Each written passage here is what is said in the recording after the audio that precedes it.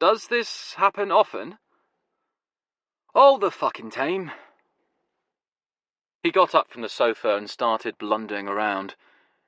The only light in the room was the distant gentle orange glow of the valve amps, slowly fading now that their power had been cut.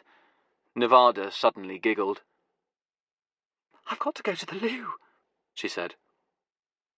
"I'll get some candles," said Hughie, "so you can see your way." "It's all right," said Nevada. She'd taken out her phone, and the spectral glow of the screen created a pool of pale blue light. She offered it to Hughie. "Here, you can borrow this." "That's all right," grunted Hughie, searching his pockets. "I've got one of my own. I just keep forgetting to use the damn thing." He took out his phone and used it to guide him to the doorway. Nevada followed. She was gone for what seemed an awfully long time. When she returned, she was preceded by the ghostly glow of her phone. "Where's Hughie?" I said. "He went out to look at the generator, with much cursing." She switched off the phone and we were in the darkness again. The sofa creaked as she sat down beside me. We groped blindly for each other and then held hands. "This is fun," said Nevada. "A power cut in Wales, in the winter. You take me to all the best places." Before I could answer, the dog started barking. He was downstairs and evidently very excited about something. "Jesus," I said, "what's going on?" But I could hardly hear my own voice. The dog's baleful cries were echoing stridently through the whole building. Nevada said something, but I couldn't hear what. We both stood up at the same time, as if synchronized. And at that exact moment, the lights came back on. We heard Hughie's voice downstairs, and the dog fell silent. We sat down again. A minute later, Hughie was in the room, shaking his head. "Spencer's going spare," he said. "I had to give him some biscuits." "Look, Hughie," I said, "if you don't mind, we'd better be going." He looked crestfallen. I suppose he'd envisioned a convivial late session listening to music and smoking dope. "Do you have to?" he said. I nodded. "Got a long drive back," I said firmly. "I suppose," he sighed. Nevada put a hand on my knee and stood up. She yawned and stretched. She hadn't said anything, but I knew she was as anxious to get going as I was. The power cut and the malignant cacophony of the dog had put both our nerves on edge. I got up and went to the turntable to get the record. It was gone. I turned and looked at Hughie and Nevada. "Hughie," I said. Then I turned and looked at the wall behind the speakers. There was a door there I hadn't noticed before. I opened it and stepped through. Nevada was calling something behind me, but I didn't hear what it was. The room I'd stepped into was dark. I fumbled for a light switch and found one. The room was another office, empty except for a desk and some old filing cabinets. There were footprints on the door, damp with melted snow.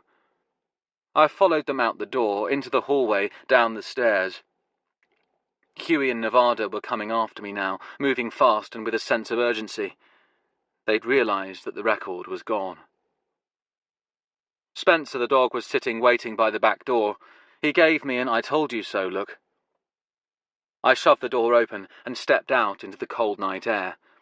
I heard the crunching of feet moving quickly on snow, and then I saw the figure, small and lean, moving fast, wearing a dark ski suit that might have been black or navy blue. I was sure it was a woman, and I was sure I knew which one. As she ran, she was trying to slide the record back into its sleeve. She'd managed to steal both. "Wait!" I shouted inanely. Then I started after her. I turned my head as I ran and saw Nevada and Hughie coming through the door behind me. Hughie raised his shotgun into the air and fired a blast into the night sky. "Stop!" he yelled. Instead, the woman turned. She had the record in one hand, in the other was something I couldn't make out. It sparkled brightly, and then I heard a noise like twigs breaking, and behind me a window shattered. I realized I was being shot at. I stopped dead, and the woman kept running. Nevada came up behind me, moving fast. "Get down!" she said, and shoved me down hard onto the snow. I saw she had her own gun in her hand, the one I had never asked her about. She stopped and aimed it, using a professional two-handed grip, and fired. The woman went down. The record went flying out of her hand, through the air. The record and sleeve separated, the record flying like a discus. It landed on a sloping bank of snow. It made a perfect black circle against the whiteness. In a distant, detached corner of my consciousness, I found myself thinking the record would be fine. A nice soft bed of snow was probably one of the best things in the world it could have landed on, provided it didn't have a chance to turn to water. I got up and started towards the record. Nevada looked back at me. "Stay there!" she shouted. "I'll get it!" I did as she said. Suddenly the woman lying on the ground got up again, apparently unharmed. Nevada had hit her for sure, so she must have been wearing some sort of vest. I pieced all this together and it made a kind of sense, but suddenly in my mind it made everything seem like a paintball game. None of it was serious, and no one was really going to get hurt. So I got up and followed Nevada. The woman was running away towards the darkness at the far end of the yard, the record abandoned. Nevada glanced back over her shoulder at me. "Stay back!" she shouted. Suddenly Huey ran past both of us, reloading his shotgun as he went. Nevada cursed and set off after him. Huey emptied his shotgun towards the fleeing woman and the darkness at the far end of the yard. Someone started shooting back. Nevada was now running beside one of the greenhouse ditches, and as the gun went off, she stumbled with the impact of a shot. I could feel it. It was as though the bullet had hit my own body. Nevada wasn't wearing a vest. She fell sideways into the ditch, disappearing from sight. I ran towards her.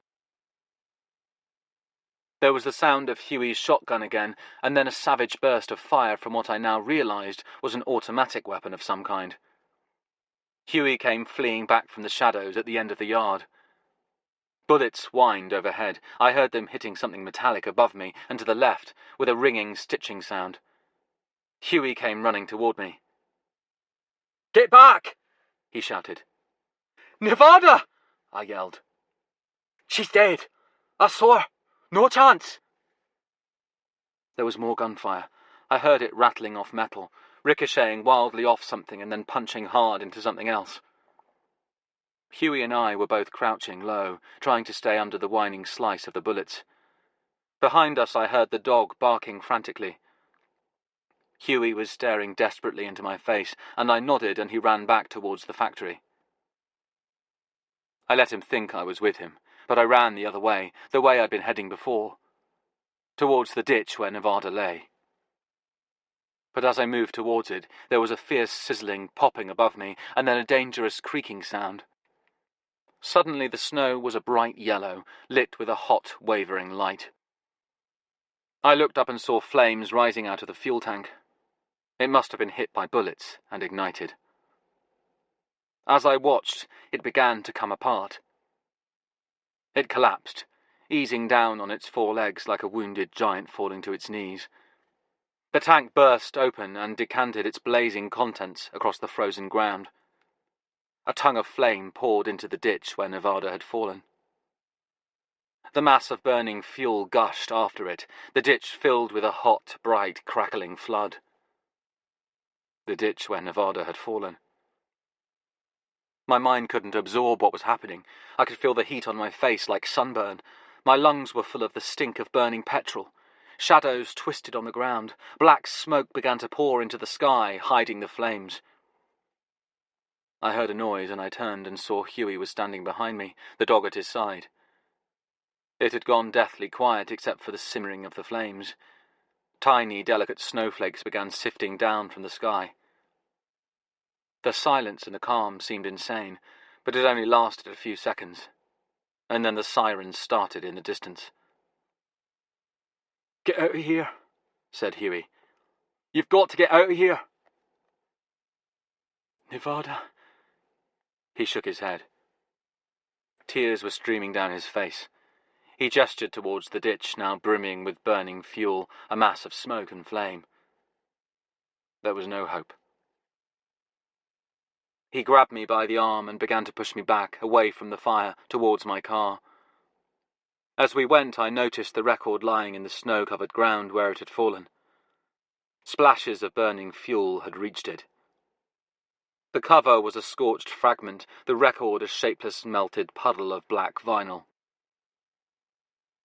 The elegant Hathor label was still recognizable in the centre of the distorted black mess. I left it there. As I drove away from the factory, I looked back in the mirror. The distant glow of the flames cast festive lights into the sky. I realized from this distance it looked like some kind of Christmas display. I left the country roads behind and joined the motorway. Driving back to England. Driving home.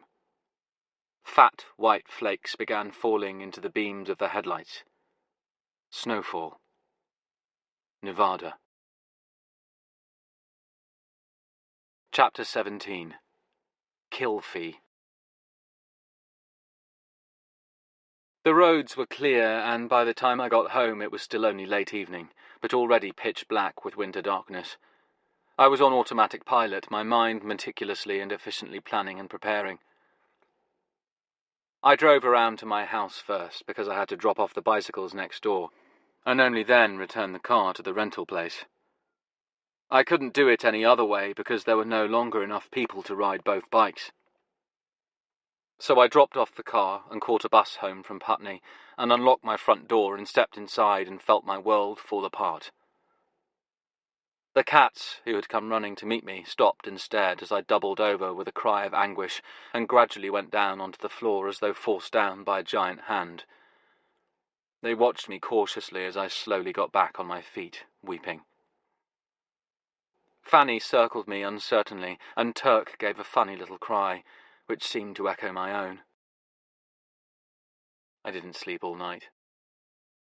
Every time I tried to close my eyes, all I could see was her body, huddled in the ditch and then cremated by a flood of fire. Lying there, all alone. As soon as the sun was up in the sky, I rang Huey. He answered instantly.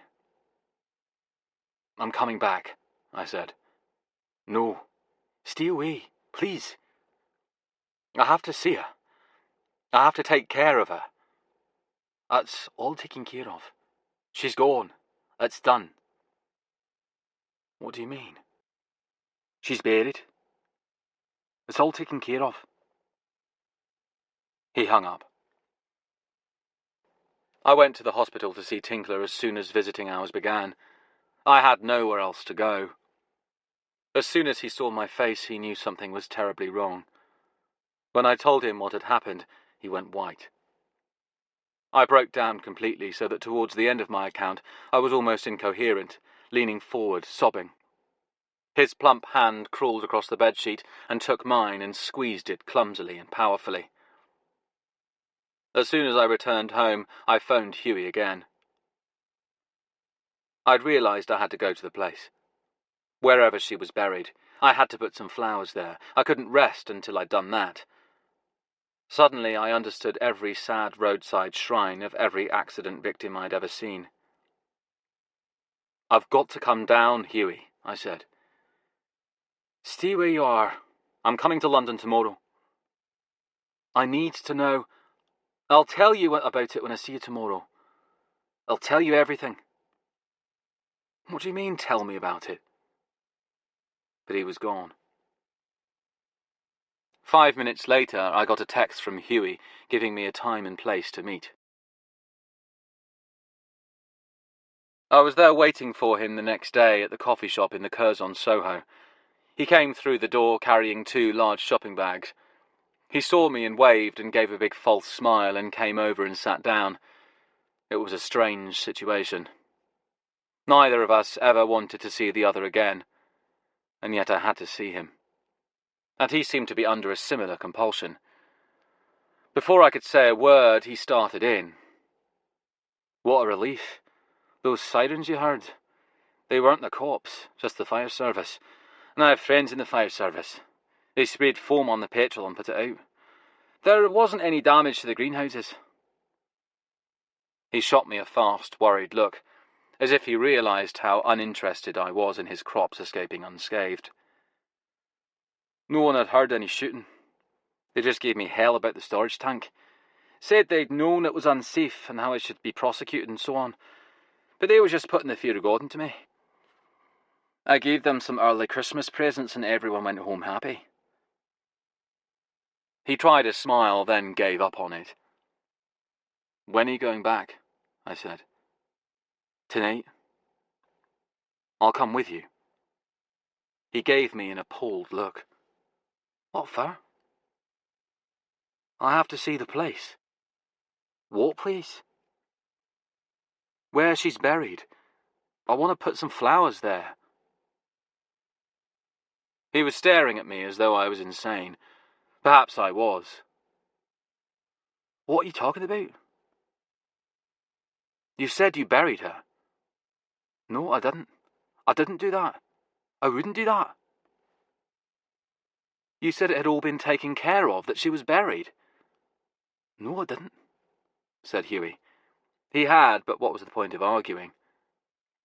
Now he leaned across the table towards me and lowered his voice to a hiss.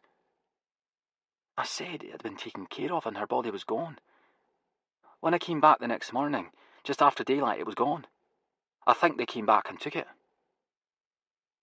Who? Them. The bastards.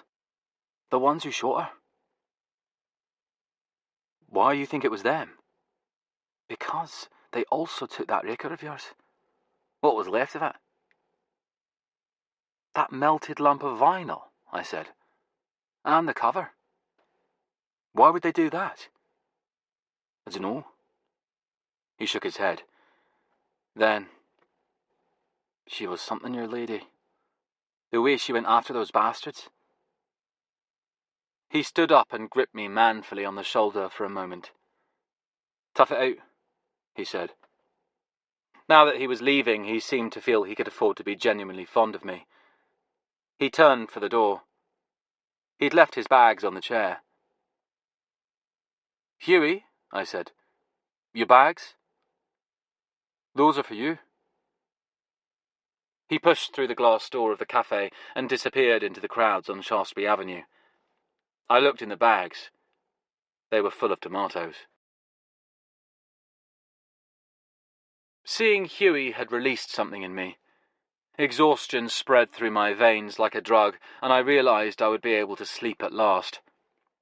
Since the incident, I'd been lying in bed in a state of crystalline anguish, every sense sharp and alert. All that was gone now. As I walked through the door, I started pulling my clothes off and threw them aside.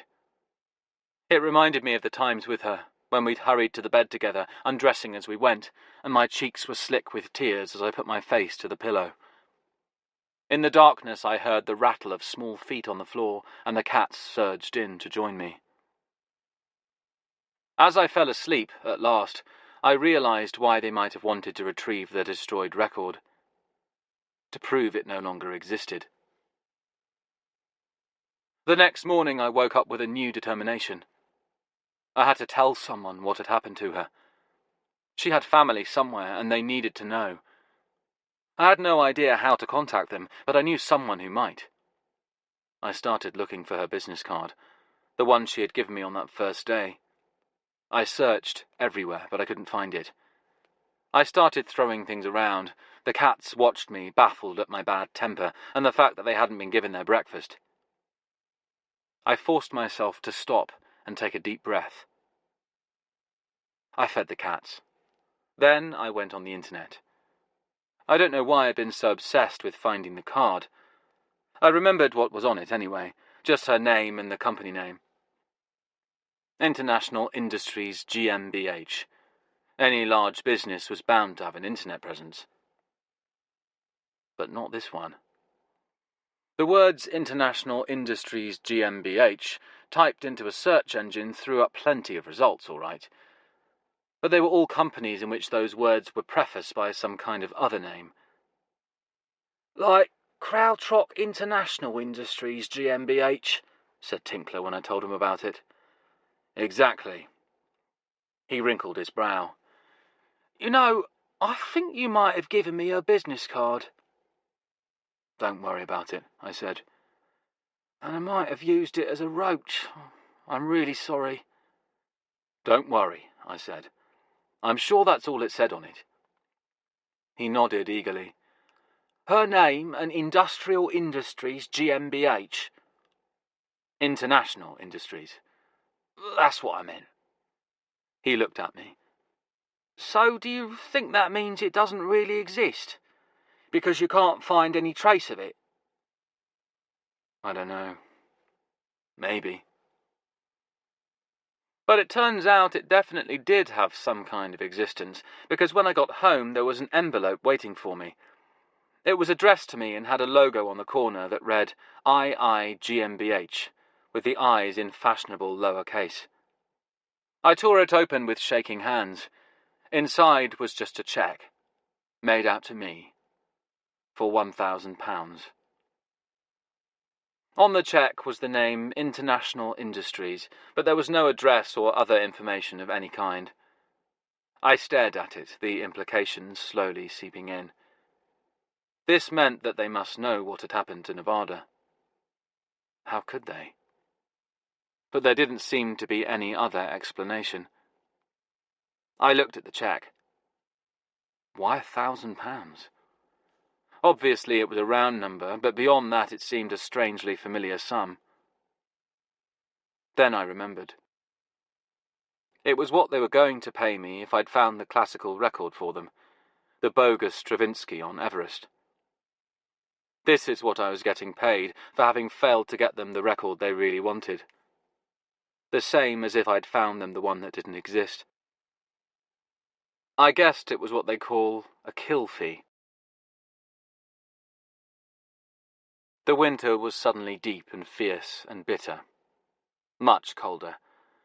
Or maybe it just felt that way because Nevada was gone. The cats crossed the freezing floor with trepidation, scurrying as fast as they could, or jumping from one handy piece of furniture to another to avoid putting their little paws on the icy surface. So I knew what I had to do with the money. I bought an underfloor heating system and installed it. It was a simple carbon film technology with flat copper heating elements in sheets of plastic. I just took up the laminate flooring and laid the heaters down on the concrete. I unrolled the big sheets of film across the floor, fastening them onto a layer of insulation, spreading a membrane across the top to prevent damp, then putting the laminate flooring down again on top of everything. The cats watched in fascination as I ganged the wires from the heating units and attached them to a thermostat on the wall. Then I switched it on. Voila. Warm floors. The cats looked at me like I was a god. The work had done me good. I hadn't needed to think about anything while I was concentrating on it. Now that it was over, I had to find something else to throw myself into. Another project. There was enough money left over to buy some lumber to serve as shelves. Now I could address a job I had been ducking for at least 10 years. Because it was 10 years ago that a clergyman I had come to think of as the digital divine, who lived nearby in Barnes, had decided to get rid of his enormous and wonderful collection of rare jazz records. He had taped them all onto DAT, and consequently decided, insanely, to get rid of the vinyl. Perhaps God had told him to do it, although personally I suspected it was more likely the devil. Anyway, I'd got wind of his decision, and I was the first one to approach him about buying his collection. He was agreeable, and he was willing to meet me on price on one condition. That I took everything, including all the crap and dross along with the treasures. He just wanted to get rid of it all in one fell swoop. So I'd ended up taxiing everything home and living among the boxes for weeks. I'd managed to get rid of the worst of the junk, the charity shops, where else, And I'd sifted out all the real gems, and there were some astounding finds. Original tempos featuring Dizzy Reese and Tubby Hayes, and some Shake Keane and Joe Harriott on Lansdowne. Plus a strong run of California small label releases, including some Marty Paich and Lucianne Polk on Mode. The finest records in my library had come from this collection, the cast-offs of the digital divine. But there also remained a stubborn residue of second-rate stuff, records that weren't bad enough to get rid of at the charity shops, yet not good enough to sell for a profit. Some of it was worth listening to. None of it was very exciting, but all of it was in a state of chaos. About half the records were on shelves in the cupboard that had once housed my hot water tank. The rest were in crates on the floor of that cupboard. There were a lot of records. Tinkler had seen them once and whistled and said, "From the crates they came, and to the crates they shall return." It was a depressing thought, and one day I'd promised myself I'd sort them out. I just needed to put in some new shelves. That day had finally come. The demanding, mindless work was my salvation. Buying the timber, measuring and cutting and installing it, and once the shelves were made, the work didn't stop there. I had to get the records out of the crates and onto the new shelves. And even then there was one more job I could throw myself into. The records were all on the shelves now, heaved there in batches but in a random order. I had to sort them out, go through them painstakingly one by one. It was a blissful, brainless, painless sedative to me. I threw myself into the task. I escaped into it. It was a marathon job putting the records in alphabetical order. Looking at them, I guessed it would take me 2 hours. It actually took 12, with breaks for meals, and with the cats jumping on each shelf as soon as a cat-sized space was cleared, then being obliged to jump off again as it was subsequently filled with records. Finally, at 3 in the morning, feeling weary and empty, but also with something resembling happiness that came out of the weariness, I came to the last few records to file away. There were a handful of them, currently on a shelf at eye level. They needed to be moved to other sections of the shelves in the correct alphabetical positions. I had been looking at these records on and off for the last 10 years or more. The first 2 were Duke Ellington albums, but not ones I'd been in any hurry to play. While I loved and revered Ellington, I couldn't ignore the fact that his choice of vocalists had been, to say the very least, eccentric. True, he had worked with greats like Billie Holiday and Ella Fitzgerald, but the regular singers in his band had ranged from the wonderful to the oddball to the chillingly mediocre. Some people theorized that Duke had deliberately made such jarring choices because he never wanted his band to become associated with or dominated by a vocalist. Whatever the reason, this odd tradition meant there were some Ellington recordings that were well worth steering clear of. These LPs were 2 such.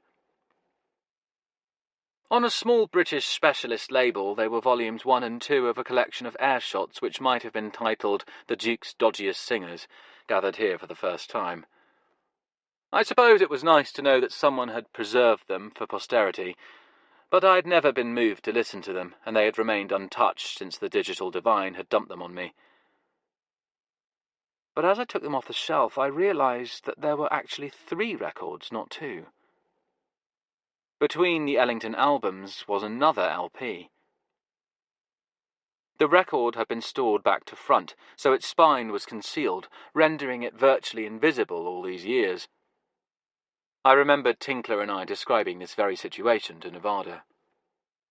I steered my thoughts away from Nevada.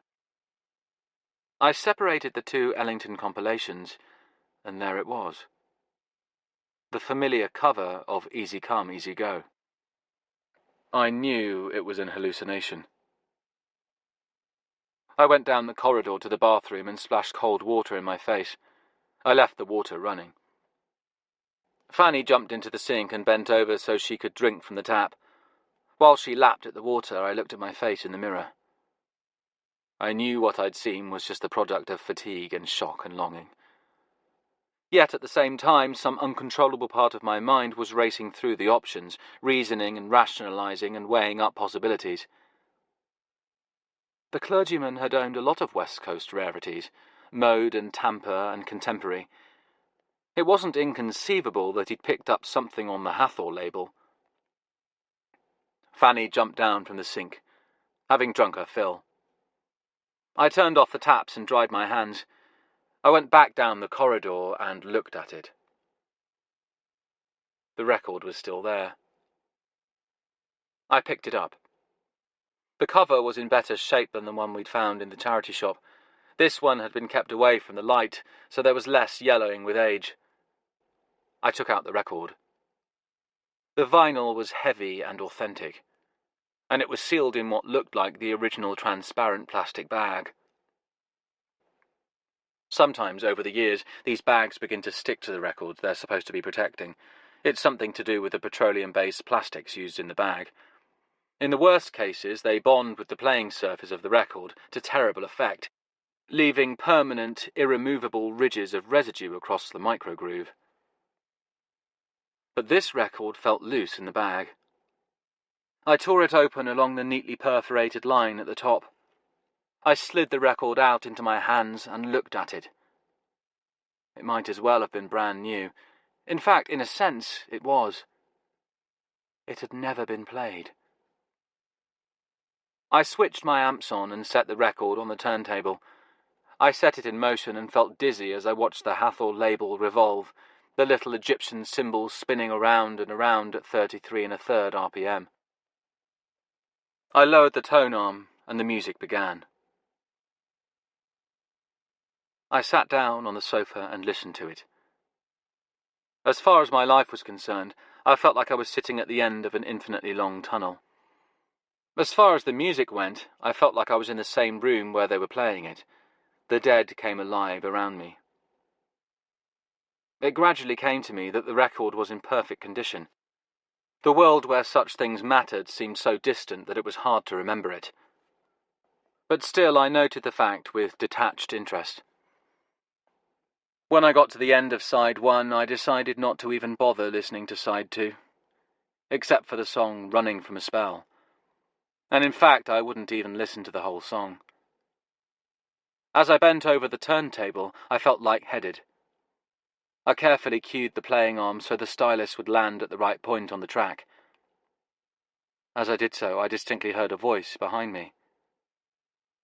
"Our old friend Rogue Plosive," said Nevada. I looked up, but of course she wasn't there, and I knew she wasn't there. It was just the echo of something she'd said once, playing again on some groove of my memory. I was so exhausted I could hear voices surfacing at the very edge of perception, like the subdued mutter of the sea. Fragments of things people had said, scraps of memories from the last few days. I shook my head. I'd been up all night. I'd hardly eaten. I was light-headed with fatigue. I lowered the needle onto the record. It was a few seconds ahead of the popping sound. Perfect. I went back to the sofa to sit down and listen. I leaned forward into the sweet spot, and it came. And with the clarity and familiarity of listening to it on my own system, it was obvious what it was. A gunshot. I put the record away and went to bed. I felt my consciousness melt away as I turned my face to the pillow. I was distantly aware that the cats were jumping onto the bed to join me. I went out walking the next morning, just as the sun was coming up over the abbey. It was a strange, watery yellow colour. Nevada was walking beside me, holding hands with me. She said, "So you found it then?" I said, "I had a copy all along and I didn't even know it, because it was lost among all the other albums. It was the classic record collector's story." She nodded.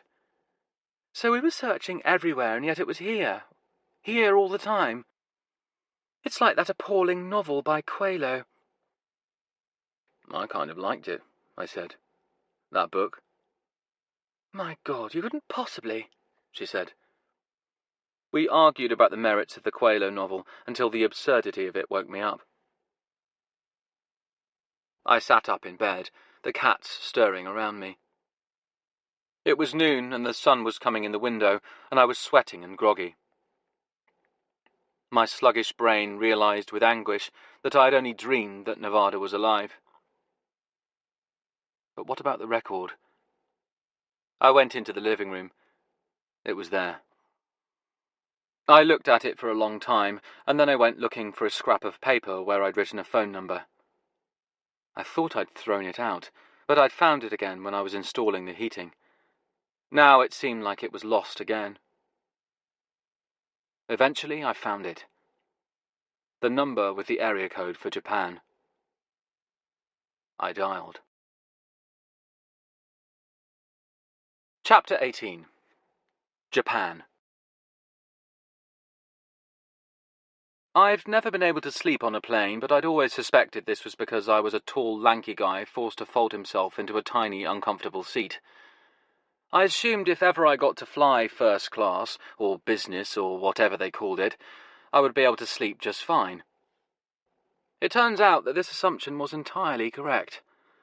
On the flight to Amura, I slept dreamlessly, which was a first in recent days. My wrist was a bit uncomfortable, of course, but that was still preferable to the alternative. It felt a bit strange to take the briefcase with me, even when I went to the loo, but the stewardesses were very nice about it and no doubt had seen similar contrivances before. It also, weirdly, gave me a certain cachet among the other passengers. It was difficult to wash my hands, though. The briefcase was actually really nice. It had been couriered over to me within hours of my phone call. It was matte black leather, backed with a thin layer of steel and lined with a considerable thickness of what might have been heavy white cotton. There was a big square carefully hollowed out of the cotton, just the right size to accommodate LPs. There was very little that could damage a record once it was in there. I suspected that the thick cotton layer would even protect it from some fairly extreme temperature changes. It was the ultimate record bag. I wondered if they would let me keep it after the transaction. Without the handcuffs, of course. I was met at the airport by a quiet young man in a mustard-yellow roll-neck sweater and brown tweed jacket. He was holding a sign with my name on it. I identified myself, but he had already spotted me because of the briefcase. Having shown me his documents, which confirmed him as Atsushi, Mr. Hibiki's personal assistant, he led me to the car. Nagasaki Airport is located on an island in the middle of the city of Amura. The airport is connected to the mainland and the rest of the city by a long bridge with a two-lane road running along it. As we drove towards the mainland, I looked out at islands and clouds in the shadowed distance across the bright water. We drove through the city and crossed the Nagasaki Highway onto what my map told me was Route 444, which carried us out of the city and into the countryside with surprising rapidity. We were soon climbing into what looked like parkland. I was surprised that in a country this densely populated, I could feel so suddenly out in the lonesome wilderness. Just past a little settlement of white houses called Nakada Kamachi, we turned off onto a secondary road that took us up into the mountains. The roadside was thick with green trees. Mr. Hibiki's house lay behind a low, rambling wall made of natural stone that seemed to rise organically, or rather minerally, out of the landscape. Beyond the wall there was a slope of white pebbles, then a dense band of trees. Past this there was a large pond full of lilies and the darting orange shape of fish. The tyres hummed as we passed over the pond on some kind of pontoon bridge. Then we were on another pebbled slope, but one that was terraced and dotted at intervals by small circles of black earth with glistening green shrubs growing in them. It was all very minimal and elegant, but I could also see hardware lurking among the shrubs. Garden lights, but other things too. The house was built into the hillside with big picture windows facing out. On the windows there were the cut-out shapes of birds in black crepe paper. These looked elegantly decorative, but I recognized them as raptor silhouettes. They were designed to scare off birds and thereby stop the poor enthusiastic things flying into the windows, thinking the glass was thin air, and breaking their silly little necks. Apparently they worked pretty well. In the centre of the windows was a heavy slab of handsome wood. I thought it was some kind of reinforcing structure or central pillar of the house, but Atsushi just walked straight up to it and pushed it open. It was the front door. He stood aside to let me in. We took off our shoes in a sunken white atrium and donned paper slippers, then walked up some polished cherrywood stairs to a hallway and more polished wood, a beautiful shining length of it. It was warm underfoot, and I thought of my own underfloor heating and my cats happily asleep on it. They'd love it here. And just as I thought this, we walked past a room with a grey cat lying in it. Nothing else but a dark bare wooden floor and the small pale cat sprawled in a corner. Maybe it was his room. Past this, on the other side, was a room with nothing in it but a grand piano, a piano stool and some big cushions. We came to a short stretch of corridor with floor-to-ceiling windows on one side, which looked out into a little Zen garden with a cherry tree and a tiny water sculpture. It looked very tranquil and peaceful. We came out at the end of the corridor into a room that seemed to span the whole back of the house. The walls here were stone. Cement stairs built into the far wall led up to another level. We went up to these, our slippers whispering on the rough cement steps. I realized they had to be rough. If the steps were smooth and polished, this kind of footwear would see people slipping off the steep staircase into oblivion, Tinkler style. At the top of the stairs, we turned to our left and found ourselves in an alcove with a painting on the wall. It was the Leo and Diane Dillon portrait of Miles Davis. I had no doubt that it was the original. Through the alcove was a small, cosy room. We went in. Mr. Hibiki had short, cropped black hair streaked with grey. His eyes looked like he was just remembering something that amused him. He was dressed casually but immaculately in moccasins, chinos, and a sharp pale blue shirt. He looked like a well-heeled, preppy hipster who had just got back from Newport circa 1958. He shook my hand, the one that wasn't handcuffed to the case. "Please sit down." If he had any accent, it was faintly American. I sat down on one of the low, charcoal-coloured chairs that matched the sofa where he'd been sitting. It was a small, intimate square room with a thick white carpet. The chairs and the sofa were the only furniture. The walls were lined with shelves that were densely but neatly filled with, what else? Records. Above these, the high ceiling was made of wood and rose above us in a graceful curving arch. I looked around me. The solid walls of records on all sides were occasionally broken up by an alcove or deeper shelf, discreetly illuminated and containing hi-fi components. I saw a turntable and two groups of very expensive-looking valve amplifiers. I couldn't see any speakers, though. Mr. Hibiki reached into his pocket and pulled out the key and handed it to me. I unlocked the handcuffs and gave him the case. While he opened it, I massaged my pale, chafed wrist. "Very nice," said Mr. Hibiki, looking into the case. He looked up at me. "Would you like something to drink?" "Some coffee, please." I rubbed my wrist. Atsushi, the assistant, went over to another little alcove I hadn't noticed, which contained a flask and some cups and saucers. He took the lid off the flask, and instantly I could smell the coffee. I perked up as soon as it hit my nose. He poured 2 cups, set them neatly on saucers, then gave one to me and one to Mr. Hibiki, who ignored it. He had taken the record out of the case. I'd sealed its cover in a mylar sleeve, which he now carefully peeled open and removed. I sipped the coffee. It was excellent and fresh. It couldn't have been made more than a few minutes earlier.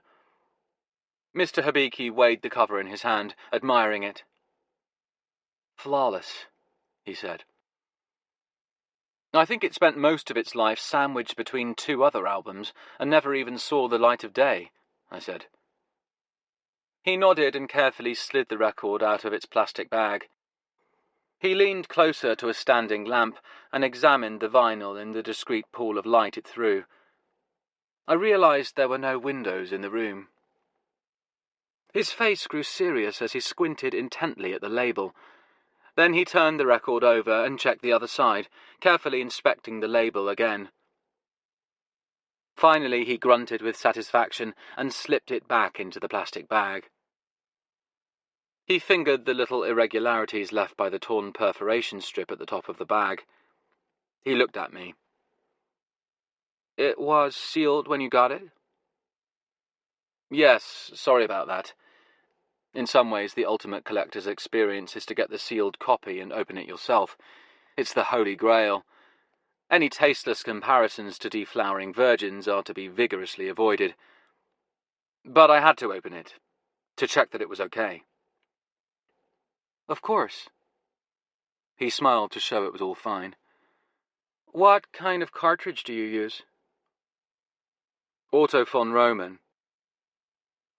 This was a top-of-the-line £1,000+ cartridge that I'd got in a complicated swap, including a mint original copy of the Beatles' White Album I'd found at a boot fair.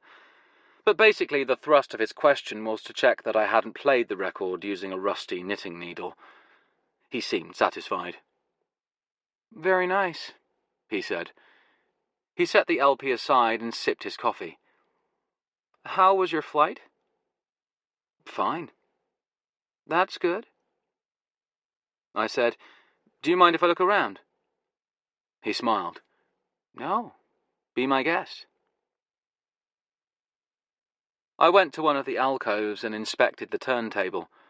It was a Roxanne Xerxes, a British machine. I'd heard one at a hi-fi show once. Its rhythmic accuracy was unsurpassed. The cartridge was Japanese, a dizzyingly expensive koetsu. I went to the alcove containing a set of valve amps. They were Wavax, also Japanese, using directly heated 833As, the highest of the high end. I still couldn't see any speakers, though.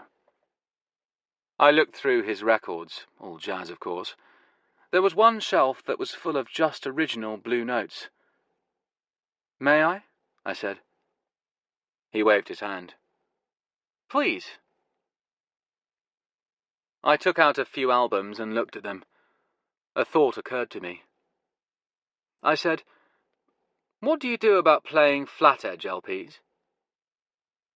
That's the flat-edge turntable you were looking at. The regular turntable is over there. He pointed across the room where I realized another alcove housed another identical Roxanne Xerxes. Well, why not, if you had the money? In an adjacent smaller alcove was a small black control box that switched one turntable or the other into the single path that fed the amps. I examined it. It was a passive unit made by David Heaton. Still no sign of the speakers, though. I scanned the room as I returned to my chair. Mr. Hibiki smiled at me politely. Is there anything you'd like to hear? Everything, I said, and we both laughed. Well, perhaps later, he said. But now let's listen to this. He picked up Easy Come, Easy Go and handed the album to Atsushi, who took it and went over to the turntable. He took the record out of the sleeve with the skill of a man who had done it before. As he cued the LP up on the turntable, I was still searching the room with my gaze. Where were the bloody speakers? So you've had a chance to listen to it? Said Mr. Hibiki. Yes, sorry, but I had to. No, that's fine, I understand. He sipped his coffee and set the cup down again. So, how did it sound? Absolutely mint. High-quality vinyl with no noise, no pressing flaws, just perfect. Atsushi switched the turntable on and lowered the tone arm onto the record. It began to play. The noise that came out was the most grotesque shrieking cacophony imaginable. It sounded like someone had gone over the playing surface with a professional sander, obliterating the microgrooves. We all stared at each other. The din continued, sizzling distortion, a galaxy of white noise. Atsushi had quickly stepped back from the turntable, as though it was an animal that might bite him. I got to my feet and went over to the turntable and lifted the arm off the record.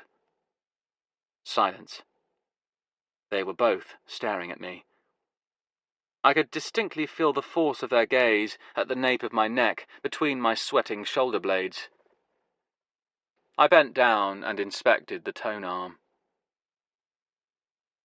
As I had suspected, there on the tip of the stylus was a tiny ball of grey fluff that had accumulated from playing dozens of records over a period of weeks. I put my mouth near and blew gently. The puff of air carried the dust ball floating serenely away. I lifted the tone arm again and lowered it onto the running groove. First, smooth silence as the stylus rode inwards, and then music filled the room. Warm, rich, beautiful music.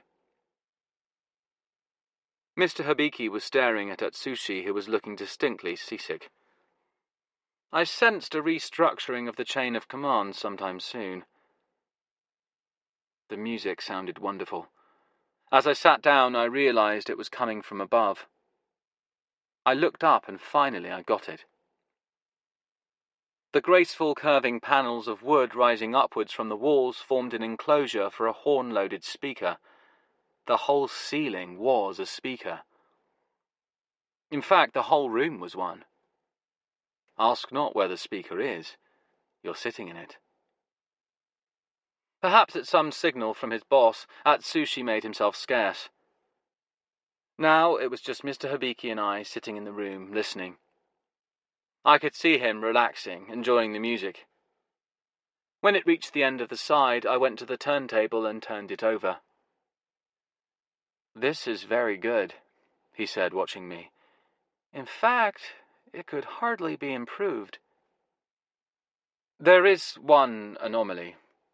I thought I'd better bring it up before we got there.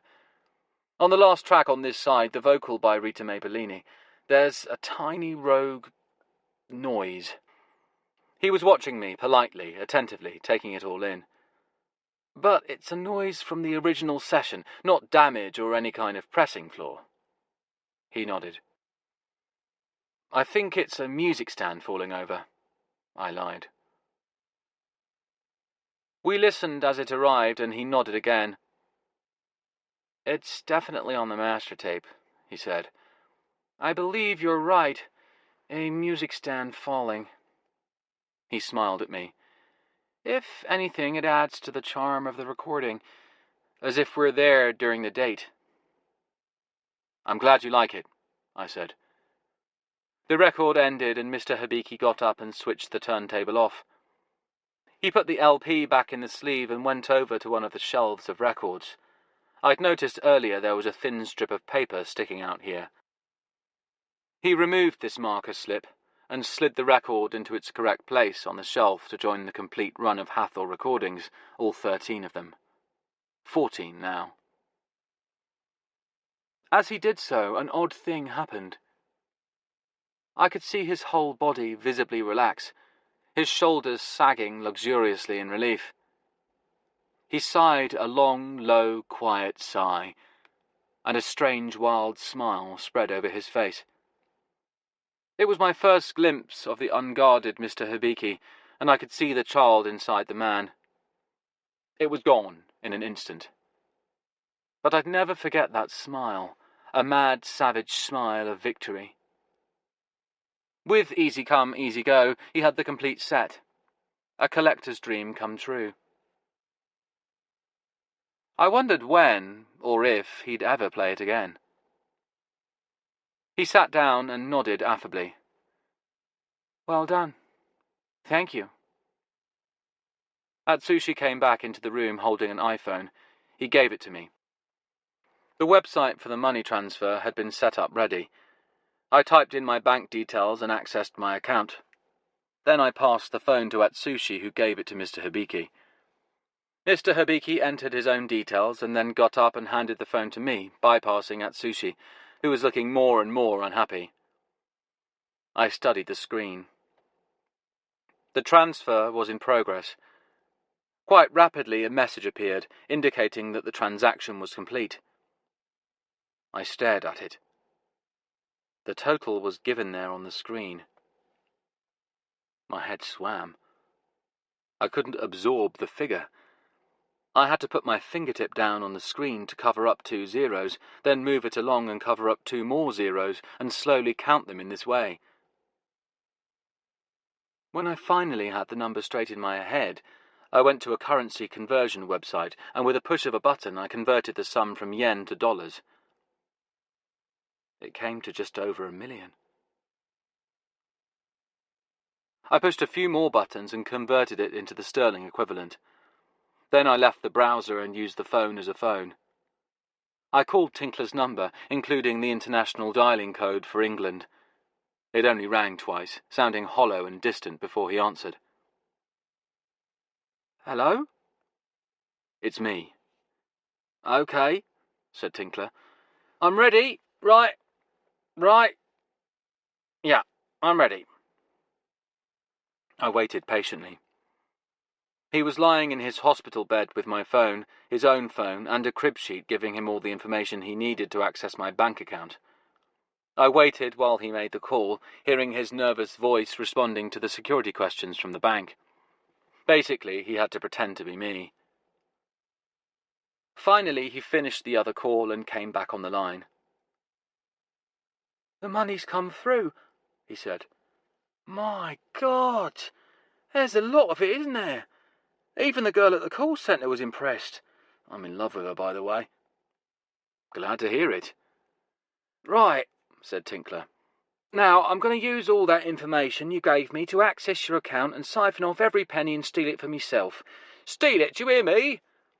He laughed maniacally, then added, "I hope that's all right." "Good luck with all that." "Right, okay. You take care." He hung up. I switched the phone off. My palms were damp. I looked at Mr. Hibiki, who was watching me with polite interest. "Sorry about that," I said. "No problem. It's perfectly all right." I handed the phone to Atsushi, who took it and left. I breathed deeply and relaxed. On one level, the whole thing had been a complete farce, of course. If they'd actually wanted to rob me, they could have just taken the record and hit me with a baseball bat. I was alone in this house, in an unknown part of an unknown country. "Would you like something to eat?" he said. I shook my head. They fed me pretty well on the plane, and I imagine they're going to feed me pretty well going back. He checked his watch. "There's plenty of time, but it's quite a long drive back to the airport. If you're like me, you may want to get there early." He smiled. I'd been dismissed. I stood up. We shook hands again. I turned and looked at the shelf where the record now stood. I experienced a sudden, strange, painful pang of loss. I felt like I'd gone to the vet and left a beloved pet there to be put down. I steeled myself and turned away. Perhaps he read something in my face, because he said, "You should stop in the Zen garden on your way out. It will make you feel better. There's plenty of time." He patted me on the arm. "Goodbye." Atsushi was waiting for me in the doorway. He escorted me out. Now it was over, I felt a tremendous letdown. It was weird. Even getting paid turned out to be a disappointment. As I walked away from that small room where Hibiki sat, all I had was a frustrating sense of things unresolved, questions unanswered. Questions that would never be answered now. First, there was the matter of the money. The amount of it. No piece of vinyl, in and of itself, was worth what he'd paid me. Yet he'd paid it happily. If anything, he had the air of a man getting a bargain. What he received from me was clearly vastly more valuable than what I'd just received from him. Why?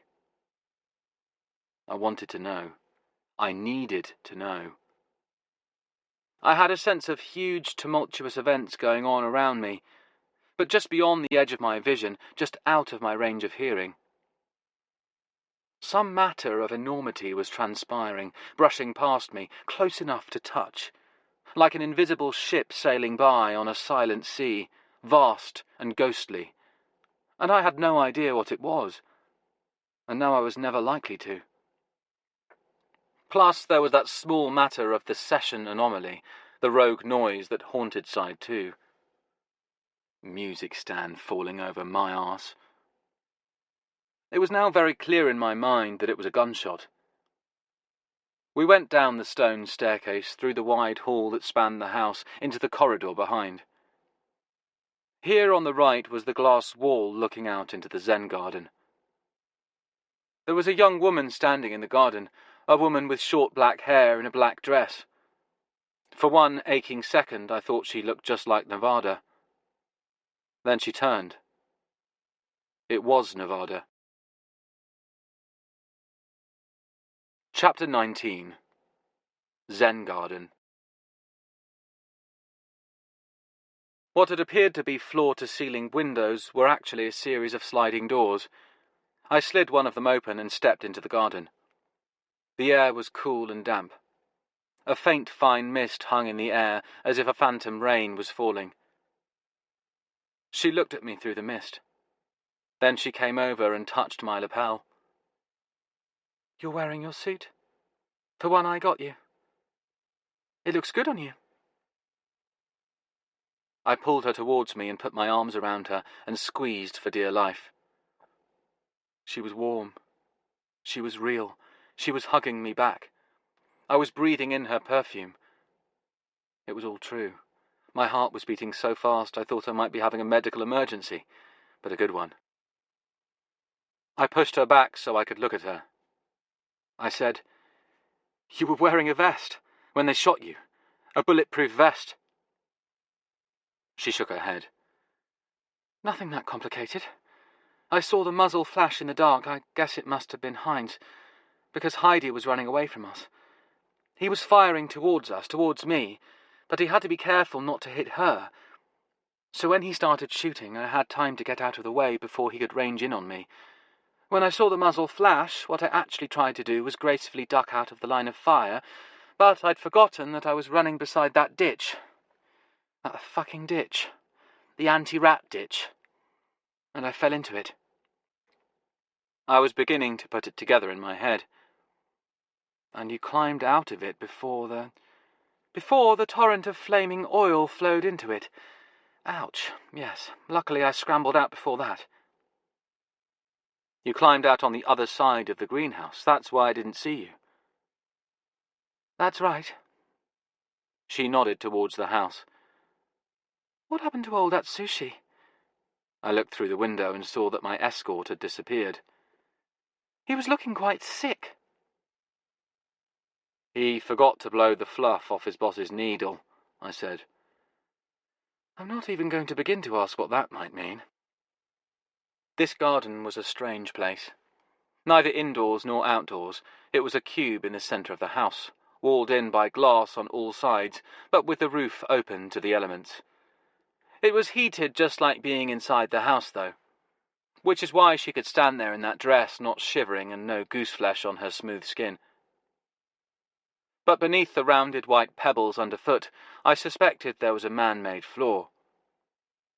At the centre, the water feature was a little pile of flat black stones with a trickle of water flowing through them, emanating from an unseen source and vanishing to some unknown destination, also presumably in that floor. I looked at the cherry tree. That, at least, was planted in a bed of real earth.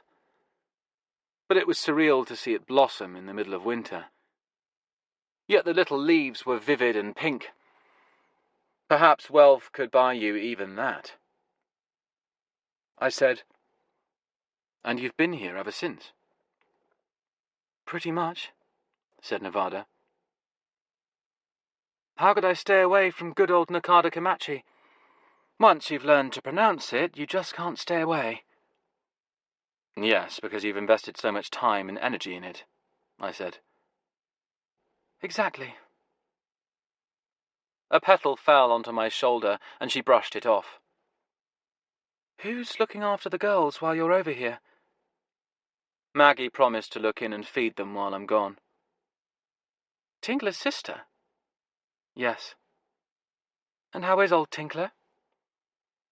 A petal fell into her hair, pink on black. I didn't touch it.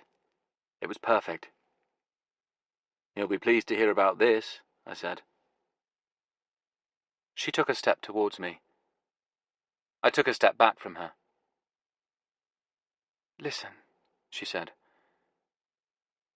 How could you not tell me? I said.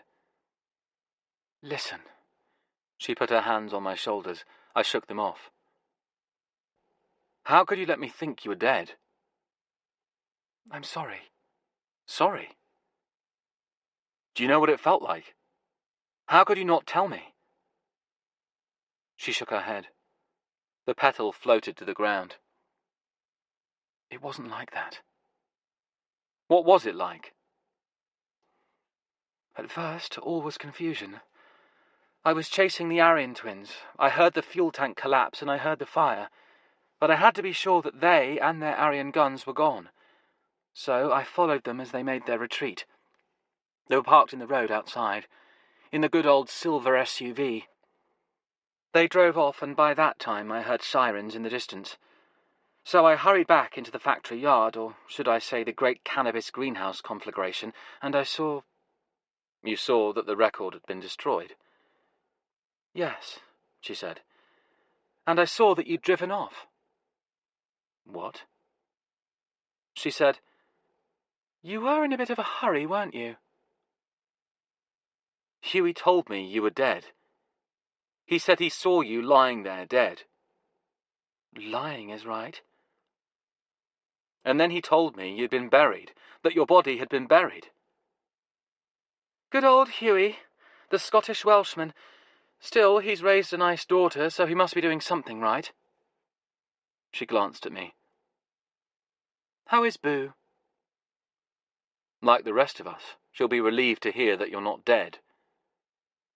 Look, I'm sorry. How could you not tell me you were alive? I'm telling you now, aren't I? Yes, because I'm here. What do you mean? I'm only here because I found the record. Yes, she said. That was amazing, wasn't it? I can't get over you just finding it like that in your house. I mean, having it all along.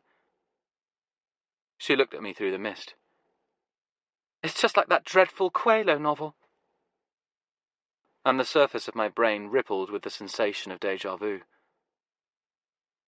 I thought it was sort of okay, I said. That book?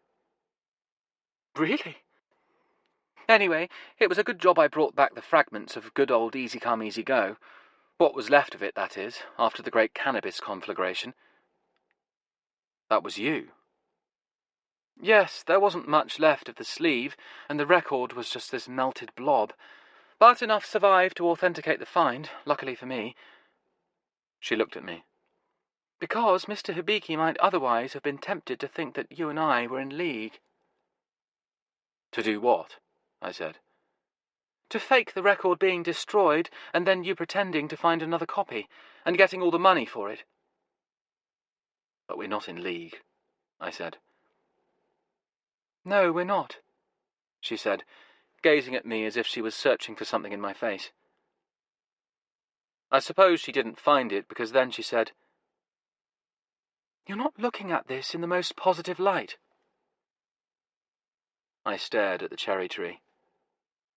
On second thought, maybe it wasn't real either. I said, Let me tell you what I think. I think that once you confirmed that the record was destroyed, you didn't think there was any point in getting back in touch with me. I'd outlasted my usefulness, because the project was over. So you just came back here to give Mr. Hibiki your report, and that was the end of that. If I hadn't found the record and ended up flying out here, you would never even have told me you were alive. She looked at me. There were tears in her eyes. She said, "When I didn't tell you right away, it just got harder and harder the longer I waited.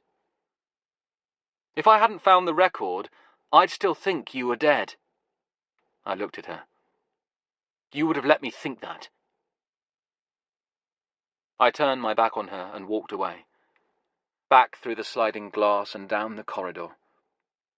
Atsushi was waiting impatiently by the front door. He drove me to catch my flight. All the way back to London, I could smell her perfume. Side 2. Chapter 20. Call Me Ree. I jerked awake so abruptly that Fanny jumped off the bed with a little cry of protest. My heart was slamming in my chest. The noise that had woken me was still ringing in my ears. I lay there listening for it to come again. I was still disoriented with the jet lag of my flights to and from Japan. All I could hear was the early morning chatter of birds outside. Fanny paused casually in the middle of the floor to wash herself, just to demonstrate that she hadn't really been spooked.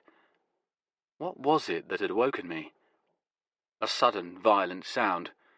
Whatever it was, it had scared the hell out of me. I was soaked with sweat. Fanny had apparently decided to relocate to the chair in the corner of the bedroom and hopped onto it. She curled up on the cushion, gave me a pointed stare for having disturbed her, and went back to sleep. Turk sauntered lazily in, hard little paws tapping on the floor. She jumped up on the bed. I was surprised to see her. Despite being the intrepid explorer and implacable mouse killer, she was amazingly skittish. Any sudden noise should have sent her fleeing for the high timber. If the sound I'd heard had been real, she would be hiding in a distant corner of the house right now. Instead, she ambled across the bed, insolently treading over me on her way to the windowsill. She paused, then hopped up, neatly ducking under the curtains. Only her tail protruded as she took up her position there, staring out into the big world. So I must have dreamed it. The sound. My mind had conjured it with hypnagogic vividness. And I knew what it was now. I recognized it. The gunshot from the record. I was even dreaming about the damn thing. Seeing Nevada had driven all other questions from my mind, but now they were crowding back in on me. There had been a message from the bank waiting for me when I'd got back from Japan yesterday. It confirmed the transfer of funds from Mr. Hibiki. And once again I thought, no record was worth that kind of money. So what was going on? I lay in bed, staring at the ceiling. Turk stirred on the windowsill. Fanny snuffled in her sleep. Why was it worth so much to him? And not just to him. Someone else had also wanted it, badly enough to be willing to kill for it. But the one thing I couldn't get out of my mind was the smile Mr. Hibiki had been smiling when he slid the album in with the others. He hadn't smiled like that when he had first got his hands on it, or when he first listened to it. Only when he had filed it safely away with the other 13 Hathor albums. It had been a smile of triumph. Ever since I'd seen it, I'd been trying to convince myself that this was just a case of an obsessive collector finally completing a set, filling an annoying gap, crossing it off his mental list. But I didn't believe that. This was about more than a man and his record collection. Behind the curtain, Turk chattered as she spotted a low-flying bird. I rolled over and tried to find a comfortable spot for my head on the pillow. My mind kept turning the question over and over. I needed to know. What the hell was Hibiki up to? Who were his competitors, the people behind the Aryan twins? What was going on? Of course, there was one person who might be able to tell me, but I was damned if I was going to phone her. I rolled over and tried to get back to sleep. Fanny snored on her chair. Turk stirred from time to time on the windowsill to get a better vantage point. My mind kept turning over, and finally I gave up and got out of bed. I checked the clock. This morning, I had to collect Tinkler. Some people come out of hospital addicted to the painkillers. Tinkler came out addicted to grapes. The first thing we had to do when they discharged him was go to the local Marks and Spencer and buy him some to take home. We got Cleanhead to drive us into Hammersmith. She had opened the panel that separated driver from the passengers and asked me about Nevada, and I told her she was away in Japan on business. This seemed to satisfy Cleanhead, and she even made some remark about what a lucky girl. She had completely missed out on the whole period when Nevada had been dead, which was an odd thing to contemplate. Tinkler's phone buzzed. He glanced at it. "It's Maggie. A text message," he frowned. "It says, 'Have you seen the papers?'" "Well, that's a silly question," I said. There were probably no two other grown men in London less likely to pick up a newspaper. Tinkler frowned at the phone. "She's also sent us some links." We looked at each other. "Better click on them," he said. They were both newspaper sites. The first headline read, "DJ finds $1 million LP." The second one, "Crate digger strikes gold." The first article featured a photo of me taken by some non-entity at a record fair years ago, in which I managed to look both pretentious and educationally subnormal. Of course, this rogue picture, over which I had no control, was the only one that had crept out into cyberspace to announce my presence to the world. But that wasn't my worry at the moment. We looked at each other. "How the hell did they find out?" he said. "Nevada's people must have let it leak." He was frowning at me. "Why?" I shrugged, but I was beginning to guess. I said, "What's the point of beating the opposition if the opposition don't know it?" "Ah, I see," Tinkler nodded. "Plus, it will have the effect of calling off the dogs." I realised that now I'd got over the shock of this exposure, I was oddly relieved. "You mean the Aryan twins?" "Yes." "You mean now they can just pack their bags and slink back off to... Aria? Is that a place?" "No." "So that's the last you'll see of them," said Tinkler. After a moment he added helpfully, "Assuming they're not vengeful types." He put the phone away and settled back in the taxi seat. "Speaking of Nevada..." "Yes?" He sighed. "So, she's alive, and we're all rejoicing that she's alive." "Correct." "But you don't want to go out with her anymore." "Correct." "Even though she gave every sign she wanted to?" I said I couldn't. How could I, after what she did? Tinkler sighed again and said, "Not everyone has your high standards of moral conduct." "Look, she never cared about me." "She seemed quite fond of buying you nice clothes." "She was just managing me. They needed me to find the record, so they put her in to sweeten the deal." Tinkler sighed again. "Well," he said, "she sure was sweet." When I realised I actually, for the first time in my life, had some serious money, one of the first things I did was to blow a small fortune on some very high-end Café Couchon coffee beans from Vietnam. These would arguably make a cup of the finest coffee in the world. I should have been excited about this, but for some reason, as I prepared it at home, carefully grinding the beans in my little kitchen, all I could think was how much work it was.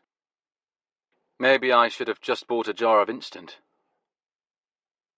Nevertheless, now that I was back from Tinkler's, I was glumly determined to set about making my first pot of the stuff, and it was almost ready when the doorbell rang. The cats scooted into hiding, as they tended to do, and I went to see who it was. It was a slender young woman, medium height, in her 20s. She was wearing suede boots, faded jeans, and a quilted jacket with an unusual black and white check pattern that looked vaguely Indian. Her vulpine features were so striking I would have made the same blunder as with Nevada, assuming she was another model-stroke-starlet stumbling around looking for a rehab, except that hanging from her shoulder was a black bag with a bold red and yellow logo that read, Amoeba Music, Hollywood. I knew Amoeba. It was one of the biggest record stores in America. She looked at me. Her skin was the colour of café couchon, with a generous splash of cream stirred in. Her eyes were a disconcerting shade of bronze. The large mass of curly hair framing her face was brown, with broad streaks of a tiny golden shade that made me think of lions. She looked tired but oddly alert. She smiled. "That smells good," she said. She had an American accent. "Just making some coffee, the hard way." "How hard can it be? Look, I'm really sorry if I've got the wrong address, but is this you?" She handed me a copy of one of the newspaper articles I'd seen on Tinkler's phone. It was the one with the picture, of course. I looked down at it, at the girl holding it in her hand, eager and a little hopeful. And so it begins, I thought. "I'm afraid it is," I said. She folded the piece of paper. "Your photo doesn't do you justice." "That photo wouldn't do the Hunchback of Notre Dame justice." "You know, that really does smell good," she said, looking over my shoulder. She smiled again. She wanted a cup of coffee. I didn't blame her. So did I. "Look," I said. "Oh, listen," she said. "I'm not going to put the arm on you for money or anything." She held up the folded piece of paper. "Because of your new sudden wealth or anything." She had read my mind. Now she smiled at me. "That's just not me." "How did you get my address?" She took out another piece of paper. Here was printed out a web page where some joker had posted a scan of one of my vinyl detective cards online, helpfully displaying my contact details, including my address, to the world at large. "Is this why you've come here?" I said. "You want me to find a record for you?" She shrugged. "Look, can we talk inside?" I shook my head. "I'm sorry," I said. "I've retired." She gave me a droll look. "Isn't it a bit early to retire?" "It's been a short but eventful career." "Maybe I can convince you to come out of retirement." She smiled at me. She wasn't giving up. I sighed. The coffee was getting cold. "I came all the way from LA to see you," she said. That was it. Even if she was a total nutcase, I had to talk to her now. "All right, come in." "Thanks." As she brushed past me, I caught a whiff of her perfume, a smoky, insistent spiciness. I poured coffee for us, and she sipped appreciatively. "The real stuff is always better than the instant," she said, as if she had been sent by the fates as a caution to me. Then she looked around the kitchen. "Holy shit! Where did you get all those tomatoes?" "It's a long story. If I said from Wales, that would be the short version." "Okay." She drank her coffee and I finished mine. The caffeine hit my veins and I began to feel impatient and a little testy. "So," I said. She looked up from her cup. "So anyway," she said. She took out the piece of paper with the news story. "I've come here because you found my grandmother's record." My heart sank. I could see the way this was shaping up. I said, "Even if the record did once belong to your grandmother, any claim she had to ownership would have lapsed long ago." She stared at me for a moment, then started laughing. "What's so funny?" "When I said it was my grandmother's record, I meant she sings on it." "Rita Mae Pellini was your grandmother?" "Sure." She must have read the doubt on my face, because she snapped her fingers a few times, her hand going up and coming down with metronomic regularity, and began to sing, running from a spell. The hair on my arms went up. The voice was very similar, but what really gave it away was the rhythmic quality, the fast-moving bebop inflection she brought to the piece. Two things were for certain. She really could sing, and she could have been the reincarnation of Rita Mae Bellini. I sat and looked at her. I didn't know what to say. She finished her coffee, set the cup aside, and took out what looked like a silver cigarette case with the initials REE engraved on the top. I said, "Does the other side say FER? What? She looked at the case. FER, oh, I get it. Reefer, that's funny. But this is just tobacco. I suppose that this was a relief after recent hijinks, but the last thing I wanted was a cigarette stinking up my house. She must have read my mind because she said, "Okay if I smoke in your yard?" Be my guest, I guess. She headed for the front door, but I showed her to the back, where the garden was larger and nicer. I led her through the sitting room. "Hey, cats." She nodded at Fanny and Turk, who were sprawled on the floor in a square of sunlight, and then paid them no more attention. Not a cat lover, then. I opened the back door and went out with her. It seemed only sociable. We stood in the garden together, our breath fogging on the cold, bright air. It was a sunny winter morning with the frost gleaming as it melted on the stones of the footpath. She removed a cigarette from the case and one of those lighters that is like a miniature butane torch. It hissed and spat out a tiny blue flame, almost invisible in the daylight, and she lit a cigarette. Breathing in hungrily, she exhaled a cloud of smoke, then put the lighter back in the cigarette case and closed it. She looked at the silver case, then at me. "It stands for Redeemer Eden Esterbridge," she said, indicating the engraved initials. Quite a name. "That's why my friends call me Ree for short."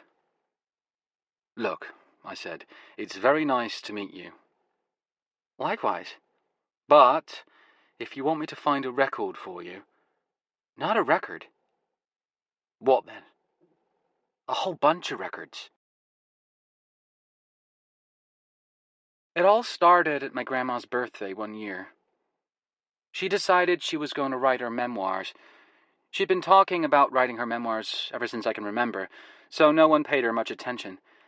But this particular year, she actually went up into the attic to get what she called her memorabilia, and she discovered that some bees had built a huge nest in the corner of the attic. I said, "Bees? Honeybees?" She nodded. "Very definitely honeybees. This huge nest, right on top of all her stuff. So she got these insect control guys in to deal with it. They said they'd have to spray." Ree looked at me. It was cool in the garden, and the sky was high and blue and empty, with just a few tiny white wisps of cloud, promising that it would soon be colder still. "Grandma didn't want to be around when they sprayed the poison, so she got out of the house." "Very wise," I said. "Maybe not so wise, because next thing you know, we've not only got an attic full of dead bees, there's also about half a ton of honey which is melted and poured all over my grandmother's things." She gave me a rueful smile. "Turns out the bees keep the honey cool by fanning it with their little wings. Kill the bees and you turn off the natural air conditioning in the hive." "And the honey melts." "Right. You would have thought these dedicated insect specialists, the exterminators, might have been aware of this interesting fact about our friend the honeybee." I said, "We have the same company here. They do boiler maintenance.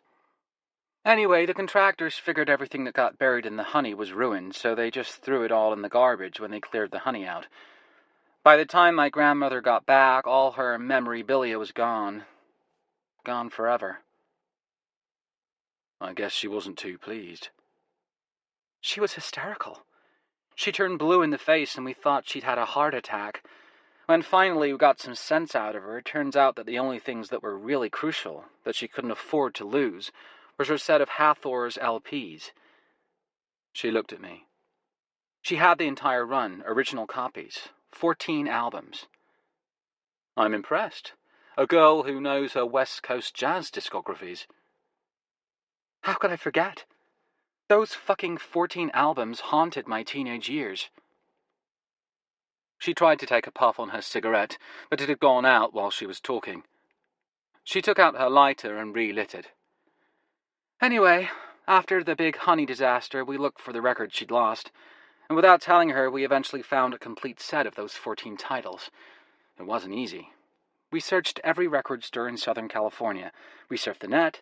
We bust our asses. We spent a lot of money. It took us a year, but we found them. And we gave them to Grandmother on her next birthday. She took a drag on her cigarette, exhaled and squinted at me through the smoke. She wouldn't even listen to them. She just took one quick look at the records, said they weren't the originals, then she threw them all in the shit can. Well, all except 2 of them, but we found those later. Not the originals? No, she said. It seems that was the deal breaker. A passenger jet trundled in the sky high above us, coming into land at Heathrow, leaving a white contrail against the blue. Ree studied the streaks of vapour, then looked at me. We were all in tears, but she didn't care. She was furious. I rescued the records from the garbage, but she said I ought to just burn them. So, not a brilliantly successful birthday present, then? Ree shook her head and smiled. No. She said if they weren't the originals, they were no use to her. I wonder exactly what they were, I said, these non-original albums. I've got them here. Here? The records? She looked at me. Oh, yeah.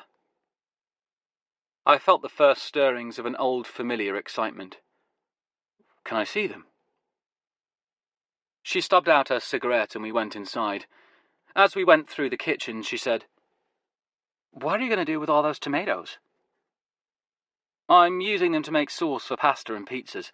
It's the world's easiest and tastiest sauce. Well, man, give me the recipe. I said, you just casserole the tomatoes with garlic and basil and thyme. And olive oil. Hang on. She wrote it down, asked me about cooking times and temperatures, took the note and folded it and put it in her pocket. Thanks, she said. Now, those records. The funny thing is, Grandma didn't seem that interested in playing them. She wanted them, but she didn't want to listen to them. No? Intriguing. And who did that remind me of? Mr. Hibiki. He'd been extremely eager to get hold of Easy Come, Easy Go, but hadn't been particularly interested in playing it once he'd got it. I'd tried to put that down to him being an obsessive-compulsive collector type. Plenty of record nuts were. But I couldn't see Ree's grandmother fitting that profile. Nor Mr. Hibiki, for that matter. My grandmother was furious, said Ree, because for years you could have picked up those records for like $1.99. Now they were priceless collector's items and impossible to find. Sometimes she'd get drunk and cry on my shoulder just thinking about it. She started to rummage through her bag. She used to say it was my birthright, my inheritance, my destiny. And then she cursed like hell. She wanted me to know, she said. Know what? She paused in her search, a rolled pair of pink socks in her hand. I don't know. She said she didn't want it coming out until she was dead. But then she wanted me to know. Told me I had to know. She said it was proof. Proof of what? She shrugged. I don't know that either. She took out a pile of LPs, loosely swathed in bubble wrap. These are the ones she shit-canned, and the other 2. She handed them to me. I removed the bubble wrap carefully and flipped through them. They were mostly reissues on VSOP, Fresh Sound and Jasmine, but 2 were originals.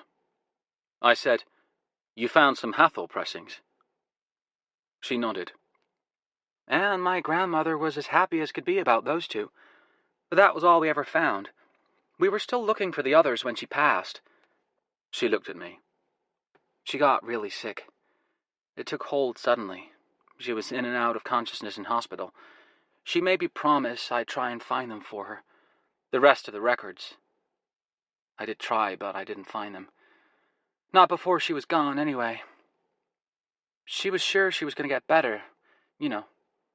But it turned out she was wrong.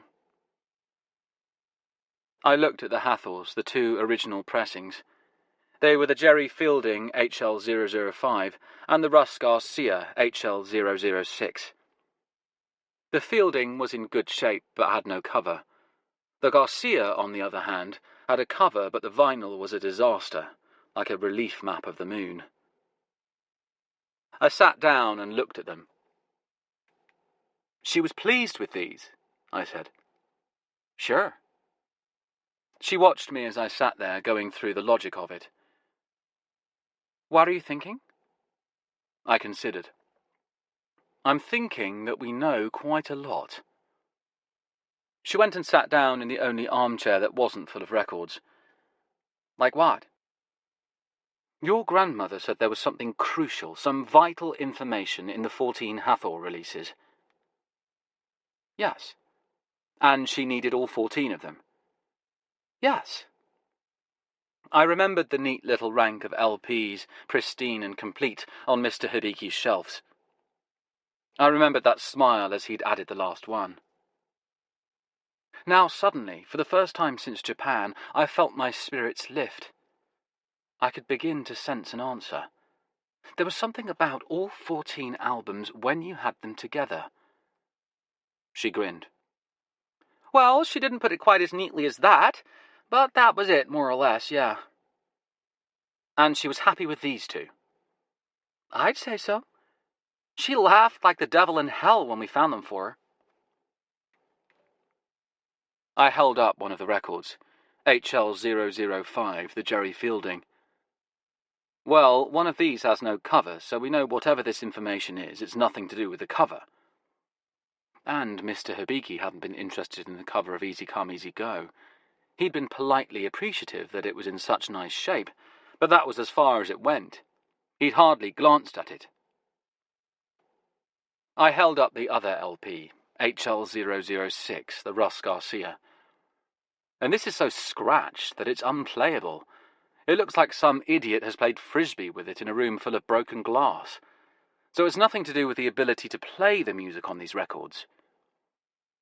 Just like Hibiki had listened with polite satisfaction to the Easy Geary album, but it clearly hadn't been what really interested him. Not the music. She looked at me.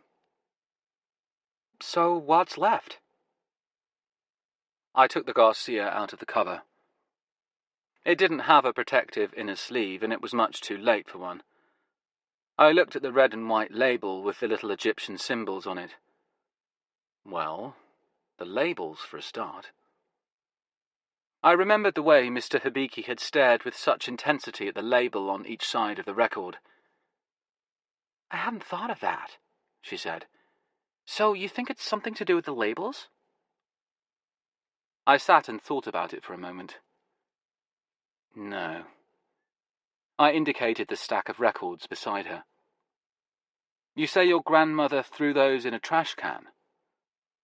"Oh, yeah. Shit can is actually what I said."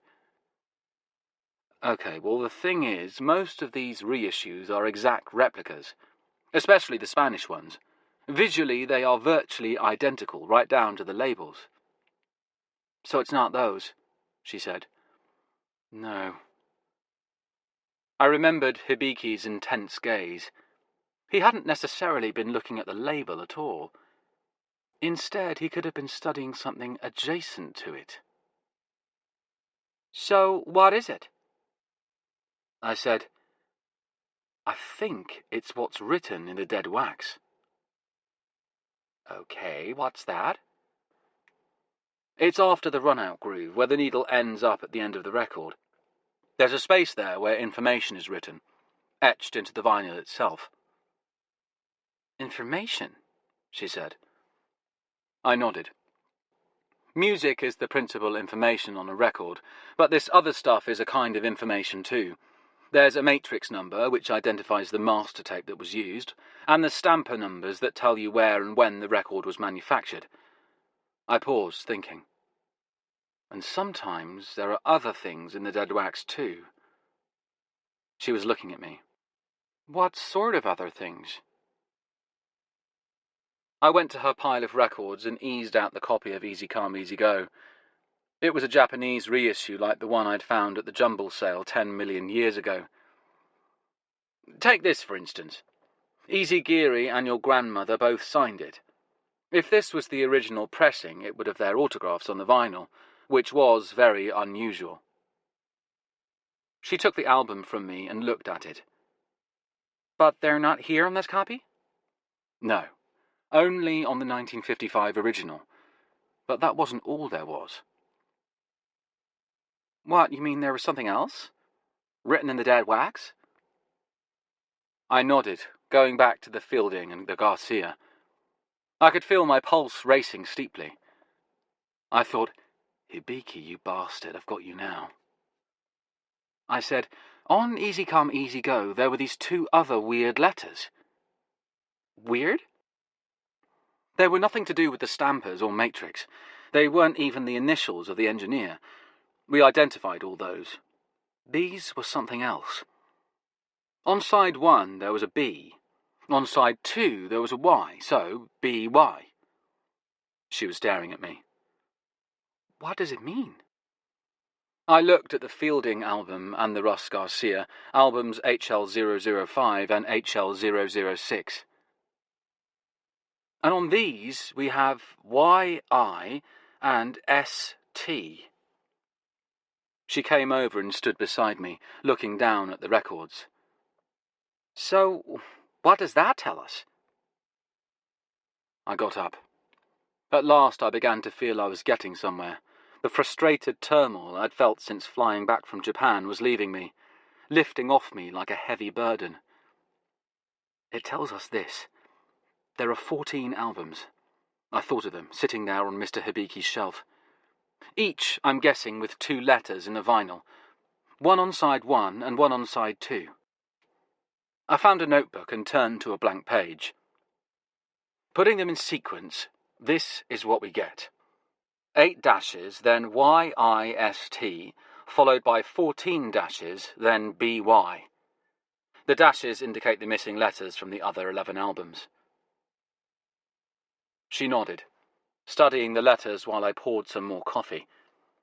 She looked at me as I came back to the table and put a cup down in front of her. You think there's a message here? Your grandmother certainly seemed to think so. She examined the paper again. It's a full-on puzzle. Why didn't she just leave you a letter? I said. She looked up at me. What do you mean? Instead of the big mystery, why didn't she just leave you a letter explaining everything? She did, said Ree. Well, she left me a letter telling me everything was in her diary. And did she leave you her diary? She did, but it disappeared. Disappeared? She looked at me. Yeah, it was all very shady. You think it was stolen? She shrugged. It was there, and then it was gone. Maybe it slipped through a rift in the universe. She sipped her coffee.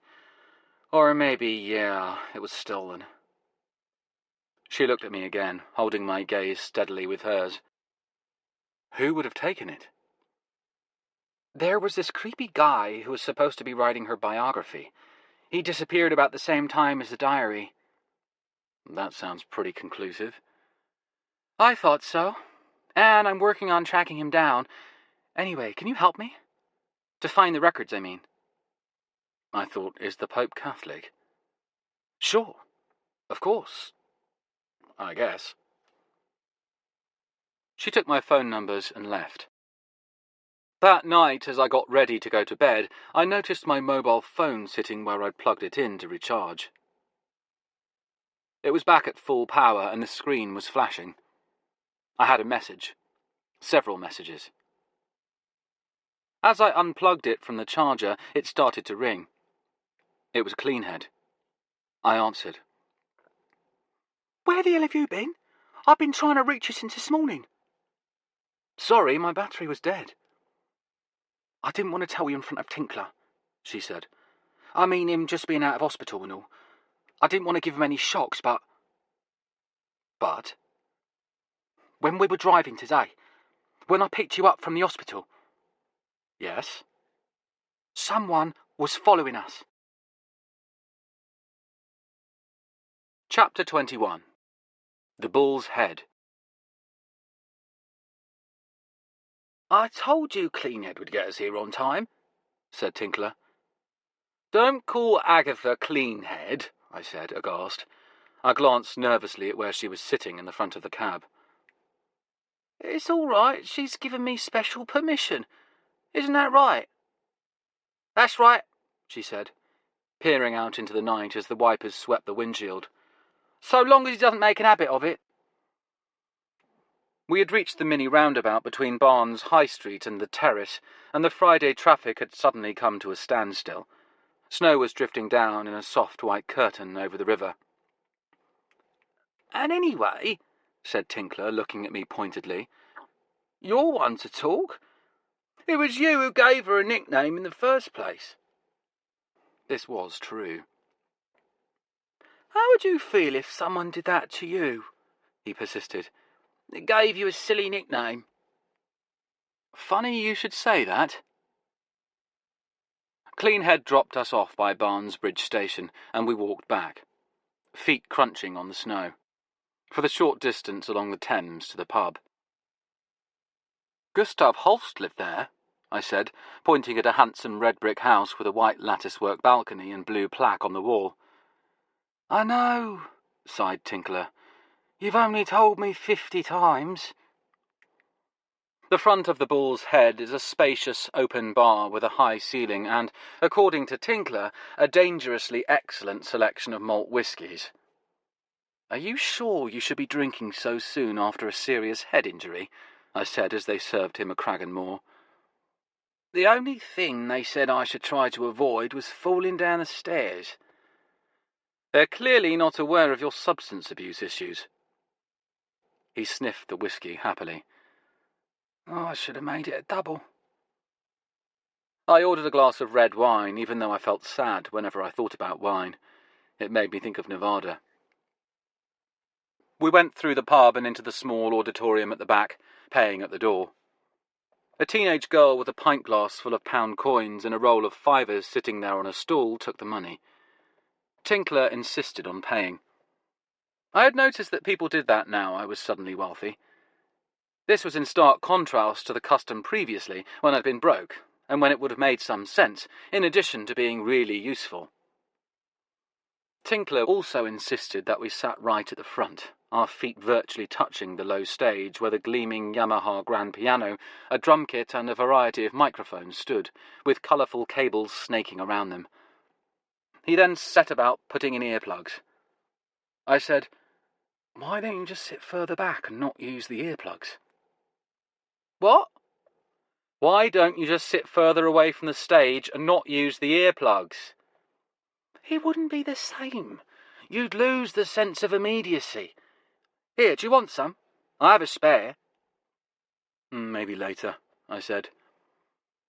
A door clanked open at the side of the building, behind the piano, and Ree stepped through, flanked by a pair of paunchy, middle-aged men who had the affable, slightly ironic look of musicians. I was surprised at how glad I was to see her. She smiled at me. "Hey, chef," she called, and waved as she and the musicians walked to the small bar at the back of the room. Tinkler was staring at me. "Chef? Has she given you a sassy nickname already?" She liked my pasta sauce. That's stupendous. He was grinning like the Cheshire Cat as they shut the doors and the gig began. When Ree came on and sang, Tinkler looked at me and whispered, "She's good." Then he took his earplugs out. "She's really good." Then he looked at me and hissed, "She sounds just like her grandmother. Now shut up." She ended the first set with Joy House Blues, a Professor Jelloway number. The song allegedly commemorated Jelloway's stint as a whorehouse pianist in New Orleans, and its ironic title alluded to how this giant of the music had felt about that situation. But he had turned the tables on those who exploited and demeaned musicians when he turned it into a hit popular song and one of the first small masterpieces of jazz. In the interval, most of the audience and all of the musicians decamped to the bar at the back of the hall or went out into the pub proper. Tinkler and I stayed put. "That was amazing," he said. He took out a pale blue plastic lunchbox with a snap lid and opened it. Inside nestled a glistening, dewy bunch of grapes. They were plump and so purple they were almost black. He began to pluck them off the stalks and eat them. "Tinkler, for Christ's sake." I looked around to make sure nobody had noticed. "You're supposed to buy snacks on the premises, not bring your own." "Well, they're not likely to sell grapes, are they, on the premises?" He was talking with his mouth full. Then he swallowed and smiled and said, "Hey, look, here she is." He beamed as Ree came over, carrying a drink, and joined us, sitting on the low podium amid a mass of cables, her knees pressed against ours. She put her drink down on the stage. "Are those grapes?" "Help yourself," said Tinkler magnanimously. She did so, munching them happily. "Were you wearing earplugs?" she said. "He didn't want to lose any immediacy," I explained. She nodded, as if this made sense, then reached into a pocket and took out a small roll of banknotes. "Here's the money," she said proudly. "I've got it for you already. I've been doing a lot of gigs." I waved my hands in the air. "Don't pay me until I've actually got hold of the records for you." "What's going on?" said Tinkler. "She's hired me to find some records, to collect all of the Hathor originals for her." "And he's found some," said Ree. Tinkler leaned forward eagerly. "Really?" "Well, Ree had 2 to start with, and I've found 2 more." "Already?" said Tinkler. "Nice going. How did you find them? Internet?" "No, Alan at Jazz House had HL003, the Richie Kamuka, and they've got a copy of HL012, the Pepper Adams, at Jerry's. I mean at Stiley." I still couldn't quite wrap my head around Jerry being dead. "I spoke to them on the phone today." I glanced at Ree. "I told them we'd pick it up at the shop this weekend." "So, do you have a list of these damned records?" said Tinkler. "Maybe I can help you find them." Although I doubted that, I pulled out my notebook and showed him the list. We needed all the help we could get. HL001, Easy Geary, plays Burns Hobart. HL002, Marty Paich. HL003, Richie Kamuka. HL004, Johnny Richards. HL005, Jerry Fielding. HL006, Russ Garcia. HL007, Cy Coleman. HL008, Howard Roberts. HL009, Rita Mae Pellini, sings Burns Hobart. HL010, Rita Mae Pellini, sings Professor Jellaway. HL011, Manny Album. HL012, Pepper Adams. HL013, Conte Candeli. HL014, Easy Geary, Easy Come, Easy Go. At this point, the musicians trooped back to the stage with their pints of beer and took up positions by their instruments. People hurried back in and the doors were closed, and they started to play. Ree sat out the first few numbers, then she rejoined the band. As she stepped out onto the stage, the crowd responded enthusiastically. Tinkler clapped like a performing seal. The set concluded with a hair-raising version of Running from a Spell. When the song reached a certain point, it seemed strange not to hear a gunshot. Ree was sitting in the pub garden on the bench of a green plastic picnic table. The table was dusted with snow, and so was the bench. We brushed it off as we sat down. She said, "Thanks for being here, guys. The electric bass player wants to hit on me. For some reason, it's the electric basses who do that. The acoustic bass players are pretty much always perfect gentlemen. She took a drag on her cigarette. Snowflakes in her hair sparkled in the glare of the floodlights that lit the garden. "Maybe that's because their instruments are bigger," said Tinkler. She looked at him. Tinkler turned bright red. "I mean," he said, "the acoustic bass players, maybe they don't get around quite so much or with quite such nimbleness because they have to carry around these enormous acoustic basses, like a double bass, an oversized cello. I patted him on the shoulder. "When you're in a hole, stop digging." "Here he is now," said Ree, nodding towards the pub. A thin man in leather and denim was walking towards us. It was indeed the bass player from the set. He had a rooster's comb of dark hair shot through with grey. His whippet-like leanness was at odds with the comfortable pot-bellies of the rest of the band. I wondered if he was a speed freak. That would account for his relative emaciation. He came and sat with us. "This is Jimmy Jennewer," said Ree. We introduced ourselves and shook hands. I noticed he had tattoos that started on his thin, hairy wrists and ran thickly back in dark swirls under his shirt sleeves. After the introductions, he proceeded to ignore us, focusing all his attention on Ree.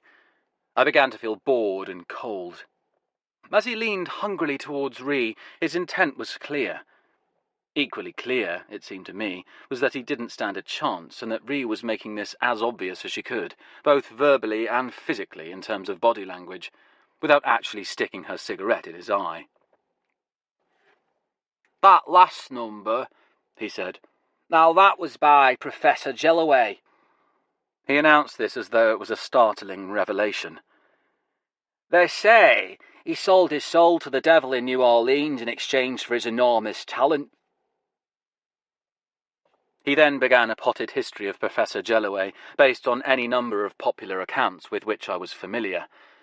Jellaway had been a tireless and tiresome self-mythologizer, and most of the startling and sensational facts that studied his life story simply didn't check out. Some of it was just harmless ornamentation, like Louis Armstrong pretending he'd invented scat singing when he'd happened to drop the sheet music. And some of it was more than that. Boasting, or what would more cruelly be called lying, had been part of the weave of life for the early jazz musicians. It also didn't help that subsequent generations of biographers had felt obliged to add these tall tales. In the end, all that was certain about Jellaway was that he had been a genius. "His life story is a very scary story," said Jimmy Jennewer. "He was born at the stroke of midnight on Friday the 13th. In 1917, although he was too young to enlist, he came over to France with the US Army in Jim Europe's 369th Infantry Band." He paused significantly and confided, "Their regimental nickname was the Hellfighters." "The Hellfighters?" Tinkler gave me a flabbergasted who-is-this-guy look. "They say he sold his soul to the devil on the blood-soaked battlefields of World War I, in exchange for his life." "Hang on a minute," I said. "I thought you said he sold his soul to the devil in New Orleans in exchange for his enormous talent." "Yeah," piped up Tinkler. "Were there two deals with the devil? Surely that's not fair." I said, "Maybe he renegotiated his first deal." Jimmy Jennewer was glowering at us with disgust. We were spoiling his carefully crafted atmosphere. Ree, on the other hand, was regarding us with barely concealed amusement. She said, "Do you want to hear the really scary story about Red Jellaway?" We all said we did, even Jennewer, whom I'd thought to be incapable of listening to any voice but his own. Ree said, "Professor Jellaway was a gambler. Always had a lot of paper out there. Gambling debts. Markers, we call them. Anyway, one day 2 white men who called themselves the Spike Brothers bought up all his gambling debts, which was a lot. And once they did that, once they owned all the markers, they thought they owned him too." She stubbed out a cigarette. "The Spike Brothers were sharp businessmen. They had the company all set up already. A music company, imaginatively called Spike Brothers Music. They were going into the publishing business, and Professor Jelloway was going to be their house slave. He'd write the songs, and they'd grow rich on the fruits of his labors. She took out another cigarette and lit it. When he heard what they had in mind, the professor laughed in their faces. He told them they could have one song, just one, to pay off all the markers. They turned him down, said their deal was the only deal on the table. She smiled. But it turned out it wasn't. Professor Jelloway took that song to another publisher, and it was a substantial hit, and he used the money to pay off all the debts the Spike brothers had been holding over him. She looked at us. You see, he had a more realistic estimate of his worth than they did. Isn't that amazing? This guy, bred in the ghetto, was smarter than these big capitalist jerks who were trying to tie a rope around him. Power to the people, said Jimmy. Ree didn't dignify this with a response. So, like I say, he paid them off with the one song, but that proved to be a fatal move, because the Spike brothers now saw his earning potential. They knew what he was really worth, and they weren't going to let him get away. Her gaze met mine. Besides gambling, Professor Jelloway's weakness was women. So the Spike brothers got this beautiful prostitute. Beautiful prostitute, repeated Tinkler happily. He looked at us. I just like saying it.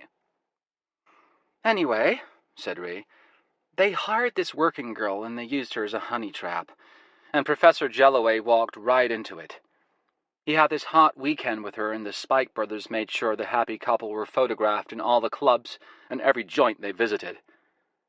On Monday morning, Red Jelloway discovered he'd acquired a wife. This woman was claiming she was married to him, and she had documents to prove it. And she wanted half the money for everything he'd ever written, or ever would write. She took a drag on her cigarette.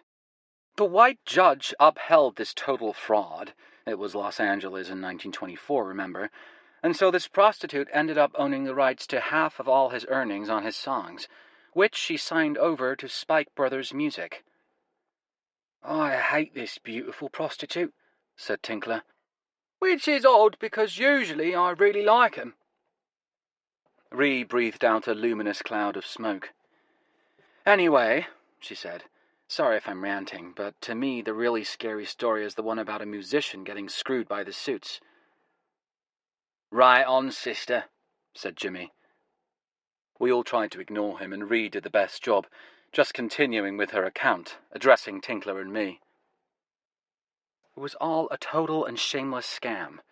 If Professor Jelloway was alive today, he could walk in and demand justice, and they'd have to rearrange the corporate universe for him. But this was white America in the early 20th century, and so they had him just where they wanted him. And the professor couldn't stand living with this fact, with what the Spike brothers had done to him. I don't blame him, I said. She nodded. He had to do something about it. And soon a rumor started going around that the professor had hired some hitmen to kill the brothers. She looked at the smoke from her cigarette rising to meet the snowflakes. So the brothers decided they had to strike first. The story is they found the professor in Chicago, where he'd gone aground, and beat him to death with baseball bats and threw his body in the river. But the body was never found. She sucked on her cigarette and it glowed, a tiny spot of red in the night. But within a year, both the Spike brothers were dead themselves by violent means. I said, maybe Professor Jelloway really did hire some hitmen. She said, or maybe it was what they would have called the colored community getting even. We looked at each other.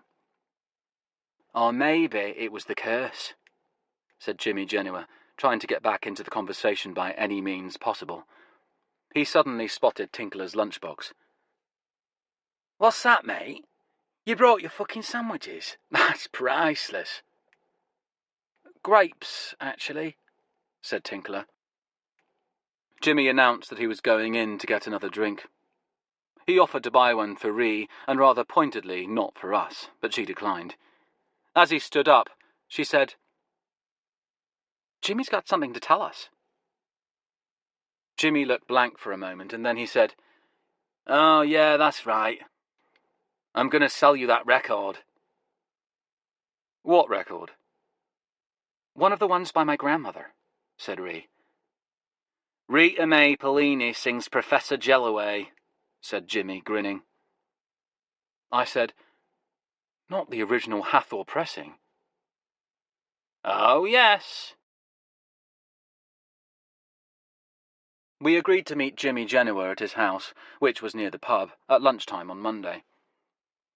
I would have a look at the record, and if I gave the go-ahead, which privately I thought was unlikely, Ree would pay the inflated sum Jimmy wanted for it. And then we'd have secured 5 of the 14 albums she needed. But first we had to collect the record I'd found at Stiley. I'd arranged with the guys at the shop to pick it up on the weekend, and I went in on Sunday to collect it. To my astonishment, the shop was shut. That would never have happened when Jerry ran the place. A staunch atheist, he'd been open all day every Sunday. On Monday, I was at the shop 10 minutes after it opened. I would have been there waiting on the doorstep half an hour earlier, but Cleanhead's cab had got hopelessly ensnared in traffic around Waterloo. I'd had to get out and catch the tube, which proved to be equally problematic with 3 cancelled trains in a row. It probably would have been quicker for me to walk across Hungerford Bridge. When I got to the shop, I raced upstairs to the jazz department. Kempton was behind the counter with Gilbert, the new kid they'd taken on to make up the numbers now that Jerry was gone. Kempton and I waved to each other. He was busy on the phone, so I turned to Gilbert. I smiled at him. "I've come to collect the Pepper Adams album." He stared at me as though I was speaking a different and unrecognisable language. "The one on Hathor?" I said. "Catalogue number HL012. I phoned about it. You're holding it for me." "No, we're not," said Gilbert. I took a deep breath and tried starting again. "It's by Pepper Adams. He plays baritone sax." "I know who he is. I know the record. It's sold." "What do you mean?" I said. "What do you mean, sold?" "I just sold it, 5 minutes ago." "You can't have sold it," I said, my voice rising slightly. "You're holding it for me." At this point, Kempton hastily concluded his phone call and joined us. "What's the matter?" he said. "He says the record is sold." "But we were holding it for you," said Kempton. "I didn't know anything about any record being held," said Gilbert, a whiny, high-pitched don't-blame-me note entering his voice. I couldn't believe this was happening. "I told you I was going to pick it up this weekend." "Oh, well," said Gilbert. "It's not the weekend anymore." I could have throttled him with my bare hands. Instead, I turned to Kempton and said, "This is unacceptable. It would never have happened under Jerry's regime."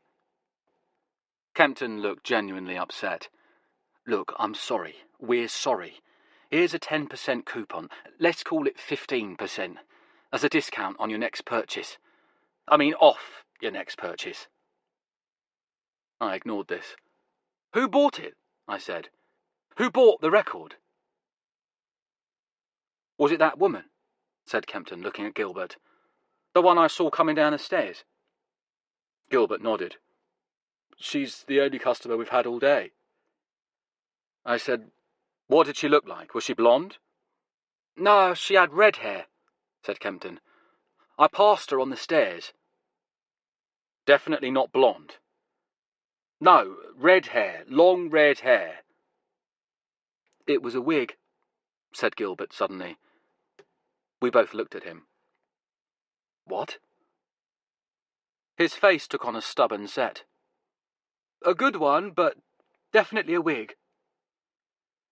"I defer to your greater knowledge of women's hairpieces," said Kempton, rather bitchily, I thought. Then he said to me, "Listen, we'll make it 20%. 25%. I met Ree at the Bull's Head at noon. We'd agreed to rendezvous there before going on to Jimmy Genoa's. I hadn't been able to reach her on the phone that morning, and I was dreading giving her the news about the record at Stiley having disappeared. I hadn't wanted to leave a message. That seemed cowardly, so I told her in person. She took it philosophically, shrugging. Just a piece of bad luck. Luck had nothing to do with it. I suspect it was the Aryan twins, Heinz and Heidi, or in this case, just Heidi. She said, "Who are they?" Matching blonde his and hers hitmen. Hit persons? Hit people? Blonde. Except now she's wearing a red wig. And you say they're hitmen? Men and women. Have they actually killed anyone? I'm very inclined to believe so, and made a damn good try on other occasions. Ree took this in with no apparent reaction. Maybe she didn't believe me. I think this may be my fault, I said. What is? Them getting to the record before us. Why do you say that? They were hired by somebody to try and stop me getting hold of Easy Come, Easy Go. The preemptive buy was the Aryan twins' trademark trick, getting in just before me and snatching up the merchandise. But you did get hold of Easy Come, Easy Go, so why are they still trying to stop you? This was a good question. Was it possible that they hadn't seen the press coverage announcing my find? Or perhaps, rather more likely, they hadn't believed it? My speculations were interrupted at that moment because Ree looked at her watch and said, "We better get moving. Even someone like Jimmy should be awake by now." Jimmy Genoa's house was in Elms Avenue, just the other side of the traffic roundabout. Like much of Barnes, it was an odd mix, with council tenants in social housing jostling beside very wealthy homeowners. Here you could find a millionaire stockbroker ensconced next door to a colourful local who was indulging his God-given right to leave a motorcycle half dismantled in the front garden. Which is exactly what Jimmy seemed to be doing. "Nice place," said Ree ironically. "Very trailer park." We walked across the oil-stained gravel, dodging motorcycle parts, towards his front door. I got there ahead of her and knocked, good and hard, with a black iron lion's head knocker. I had decided I was going to take charge of this encounter, and make damn sure that Jimmy fucking Genoa didn't manage to charge Ree the ludicrous sum quoted for his second-hand record. I'd be amazed if it was even the right album. Ree stood beside me on the front step. There was no sound from within the house. The entire street was quiet. I thought about knocking again, then I noticed the garden gate. It was just over to our left. "Maybe he's in the back garden," I said. The garden gate opened with a screech and we walked into the narrow, shadowed walkway between the two houses, Ree just behind me. She was following me so closely that she walked right into me when I stopped suddenly. Jimmy Genoa was there all right, sitting in the back garden in an old black and white striped deck chair. There was a can of beer between his feet, and he was looking at us. Or at least he would have been, if he'd been able to see anything with his eyes. I hustled Ree back through the gate. "What is it?" she said. "What's the matter?" My stomach felt cold and bruised. "He's dead," I said. "What?" "He's sitting there in a chair, dead." "Are you sure?" I nodded. I was never more sure of anything. "Let me go have a look," she said. "No, we've got to get out of here." "Why?" "Not least because the people who did it might still be around." I was trying as hard as I could to think straight. "Give me your lighter, please." "The people who did it?" "Your lighter, please." She reached into her pocket, dug around for a minute, then handed it to me. She was looking at me strangely. I was figuring out how to work the lighter. "You press the thing on the—" "I've got it." I went back to the garden gate and ignited the lighter, playing the blue flame over the metal handle where I'd touched it. Then I went to the front door of the house and repeated the procedure on the lion's head knocker. She was looking at me. "DNA?" she said. "Yes." I finished and gave her back the lighter. Seriously? I led her back to the street and looked both ways. The street was still empty. Ree was reluctant to go, but I took her by the arm and walked her away from the house. We marched briskly down Elms Avenue, just a couple out for a bracing stroll on a winter day. When we reached the main road, I began to breathe again. We turned right towards my house. I should have taken a look at him, said Ree suddenly. We want to get the hell out of here, I said. She began to slow her pace. Maybe he wasn't dead. He was dead. But she had stopped, so I had to stop too. We were standing outside the little local supermarket with the occasional shoppers hustling past us and snow starting to come down from a clear sky. Ree was getting a stubborn look on her face, and I realised with a sinking feeling that I might be in for a battle here I couldn't win. Maybe he's just sick, she said. He might be in bad shape and need our help. I took a deep breath before I replied, and just then we heard the sirens. They were coming from the direction of the river, approaching from Hammersmith. They came around the bend in the road by the Bull's Head, shot across the mini roundabout, and turned right into Elms Avenue. There was an ambulance and 2 police cars. A group of children ran past us and followed them. I looked at Ree. We followed the kids. By the time we turned left into Elms Avenue, there were a dozen neighbours and passers-by stopping to take a look, in addition to the kids. A big enough crowd for us to get lost in. We stood there and watched as the police and medics got out of their vehicles and hurried towards Jimmy Genoa's house. Ree looked at me. Okay, she said. There's nothing we can do. Let's get out of here. The snow began falling heavily as we walked back past Barnes Pond, white flakes disappearing into the cold black water. She looked at me. They got here fast. The cops. Yeah, I said. Almost like someone wanted us to get caught there with him.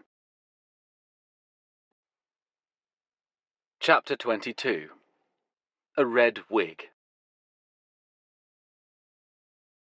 I phoned Tinkler as we walked home, and he was waiting for us when we reached my estate. What's the matter?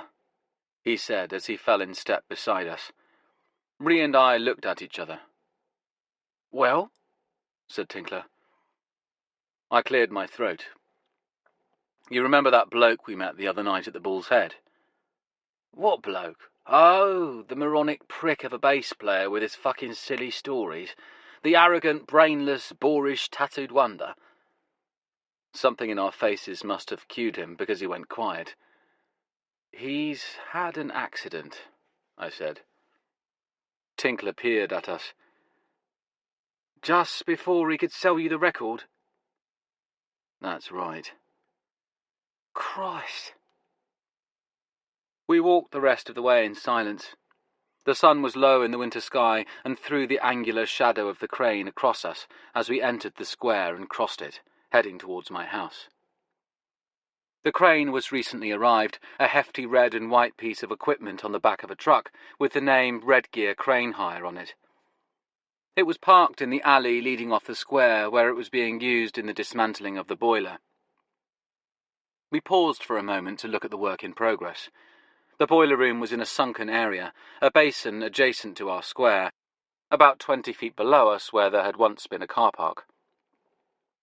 We couldn't get too close to the edge because the first thing the contractors had removed was, of course, the handrail which had previously served as a safety barrier. The boiler had been dismantled and was lying around in the form of giant steel components severed from the hull. I remember how I used to think of that vast boiler as a sleeping dragon. The dragon's bones, I thought. The cats heard us coming and streaked through the door as we opened it, back from their adventures in the snow. I took off my shoes, hung up my coat, and excused myself, going into the bathroom where I vomited violently and noisily. I was thinking of Jimmy Genoa's dead eyes. I flushed the toilet, brushed my teeth, and came out to find Ree and Tinkler looking at me with concern. I avoided their gaze and went into the kitchen to feed the cats. I poured out some biscuits into their bowls, only for these to be ignored after a quick tentative sniff, as was custom of late. "They've lost their appetite," I said to Tinkler, who had wandered in to join me. "What?" The concept of not having an appetite was utterly alien to Tinkler. "They just don't seem to be eating," I said. "They must be eating something." "Not nearly enough. In the winter they need a lot of calories." "They're not the only ones," said Tinkler, opening the fridge and peering into it. "Have you got any grapes?" Before I could reply, the doorbell rang and I went to answer it. Standing there was Tanya, my postwoman. She looked agitated. "You won't believe this," she said, "but I've just been robbed." "Christ," I said. "Shit," said Ree, peering over my shoulder. "What happened?" "I was just doing my walk, just headed for your place, in fact, and I'd taken the post out ready, and this bloke came running past." "Big?" I said. "Athletic build?" She gave me an odd look. "Yes. At first I thought he was just a jogger. I had my headphones on, so I didn't really notice him. But then he ran right past me and snatched something from me. Right out of my hand he did. Cheeky bugger." She was obviously angry and a little shook up. "What did he get?" "What?" "You said he stole something. What was it?" "A calendar, I think." "A calendar?" "Yes. It was addressed to one of those ladies who lives next door to you. Why would anyone want to steal a calendar?" I said, "Did you see what colour his hair was, the runner?" "No. He was wearing a woolly hat." At that stage, I wouldn't have been surprised if he had been wearing a long, flowing auburn wig. Tanya was looking a bit pale now, with the aftershock of the encounter. "Are you all right?" I said. "I'm fine." "Do you want a coffee?" I said. "A cup of tea?" "No, I'm fine." She gave me a crooked smile. "For a moment I thought it was one of your LPs, but thank God I reckon it was just a calendar. Probably had meerkats on it." She handed me my post and left. I closed the door and looked at Ree. "You know, it does look like an LP," she said. "A calendar." She shook her head. "Is there an LP coming to you in the mail?" "Not yet," I said, "and I think we're going to have a little change of plan about that." I hurried to my laptop and sent an email to Alan at Jazz House, asking him not to ship the record of HL003, the Richie Kamuka, just yet, but to hold it for us. I then asked him if he would do me a favour and outlined what I wanted. Then I settled back on the sofa. Through the window I could see Ree in the back garden, having a cigarette. It was dark now and the streetlights had come on. I watched the smoke from her cigarette glow strangely in their yellowish sodium light, and I sat thinking. Tinkler wandered in from the kitchen and said, "About those grapes." "Bottom shelf at the back," I said. "Are you sure?" "Yes." He gave me a sceptical look and went back into the kitchen. I returned to my thoughts. Ree came back inside with a gust of cold air, closing the door behind her and taking off her shoes. Tinkler came back in, munching away at a bowl of grapes. I said, "Does anybody need to use the bathroom?" They both gave me a strange look, but shook their heads in unison, as though operated by some puppeteer. "Okay." I took out my phone and, holding it carefully in full view, went into the bathroom with it. I set the phone on a shelf beside the window and came out again, closing the door behind me. I came back into the sitting room where Tinkler and Ree were waiting. The looks they'd given me before were nothing compared to the strangeness of the ones they gave me now. "What was that about?" said Tinkler. "Let me explain." "Okay, would you? It would be nice." I took a deep breath. "These fuckers are always one step ahead of us," I said. "This would be the Aryan fuckers. said Ree. Correct. And I want it to stop. I want to be one step ahead of them for a change. Okay, said Tinkler. Good, said Ree. But how do we achieve that? I sat down. Well, to start with, we figure out how they've managed to be one step ahead of us. You left your phone in the bathroom, said Ree. You think it's bugged, said Tinkler. I nodded. I'm sure someone is picking up my calls, but for all we know, they might also be able to listen in, said Ree, even when the phone is off. I nodded. If they installed some kind of microphone. Man, said Tinkler, glancing towards the bathroom. Your phone is seriously bugged. But are you sure it's the phone? Said Ree. No. I could have checked it using the hardware we'd bought at the spook store, if I still had it. But I'd thrown it all away when I'd thought Nevada was dead. It had been just too painful to look at, so I'd simply thrown it all in the communal rubbish bin, thousands of pounds worth of electronics rattling into oblivion. Just then my email dinged. It was Alan at Jazz House getting back to me about my query. He'd checked the record and provided the 2 letters from the dead wax. Ree watched over my shoulder as I took out my notebook and added the new information. 4 dashes followed by EG, then 2 dashes followed by YIST, then 14 dashes followed by BY. What now? Said Tinkler. Now we go to the big record mart at Wembley. You think you'll find something there? There will be at least 2 dealers who are likely to have something for us, so we go see them tomorrow. And we go very carefully. We especially don't mention anything about it on the contaminated phone. What do we do with the contaminated phone? Said Tinkler. Ree raised her hand. I'll put it somewhere safe, until we think of a way of using it, against them. Carry the fight to the enemy, nice. After dinner, Ree settled down on the sofa and curled up, like a cat deciding it had found a place to sleep. Sorry, she yawned. Jet lag. The next morning I made real coffee. I'd discovered the trick for enjoying this every day. On waking up, you have a cup of instant to give yourself the energy to embark on the ordeal of making the real stuff. I just finished grinding the beans, always the most stressful part, when the doorbell rang. I opened the door. It was Nevada. Can I come in? She said. I couldn't think or for a moment speak. I said, okay. She stepped past me. I smelled her perfume again, and my heart started beating raggedly. I closed the door and turned to face her. I said, Look. Don't say anything, she said. Just let me say my piece. But, please, listen, no. You listen to me, just listen. She went into the kitchen and sat down. That had always been her favourite chair. She looked up at me. A lot of things you said in Japan were true. I did behave unforgivably. Nevada, just listen, please. This isn't easy. I know you should never forgive me for letting you think I was dead, but I just want to try and explain.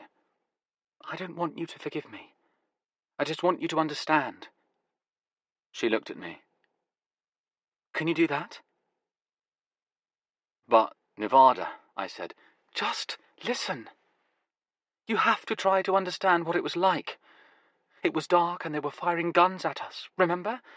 And I was shit scared, as who wouldn't be? But I was chasing them, and they got away. They roared off into the night, and I came back and found the whole place in flames. And you were gone. I thought you'd run out on me. She looked at me. I didn't know you thought I was dead. It was only later that even occurred to me. She looked down. After I saw you in Japan, I phoned Huey.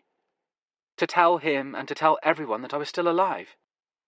She looked at me again, and there was anger in her eyes now. And I also wanted to know why he told you I was dead. Do you know what he said? He said he saw me lying in the ditch, and it just looked to him like they'd shot me and I was done for. Well, he certainly didn't stick around to find out, did he? I was out of that ditch in about 2 seconds flat. But good old Hughie already had the idea firmly fixed in his mind, such as it is. She reached over and took my hand. So thanks to him, you thought I was dead, and I thought you'd run out on me. I was in a state of shock. I retrieved the record and the cover, what was left of them, and walked to the station, and I caught the first train back to London. All the way there, I thought I was going to come back to you, to confront you, to see what had happened. But when I got to London, I just kept going, to Heathrow. And there was a flight just getting ready to board, for Japan. She gazed up into my eyes. Everything just fell into place. As if that was the way it was meant to happen. Listen, I said, I've got to tell you. Not yet. Just let me finish. I flew back with the fragments of the record in my bag, and I knew that the mission was over and we'd failed. And I knew that all I'd done was bring danger into your life. I'd nearly got you killed. It didn't seem right to go back to you, because it might just put you in danger again. I didn't want to do that. She squeezed my hand. You see, she said, I just thought you'd be safer without me. She looked up as the bedroom door opened. Nevada fell silent and watched as Ree walked into the kitchen. She was wearing one of my baggy, oversized t-shirts. As it happened, it was the one that Nevada had been fond of wearing. Ree came over and kissed me and put her arm around my shoulder. Nevada stared at us. I didn't know you had company, she said slowly. I tried to tell you, I said. That's right, I suppose you did. Ree sat down and poured herself a cup of coffee, taking her time. The air in the kitchen crackled with tension, like static electricity before a storm. The front door opened and a familiar voice called, Hey there, Hepcats! Footsteps approached down the hall, and the same voice said, The door was open, so I just... Stinky came into the kitchen and froze. He looked at Nevada, then at Ree, then at me, then at Ree again. Ree looked at me and said, Friend of yours, Chef? Stinky, I said, this isn't a good time. I walked Stinky back into the hall. He immediately began speaking in a low, urgent, confidential tone.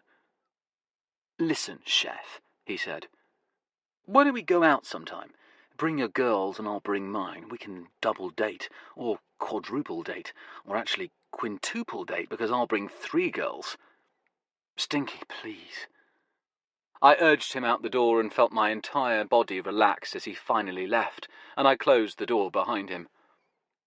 But you almost had to admire the way he had instantly picked up on the nickname. In his need to be in with the in-crowd, Stinky was always the first with a new piece of slang or catchphrase. I went back into the kitchen. You managed to get rid of him? Said Nevada. Stinky had to hurry off to phone an escort service. Ree drained her coffee and stood up. You guys can finish your talk. I'll get dressed and go out and have a cigarette. You smoke? Said Nevada. Yeah? And your face is so beautifully unlined for a smoker. That's so unusual. But then there's plenty of time. Plenty of time for all sorts of things, said Ree, and she went into my bedroom. As the door closed, Nevada looked at me. You slept with her? Was there any point in denying it or dissembling? I stammered. Yes. Is she good in bed? What? Is she? Please, Nevada. Better than me. I shook my head. No. As good? No. She stared towards the bedroom. Well, at least I know she's lousy in the sack. I didn't say that, I said. She glared at me. What then? Things were better with you because I loved you. She looked at me. So you don't love her? I shrugged. I've only just met her. Well, give it time. Plenty of time for all sorts of things, she quoted. She stood up. I suppose I'd better be off. Then she paused. I almost forgot. Here's a souvenir for you. She took it out of her bag and set it on the counter. It was the scorched cover of Easy Come, Easy Go, and the melted, misshapen piece of vinyl. Good luck, she said. With everything. She went out and the door closed behind her, and she was gone. Ree and I travelled to the Record Mart in Wembley separately. I went in a taxi with Cleanhead, and Ree got a cab driven by Cleanhead's friend. They both took great pains to avoid being followed, and were in radio contact with each other all the way. So we reached the exhibition centre with a clean bill of health. I was familiar with the floor plan of the Record Mart from previous visits, and I knew all the shortcuts. As we made our way through the crowd, a skinny guy in frosted denim with a large badge that identified him as the official event photographer stalked us, repeatedly taking our picture with his bulky digital camera. When I say our picture, I actually mean Ree's picture. Am I a celebrity? She said. Sort of. He's not accustomed to having an attractive woman to photograph. They're a bit of a rarity at this kind of event. Maybe I should take off my top. That would probably cause his brain to melt and run out through his ears. I decided there were 3 dealers worth visiting, and by cutting around on the walkway behind the exhibition area and avoiding the crowds, we were able to hit all 3 in swift succession. The first was a total bust. But at the second one, run by a guy called Florian, we struck gold. A copy of Easy Geary Plays Burns Hobart, HL001, the very first of the Hathors. I checked and nodded to Ree. It was a genuine original pressing. Okay, she said, and reached into her pocket. How much? Florian scrutinized her, then the record, then her again. 2 grand. 2 what? I said. Florian, are you out of your mind? This was the least rare of the Hathors, having been produced in the greatest numbers. Ree tugged at my arm. No, we'll just pay him. I'll have to cash some traveller's checks, though. Wait a minute, I said. I looked at Florian. Shall we try playing one track? What? Oh, look, I said. There's a turntable over there. I took the record from Florian. Surely you have no objection. Look, don't worry about that. You know what? For 2 grand, I think we will.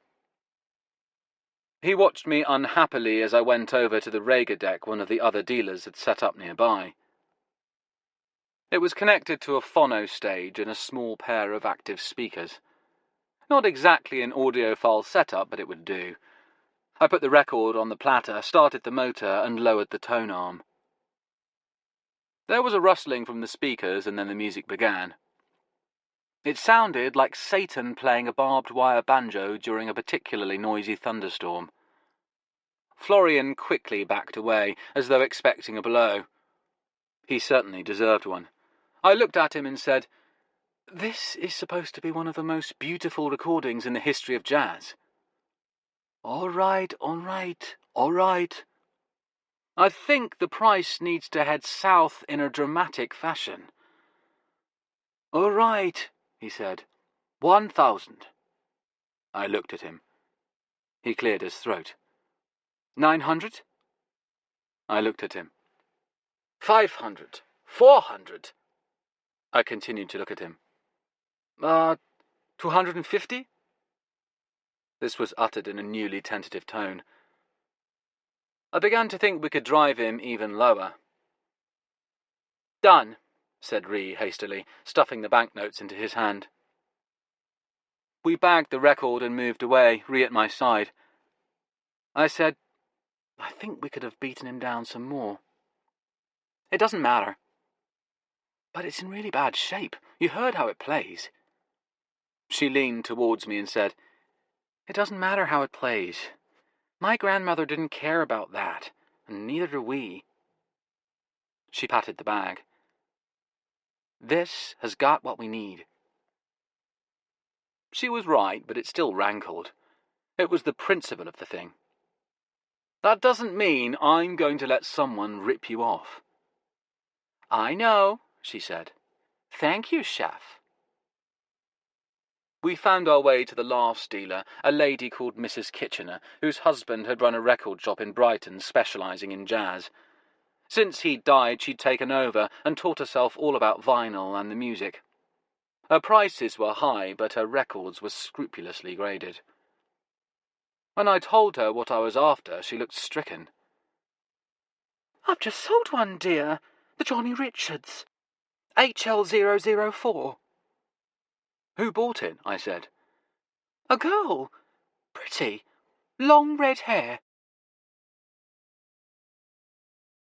There was a refreshment area on the upper level where you could buy cardboard sandwiches and drink crankshaft coffee and look down on the crowd milling around the dealers' stalls like insects below. We did all three of these things. I felt the ache of the record we'd missed, like a bruise where someone had punched me in the chest. Ree took it in her stride, though. She was more concerned with being pleased about what we'd found than upset about what we'd missed. I understood the superior virtue of this attitude, but I still couldn't stop smarting about the setback. How did they know we were coming here? They couldn't have known. We didn't use the bugged phone. She nibbled at the corner of her stale cheese sandwich and looked at me. Couldn't they have just found out about it on their own? The record mart, I mean? Is it possible? I made a noise that sounded vaguely like a laugh. It's only the most widely advertised vinyl event of the year, so it's very possible. She put her sandwich down. I was glad to see her give up on it. I'd make her a real meal when we got home. So, it was just bad luck then, she said and touched my hand. And good luck, too. We did find the other one. I took the album out of its bag and looked at it. This is the record that started it all, I said. In more ways than one, said Ree. It sealed all their fates. That's what my grandmother used to say. Because of the lawsuit? She nodded. Yeah. I slid the record out of the inner sleeve and looked at the label for the composer credits. Sure enough, there it was. The works of Burns Hobart, all attributed to Burns Hobart. No mention of the Davenport cousins. Nasty pieces of work, Jerry had called them. Then suddenly I remembered. I held the record up to the light and studied the vinyl. Then I got out my notebook and pen and wrote in the letters from side 1 and side 2. I showed it to Ree. EA followed by 2 dashes, then EG, then 2 dashes, then YIST, then 14 dashes, followed by BY. A shadow fell over the paper. I looked up and saw Mrs. Kitchener there with the photographer in frosted denims. She said, You wanted to know about that girl, the one who bought the record? Well, Ian here has some pictures of her. She nudged the photographer forward. Show them, Ian. He kneeled beside our table and showed us the back of his camera.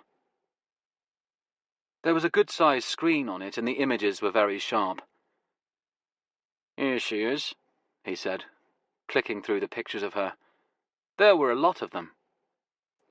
This is the girl who bought the record. The red hair threw me off for a second, but there was no question. It was Nevada. Chapter 23. Feed the Cats. I zipped my bag, slung it over my shoulder, and turned to start for my front door. But it was as if my feet were rooted to the ground. Have we gone over everything? I said. Tinkler sighed. He lifted a finger and said, "Food? Make sure I keep an eye on them when I give them food, because Fanny tends to take a few bites and then take a break and wander off to smell the roses.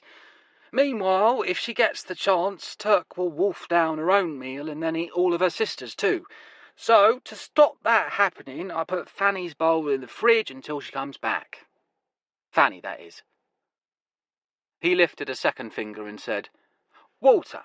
Make sure there's always a bowl of water for Turk, but Fanny likes to drink from the tap. So if she jumps up on the sink, I run the tap for a while and let her drink. Also, the bathtub. If she jumps in the empty tub and goes scratchy, scratchy, scratch, that means I run the bath tap for a minute and she drinks from that, because human beings are her slaves and vassals since she's a cat and she's in charge." He frowned at me. "Have I got that right?" "More or less," I said. "I told you all that already." "Oh, yes. So, bon voyage." He started pushing me towards the door. "Have you got your tickets and passport? Remember, you have to check in an hour earlier for international flights. Before I go, just a quick word about the hi-fi." He stopped and sighed a deep sigh. "I know how to handle a hi-fi. I'm not going to scratch your records or damage your stylus or drop an anvil on your valves. Oh, come to think of it, that might be fun with the 300Bs. Okay. But see that you also resist the impulse to swap components around and start experimenting with my system." "Oh, me?" "And if you do, if you must, just make sure you don't blow the quads by overdriving them with a pair of Krells or something." "I wouldn't do that. I understand about the quads," he said. As I was on my way out the door, he added rather alarmingly, "Anyway, haven't they got that protection device fitted?" Cleanhead was waiting outside in her cab, and she drove me to Heathrow, where I met Ree in the departure lounge. "How's old Tinkler? He all set to house sit?" I briefed him in detail, and I left him some notes. "Saying what?" "Saying don't smoke the catnip by mistake." I'd suggested buying us both seats in first class, but Ree wouldn't hear of it, so I ended up sitting back in coach with her. She took the aisle seat, I had the window. I tried not to think of Nevada. I had the strange conviction that if I did, the girl sleeping beside me would know it. So I stared out at the clouds and reviewed our strategy. At LAX, we separated into our respective passport streams. I was bleary-eyed with lack of sleep and, I imagined, looking like an international terrorist. But evidently not too much, because after I'd submitted my thumbprints, fingerprints and retina scan for scrutiny, I sped through immigration and customs and found myself outside a few minutes later, blinking in the warm exhaust fumes in record time. Ree was at my side. We collected her car from the long-term parking. "It's a 1968 Plymouth Barracuda, arguably the fastest production car ever made in America." "I won't argue with you." "It's got the 426 Hemi V8. I looked out the window at our reflection rippling by in the copper-coloured glass of a fashionable storefront as we drove past. The muscular lines of the dark grey car made it look like a powerful, crouching beast. "Is it the car from Bullet?" She snorted with amusement. "That was a Mustang." "Just trying to take an interest," I said. "I guess it does look a little like a Mustang, but they're completely different in the long hood, short deck dimensions." It was hot in the car and smelled of leather and Ree's perfume, and I could feel myself drifting off in the unreal sunshine. "Am I boring you?" she said. "There must be a diplomatic answer to that," I said. She laughed. "You got your hi-fi, I got my car." Then the lights changed and we pulled away at speed. Our first stop was at the Westfield Century City Mall. We went to a tiny store tucked in a corner between a shoe boutique and a self-defense emporium full of legal weaponry, with a poster boasting, "This week's special, crowd clear 6-ounce tear gas grenades, 2 for $20. The only staff in our shop was a skinny teenage girl with braces on her teeth wearing a baggy black t-shirt that read, "Bite Me." I told her we wanted to buy a bugbuster, and she said they had a whole range. When I asked for the Stone Circle 10 by name, she gave me a disconcerting look of adoration. Ree grinned at me as the girl went to the back of the store in search of stock. "You made a conquest there." I could feel my earlobes grow hot. The girl came back with a model I wanted. "You can just rent it if you like," she said. "No, I'll buy it." Ree looked at me. I shrugged. "I'll take it back to England with me. Then I can sweep my place." "If they'll let you take it on the plane." I paid for the bugbuster, which cost about a quarter of what Mr. Maori Tattoo had charged for an identical device, and we left. We went back to Ree's small house on Acacia Avenue in Mariposa and swept it, looking for any kind of covert transmitter. Nothing. Then we went outside and swept her car. Again, nothing. Her next-door neighbour came over and joined us, a portly black woman in a yellow tank top and shorts. She said, "Hey, Ree, some guy was looking for you." "Who was it?" "Some white guy in a suit." I said, "Was he heavily built, muscular, like an athlete?" She shrugged. "I don't know. He was a white guy in a suit." Ree put a hand on my shoulder. "This is Chef. He's staying with me." "Hey, Chef." "A little geek girl fell in love with him at the mall today." She looked at me. "Congratulations." Ree and I went back inside and made coffee. Her house was cool and comfortable and full of pale wood. I could hear wind chimes in the backyard. We reviewed the situation. We had swept her house, her car, and both our phones. I had a new, hopefully unbugged one, with many, no doubt, wonderful functions that I didn't know how to use yet, and come up with nothing. "I kind of wish we had found something," I said. I stared at the bugbuster. "Because then at least we'd know it was working." "Exactly." We got back in the car and went out for some Mexican food, which was a revelation. Then we headed on to our next destination. Air flowed through the window, whipping at my hair. I squinted into the brightness of the afternoon. I have to get some sunglasses, I thought. I said, "Who is this guy again?" "Dr. Tinmouth." That can't possibly be his real name. But apparently it was. Jeremiah Tinmouth, professor of music, blogger, jazz historian, broadcaster, and late-night DJ. "But he lost that gig a while ago," said Ree. I suspected his outlandish name explained why he'd had less than a meteoric career in the media. "I made an appointment to see him before I went to England. He's got a house full of books and tapes and DVDs. It's like a research center for the history of jazz." "Will he help us find the Hathor LPs?" "Maybe. But what I'm really hoping is that he'll know something about my grandmother and help us figure out what the hell this is all about. He sounded really interested when I contacted him." We drove past Griffith Park and along Glendale into Atwater Village. At Cerritos Park we turned off. An industrial area gave way to a shopping strip. We turned again onto what became a leafy residential street called Princeton. Ree braked sharply. "Oh no." To our right, beyond a screen of trees, was the scorched shell of what had once been a small pink stucco house. It was now charred and black. It had been burned virtually to the ground. We parked and walked across the road. We could smell the stink of the fire as soon as we got out of the car.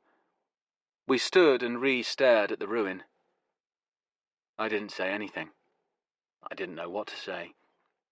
She turned to a woman who was standing in the garden of the house next door, pruning a rosebush with a pair of secateurs. "Excuse me," said Ree. The woman looked up at us. She was wearing a straw hat and headphones. She took the headphones off. She had a pale, wary face. "Hello. When did this happen?" "2 nights ago. It was awful." "Was anybody inside?" "Yes, the doctor. It was awful." "Did he make it out?" "No." I thought she was going to tell us it was awful again, but she just shook her head. "Poor Dr. Tinmouth. The fire department said we were lucky the flames didn't jump across to our roof. I have to go inside now." "Okay, thanks." Ree looked at the burned-out house, then at me. "Well, shit," she said. Neither of us said anything as we drove along the freeway, coming off onto South Ario Boulevard. We were running parallel to another park. I hadn't realized Los Angeles was so green. The trees thinned out and we found ourselves on Chestnut Avenue. It was an incongruously English-sounding name. The residential area gave way to a business district. We turned onto a side street and parked beside some dusty palm trees. We got out and I followed Ree across the road to a small square white building with a wide tarmac parking lot. I recognized the address. It was the one we'd used for all our web purchases before we left England. We walked around the back of the building to a large open garage housed in a military-looking concrete building, which might have been a small fortress. Men in blue overalls were working on vehicles, mostly cars but also a few motorbikes. A neon sign on the front of the fortress said, Berto's. Ree led me inside amid the noise and heat, saying hi to the guys working on the cars as we passed. A man came out of the shadows at the back of the garage. "I thought I heard that, Hammy," he said and grinned at Ree. This was an idle boast, because in the garage we could hardly hear each other speak, let alone the distinctive signature of an engine across the road. Ree introduced the man as Berto. He was so corpulent that he couldn't fit into his blue overalls. Consequently, they were unzipped with the top half hanging, arms tied around his waist, where the rolls of fabric supplemented the rolls of fat. But his bone-crushing handshake suggested that there was muscle lurking somewhere under all that adipose tissue. He led us through a small doorway to the back of the building, where the noise thankfully diminished, and it was cooler. To our right there was a short hallway with doors opening onto offices. To our left was a large storage area, protected by vertical steel bars, with a chunky central door. He unlocked the door, using a key hanging around his neck, and led us in. The door was very big and very sturdy, and the bars looked impressively solid. The room inside was stacked with gleaming, expensive-looking auto parts, the cost of which no doubt more than justified all the security measures. Berto led us to an old-fashioned green strongbox at the back of the room. "You're welcome to keep your stuff in here as long as you want," he said. He spun the dial in cryptic patterns and opened the strongbox. Ree gave him the LPs we had collected so far, and he put them inside.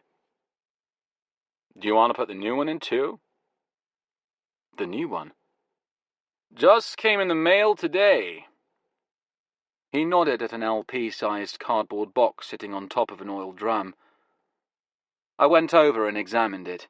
Sure enough, it was one of our internet purchases. "That was quick," I said. I opened it, or tried to. "Here, dude," said Berto.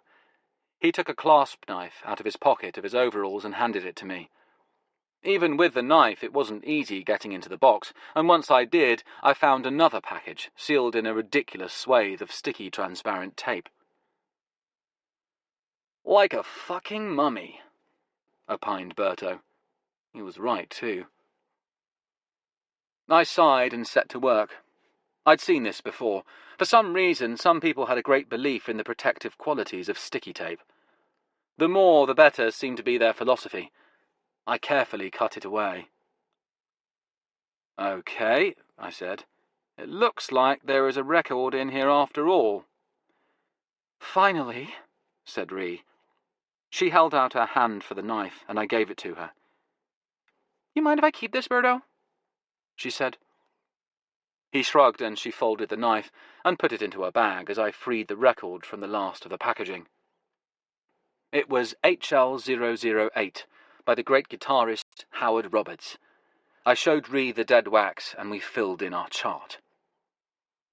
EA, followed by 2 dashes, then EG, then 2 dashes, then YIST, then 2 dashes, then FA, followed by 10 dashes, then BY.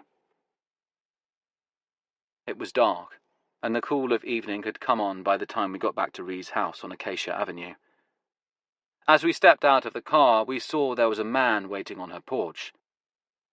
A white guy in a suit. He stepped forward and said, "Miss Esterbridge?" Ree hesitated and moved imperceptibly closer to me. Night was coming on fast, and it was hard to see the man's face. "Yes?" she said. "My name is Gordon Hallett. I did some legal work for Dr. Tinmouth." I felt Ree relax beside me. "We just heard," she said, "about the fire. We just heard today." The man nodded. "It was a terrible tragedy." I had the sense that he felt it was late, and he wanted to get out of here, but he was being polite. Ree said, "So what can I—" The man quickly reached in his pocket as though he had been waiting for this cue. "If anything happened to Dr. Tinmouth, I was instructed to make sure that you got this." He took out a small padded mailing bag and handed it to her. "What is it?" said Ree. "I have no idea." He turned to the street.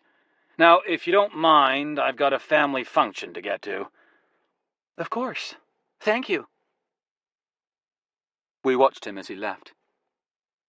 As soon as he was out of sight, she handed me the mailing bag. It fitted snugly into the palm of my hand and weighed nothing. Ree was looking in her bag for something. She took out Berto's clasp knife. She gave it to me, and I slit the package open and shook it. Out came a small piece of paper with an address written on it. And a key. Chapter 24. 12 boxes. The storage unit was in a district called Alhambra. It was in a dusty industrial park just off Mission Road.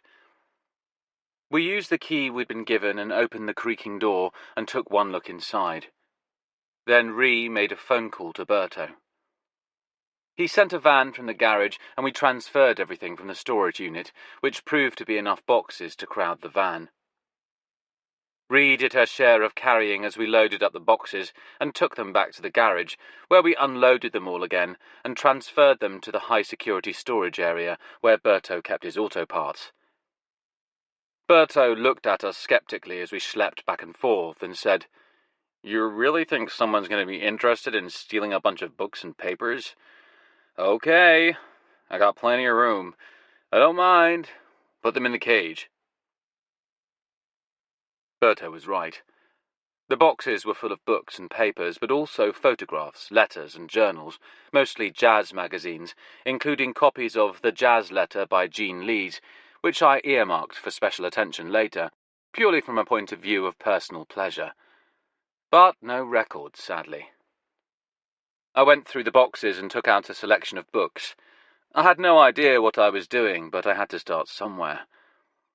Berto watched in puzzlement until Ree explained. "Chef here is going to be taking the material out, going through it and bringing it back. Maybe like one book at a time, one magazine at a time." "So now I'm a public library." "Listen," said Ree, "if you mind—" No, it's fine. You can keep your shit here. I'll make sure nobody steals it. I've got plenty of room." Each time he said this, it came out with less conviction. I looked at the boxes. It was clearly an impossible task, but I said, just until I get it into my head. Then you gotta watch somebody doesn't come along and cut off your head, said Berto, and then steal that. Everybody laughed. Except me.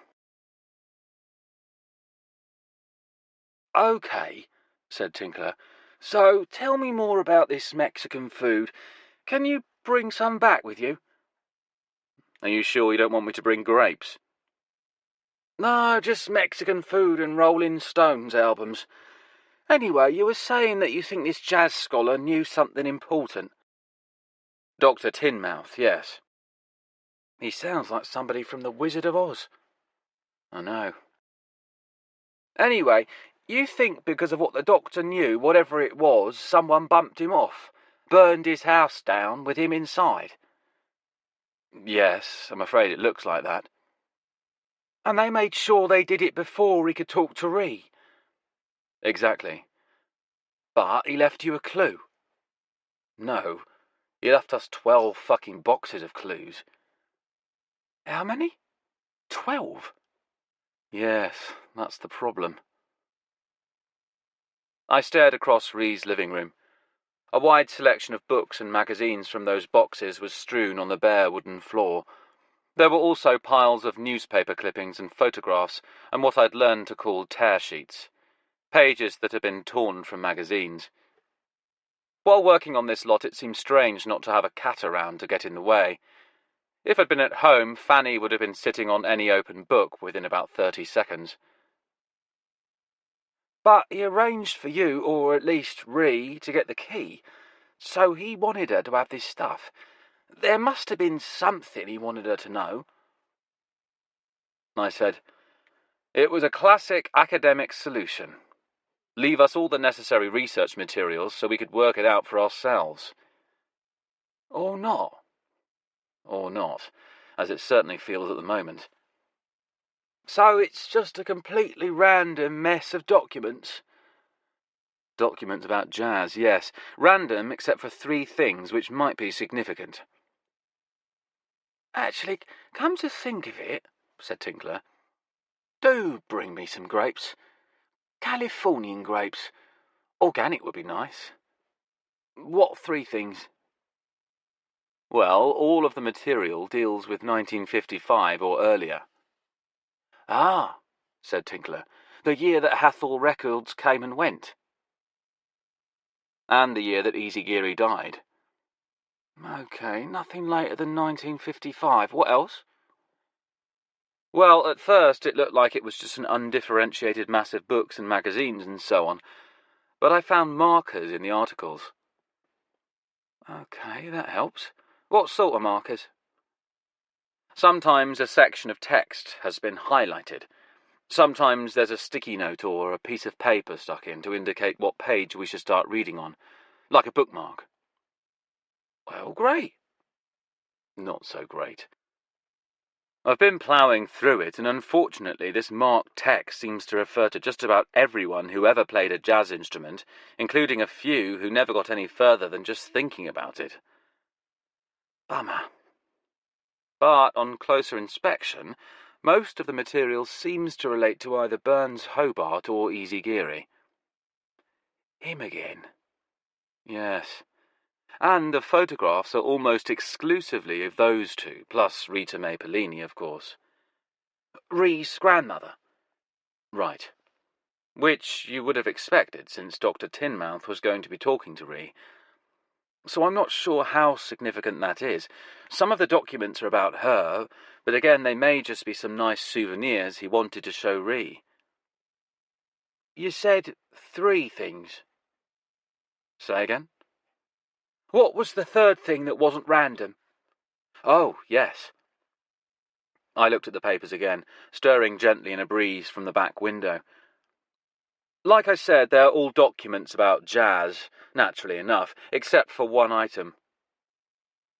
The suspense is killing me. A Los Angeles medical directory for the years 1948 to 1950. Good luck with that. Ree came back with food and we ate in the kitchen. Just as we were washing the dishes, we got a call from Berto to tell us another package had arrived. We drove over to the garage and found it waiting for us in the cage. It was one of the LPs we'd ordered while we were still in England. This was from Times Square Records in New York. It was Hathor HL010. Rita Mae Pellini sings Professor Jellaway. It was the one the late Jimmy Genoa had wanted to sell us. I did my best not to think too much about Jimmy, sitting dead in his garden. I studied the cover. The photograph on it depicted a woman of almost unreal beauty, and I could see an echo of Ree in the bones of her grandmother's face. But we didn't even look at the cover until after we'd taken the record out, studied the dead wax, and filled in our chart. EA followed by 2 dashes, then EG, then 2 dashes, then YIST, 2 dashes FA, 2 dashes ER, then 6 dashes followed by BY. As we walked back through the garage, Berto called us over and said, "You remember you said to watch out for a red-haired girl? Good looking?" Nobody said good looking, said Ree. Right, well, anyhow, there was this girl came in today. Had some story about bringing her car in for service. What kind of car? Said Ree. Carrera 911. Said she was having problems with the oil seals. I showed him the picture I'd got from Ian, the photographer, at the Record Mart in Wembley. He nodded. Yeah, that's her. So, Nevada is in Los Angeles, said Tinkler when I phoned him. You understand, I don't mean in geographical sense. That would be a map-maker's nightmare. Apparently she is. She just can't stay away from you. Yes, that must be the reason, I said. So, how's the mystery of the Tinmouth archives progressing? It isn't. How's the search for Christian porn? Tinkler was staying in Maggie's flat and was convinced, despite his sister's religious nature, that she had a stash of pornography somewhere, and he wouldn't rest until he found it. Equally a washout. You know, I'm beginning to think my sister doesn't have a dark side. She's just not interesting enough. I need your keen analytical mind, I said. I looked at the stacks of books, magazines, tear sheets and photos. Different from the landscape of data I'd been looking at last time I'd phoned him, but equally enigmatic. Uh-oh. Here's the situation. Virtually all the material points at 2 men, Burns Hobart and Easy Geary. You said that last time. Well, trust me, since then I've become obsessed with the pair of them. Across the room, a square of morning sunlight fell on the faces of Geary and Hobart. I had printed out a large black and white photograph of each of them and put it up on the wall. Burns Hobart's face was elegant, haunted, marked with the almost tribal scars bequeathed him by a dancehall fire which had earned him his cruel nickname. Easy Geary's was smooth, serene, and nearly Asian. Buddha-like. So, almost all the marked material concerns the 2 of them, said Tinkler. I picked up a paperback of Gunther Schuller's early jazz, plus a smattering of background reference on the early history of jazz.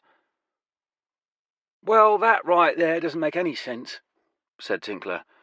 That's what my keen analytical mind tells me, because neither Geary nor Hobart belong to that period.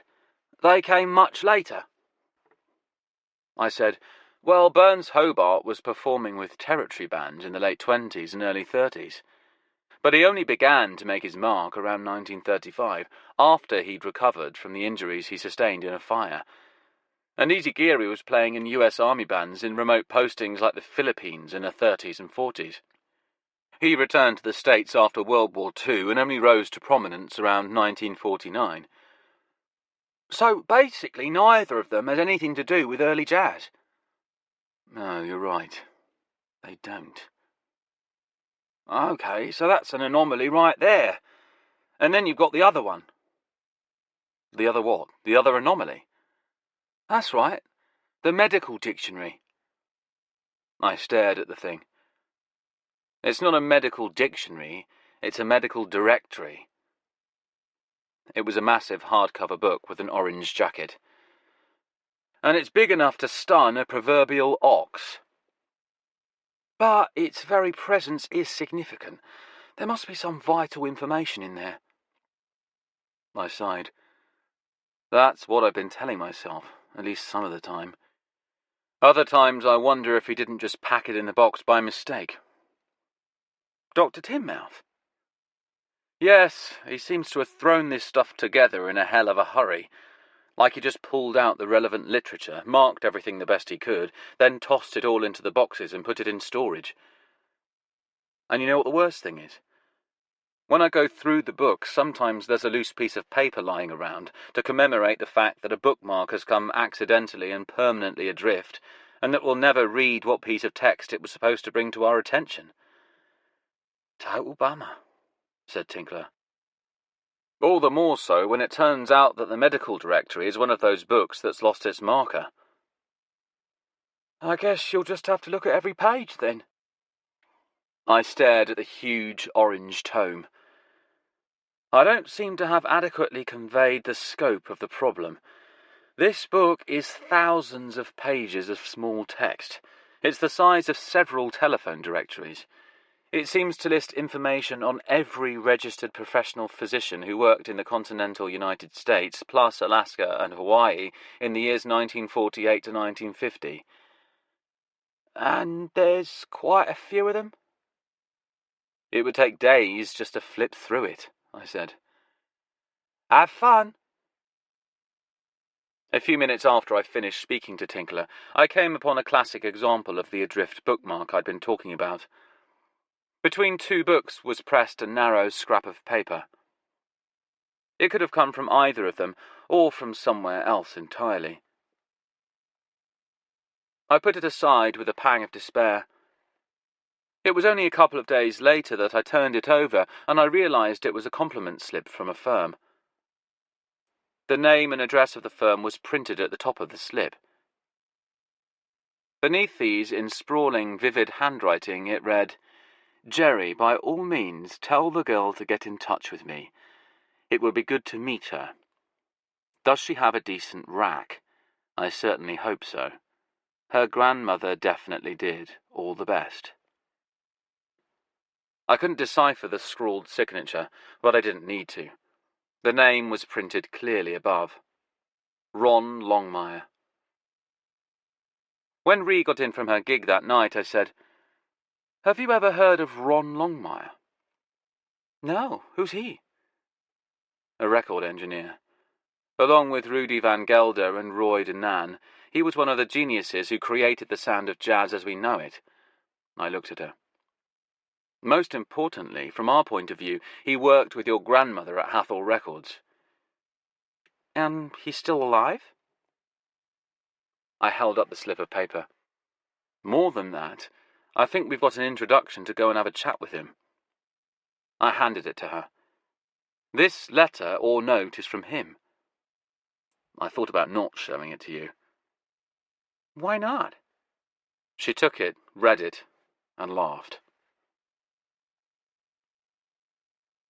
We phoned Ron Longmire and made an appointment to see him the following day. His house in Woodland Hills was a Frank Lloyd Wright-inspired stack of redwood and glass boxes, arranged on a slope of the hill with a breathtaking view of the dirty brown haze hovering over the San Fernando Valley. As we pulled up outside, Ree was singing quietly to herself. The tune was familiar to me, and after a moment I was able to identify it. Grandma's Hands by Bill Withers. Except Ree was singing Grandma's Rack. I didn't hear any other words, but I didn't necessarily feel this boded well. She switched off the engine and we got out. Ree broke off singing when she saw the car parked outside the house. Holy shit, she said. It was a streamlined silver 1960s creation, its powerful curves built low to the ground. Ree went over and touched its gleaming surface. "A Shelby Cobra," she said. "The 427. From 1966. Careful with the paintwork." We turned to see a sun-tanned, hawk-faced man with silver hair cropped short in military style. He was dressed in a safari shirt and khaki shorts. He was of medium height but barrel-chested, and his bustling vigour made him seem bigger than he really was. He trotted down the steps and shook hands with us. "Ron Longmire. Call me Ron. I guess the first thing you'll want to see is my recording studio. Everybody does." The studio was located in the basement of the house, or rather the lowest of the stacked boxes. We descended to it down a stone staircase in the side of the hill and entered through a small door at one end. It was warm and calm inside and very quiet. The most surprising thing about it was that it wasn't a single big open room. Instead, only half of the studio was open space, while the rest consisted of sudden cubbyholes and corners and arbitrary spaces that reminded me of a hedge maze. "Each of these areas has its own acoustic properties," said Ron. "If we wanted to reduce the sound level for a given instrument, we'd simply choose the right place to put it." "Why not just lower the level on the mixing desk in the control room?" said Ree. "Purity of sound," I said. Ron grinned. "Plus, we didn't have a mixing desk in those days." On the floor was a vast Persian carpet with an elaborate abstract pattern. Ree was staring at it. "I love this carpet," she said. Ron shot her a searching glance. "Do you?" "Yeah, it's just my thing." "Well, isn't that interesting? It was just your grandma's thing, too." He looked at her and smiled. "In fact, she chose it." "You're kidding." "Nope. She had it put in without me knowing about it. A surprise gift, to celebrate the end of recording of Easy Come, Easy Go. We all knew it would be the last Hathor album, and we felt it was kind of a special occasion. So she got this for me." He stared down fondly at the carpet. "She even got rid of the old one for me, an orange monstrosity of a carpet, all stained with beer and cigarette burns and puke." He smiled at us. "Speaking of beer..." We tramped back up the stairs to the living room of the house, where a highly polished baby grand piano crouched gleaming. We walked past it into the kitchen, where we sat at the breakfast counter, blinking in the sunlight as Ron poured us Mexican beer from chilled brown bottles. There were pictures everywhere of Ron with a sprightly, platinum-haired woman. "Is that your wife?" said Ree. Ron nodded solemnly. "That's Ladybird," he said. "She's gone." "Oh, I'm sorry." He grinned, his face crinkling.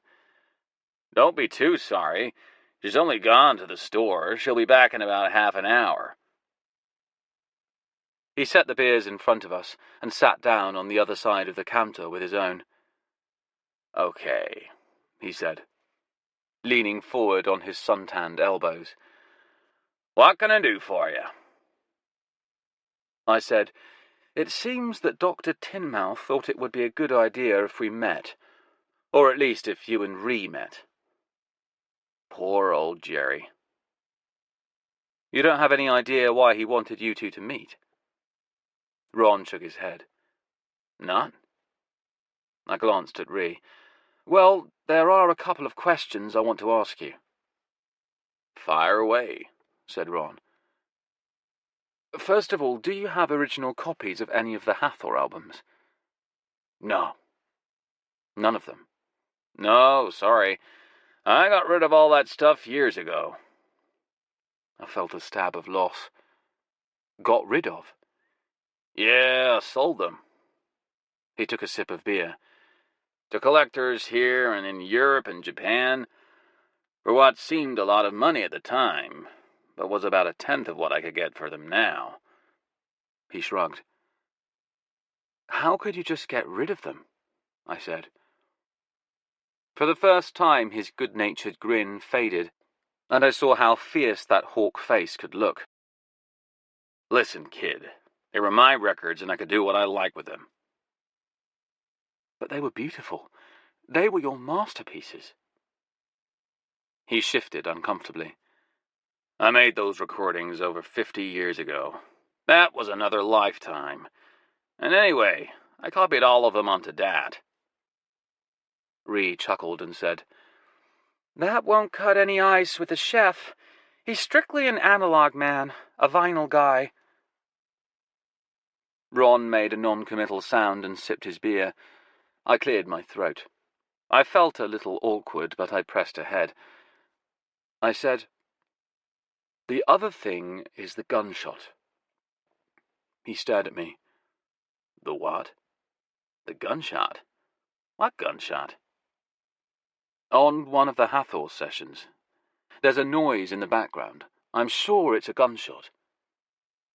Ron laughed, a dry, rasping laugh, and took another hearty sip of his beer. He set the glass down and looked at me. "Listen, kid, I think I'd remember if somebody fired a gun on one of my recording dates." "But it wasn't your date. It was Easy Come, Easy Go. That was engineered by Danny DePriest, wasn't it?" His face clouded over. "Danny DePriest? That kid was a genius. I'd let him do that record on his own. It was going to be the last album from the label, and I wanted him to get the full credit for it, to launch his career, which I guess it did." He shook his head. "He was a hell of an engineer." "What happened to him?" said Ree. He looked at her bleakly. "Somebody killed him in Seattle in 1967. "Killed him?" "Slipped him a Mickey Finn. He was in a bar and somebody spiked his drink with some narcotic and killed him." He shrugged. "Hell, I don't know. I can't prove it was murder. Maybe he put the dope in his own drink. Maybe it was a drug thing. I just don't know. All I know is that kid had a hell of a talent as an engineer, as a producer, as an arranger. What a waste." He shook his head. "But you've got the master tapes for that session," I said. "The ones Danny did for you." He looked at me like a man coming out of a reverie, coming back from Seattle in 1967. "Of course." "Would it be possible to listen to them?" "I don't see why not." He grinned at me. "And check for a gunshot?" "That's right." "Sure, kid. We'll put paid to this little fantasy of yours." He rose from his chair. "Which track?" "The last track, side 2. Ree's grandmother sings on it, running from a spell." He sat back down again, suddenly looking tired. "Sorry, kid. Forget it." I had been half expecting this, but the disappointment was still woundingly sharp. I said, "Why?" "Because the master tape for that track doesn't exist anymore." I'd heard that, but I was sure you must have a copy somewhere. He shook his head. "Not me, not anybody." Ree was staring at us. She was smiling a quizzical half-smile. "What happened to it?" I said. "Nobody knows." He abruptly picked up his beer and drained it, then set the glass aside with an air of finality. "Well, you can forget about your mystery gunshot. I've got the DAT from the vinyl, but that will be 3rd generation. And anything less than 1st generation, and we're pissing into the wind." "Are you sure?" said Ree. Longmire and I both nodded the same decisive nod. We looked at each other. He turned to Ree and said, "There's no way we can draw any real conclusion without the master tape." He picked up his empty glass and got up and put it in the sink, shaking his head. "And I have no idea where the hell it is." "I've got it," said Ree. Chapter 25. A Little Dead. We both looked at her. "You've got it," I said. "I knew it." Ron smacked his fist into the palm of his hand triumphantly. "I knew it had to be somewhere." He'd certainly changed his tune. I looked at Ree. "We're talking about the original 1955 master tape, from the session itself." She nodded. "My grandmother kept it, and luckily she didn't keep it in the attic." Ron glanced up quizzically, and we explained the great honey calamity. He nodded smugly and said, "You fuck with Mother Nature at your considerable peril. But our problem isn't going to be that the tape's too sticky. It's going to be that it's not sticky enough. Where is it?" "At my house," said Ree. She looked at me. "We could go get it now." "Yes," I said. I stood up. My heart was beating hard in my chest. Ree stood up too. "We'll go now and get it, and we'll bring it right back, and you can play it for us." Ron shook his head. "I'm afraid it's not going to be that simple." "What do you mean?" He shrugged and said, "What do you expect? We're talking about a tape that's over half a century old. We can't just play it." "Why not?" He sighed. "The tape is made up of three things. There's the iron oxide particles, which record the sound, right? And then there's the carrier, which is made of a kind of plastic. In those days, it was mostly acetate, which was a bitch because it gets brittle and stretches. But we use an early polyester compound."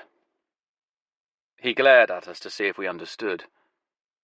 "And what's the third thing?" said Ree. I said, "The glue that holds them together." Ron grinned and nodded. "That's right, kid. And it's the glue that's our problem." He nodded at Ree. "By now, the stuff on your grandma's tape will have let go." I said, "That's what you meant about it not being sticky enough." He grinned toothily. "Correct. If we tried to play it now, the iron oxide particles would just come off it. They'd shed in a miniature grey blizzard, and you'd have a blank strip of polyester and a pile of iron oxide." He chuckled. "And then the only thing you could do is get some glue and a microscope and try to put all the oxide molecules back in the right place. And to do that, you'd have to be God's smarter older brother."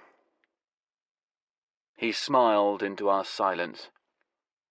"So, we can't play my grandmother's tape?" said Ree. "Oh, hell," said Ron cheerfully. "Of course we can. But first, we have to reactivate the glue on it." "We can do that?" "Oh, yeah, sure." He beamed at us. "You just take the tape and bake it." "Bake it?" He nodded.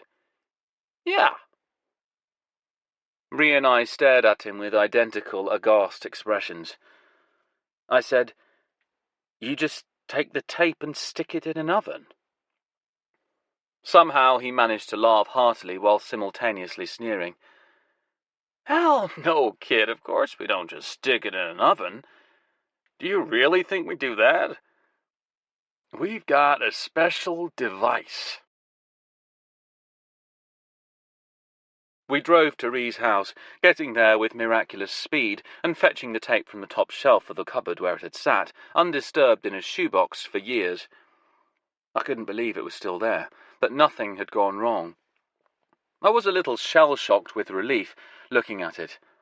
Then we set off back and sat in traffic for 2 hours, with me holding the box gingerly in my lap.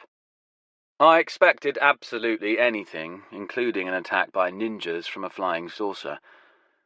But nothing happened, except the traffic crawled. When we finally got to the Longmire house, Ron was standing on the drive, putting an industrial vacuum cleaner back into the garage. He paused when he saw us. He was now dressed in white tennis shorts, a lime green polo shirt, and navy blue blazer. He looked the picture of health, like a man luxuriating after a workout. "Welcome back," he said. "You look like you've been busy." "What you said got me thinking. If somebody fired a gun in my studio, then there'd be a bullet hole somewhere. So I went down there with a strong light source and inspected every inch of the place. Every wall. The entire ceiling." He nodded at the vacuum cleaner. "Even the floor." "I rolled up the carpet, had to vacuum the whole place first and wear a mask. You don't want to breathe in any dust at my age. At any age, really. Anyhow, it was quite a project. Pretty good exercise, though. Where was I? Oh, I even rolled up the carpet and examined the floor. You know what I found?" He looked at us expectantly. "A bullet hole?" I said, without much hope. "Nothing?" said Ree. "Nothing." Ron snapped his fingers. "That's right. No bullet hole nowhere." He looked at me. "You almost had me going, kid. I was actually thinking somebody might have fired a gun during one of my sessions." I said, "I still think somebody did." "Okay, kid, so what happened to the bullet?" "It left the studio inside somebody." He looked at me. "Inside some body?" I nodded at the vacuum cleaner. "When did you say you got the new carpet? Right after that session?" "That's right." I glanced at Ree. "I think that's how they got rid of the evidence." "Evidence?" said Ron. "Yes." "And who would they be?" "Rita May and Easy Geary and whoever else was on that session." Ron's eyes became distant for a moment as he considered something. "Including Danny DePriest." His gaze sharpened again, and he gave me a hard, predatory stare. "So what are you saying? That they got rid of my old orange monstrosity of a carpet because it was covered with blood?" "That, plus it had a body rolled up in it." "A what?" he said. He stared at me for a moment, and then he pounded his thigh and started to laugh. "A body rolled up in a carpet? Is that what you think?" He punched me on the arm good-naturedly. He had a considerable punch for a man of his age. I resisted the urge to rub the sore spot. "I'll say this for you, kid. You've got a vivid imagination. So vivid you had me going for a while. But anyhow, one good thing came of it." He beckoned to Ree, looking hungrily at the box she was carrying. "Come on into the kitchen. We've got us a tape to bake." He led us through the big living room with its baby grand. Nodding at the piano, he said, "Who needs recordings? These days, if I want some music, I just get Ladybird to play me something." In the kitchen, there was a domestic appliance standing on the counter. It was a shiny, squat white cylinder. At first glance, I thought it was some kind of salad spinner, but it had a power cable running to it. Ron looked at it proudly, then looked at us. I went over and examined the apparatus. I said, "The Smoky Snack Chef 500. He nodded happily. "Yeah."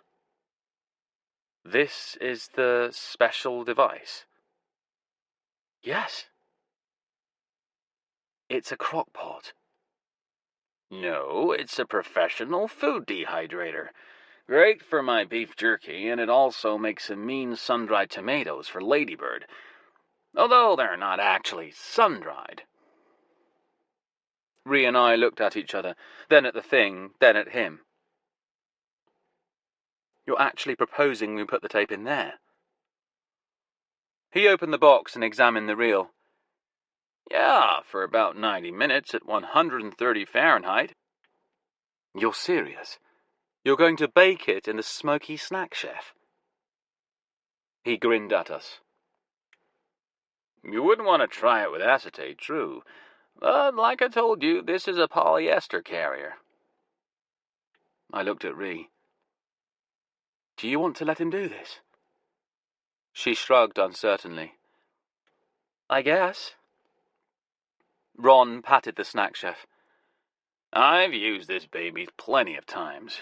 It works great for restoring tapes, and it so happens it's also great for making food. Just don't do them at the same time. While the tape baked, we sat in the living room and listened to Ladybird play the piano. She was a small, spry, chubby woman with striking platinum hair. Don't mind Ron, she told us. His bark is worse than his bite. She proved to be a good musician, thankfully. After a while, Ree began to sing along with her, and the two of them performed so well together that at several points I almost forgot to worry about the priceless audio tape being slowly cooked next door in a branded kitchen appliance. And after it was baked, it had to cool, of course. Then finally, we got to play it. Ron had a listening system consisting of a classic Revox tape deck, vintage solid-state quad amps, and some superb BBC LS3 5A speakers.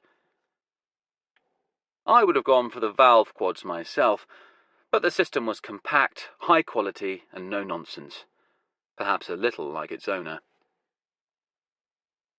The loudspeakers were small but reproduced vocals beautifully, and Rita Mae Pellini's voice made their hairs stand on the back of my neck. Ree stared intently into the soundstage, as though trying to see back into 1955. Then it came. The gunshot.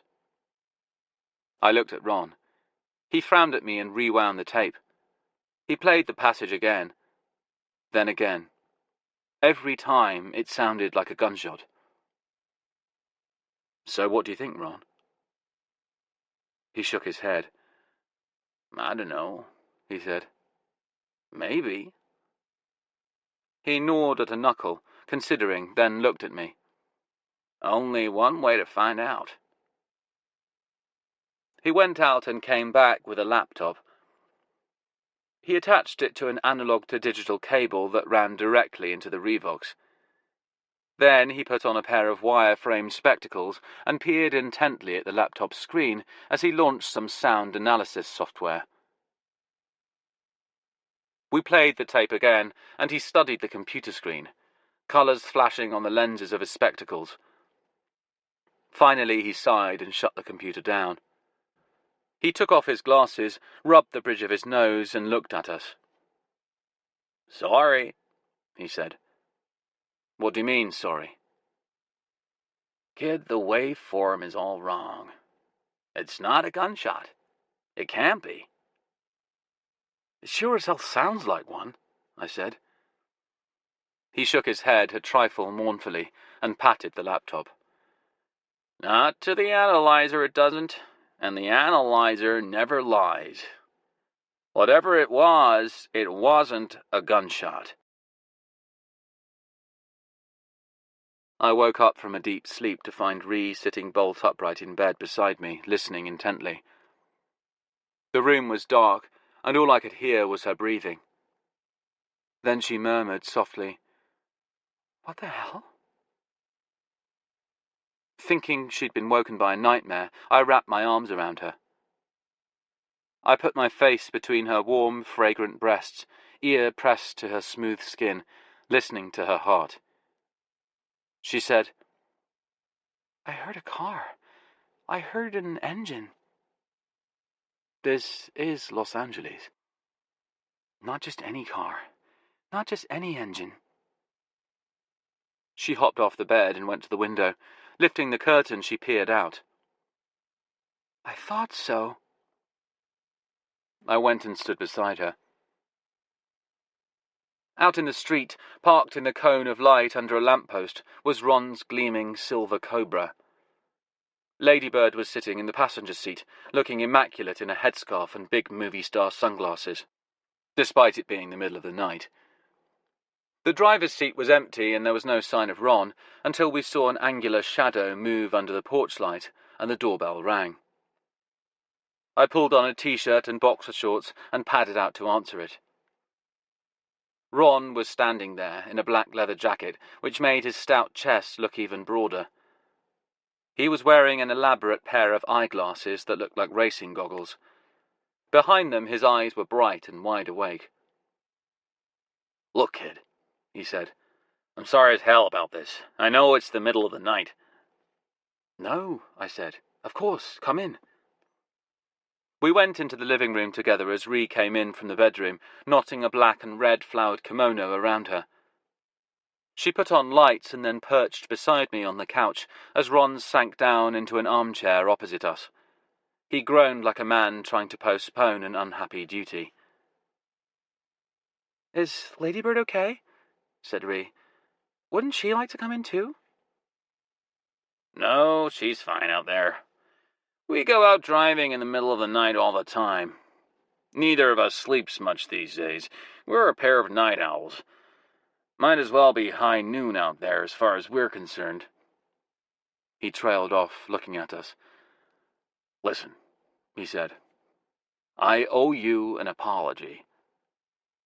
"How so?" He unzipped his jacket about half an inch, as though that was as far as he'd allow himself to relax.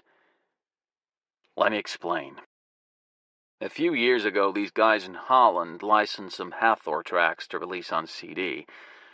They had access to our tapes, all the original elements. But when the CD came out, it sounded like crap. No one could figure out why." I said, "It's a CD, that's why." Ree gave a muffled snort of amusement.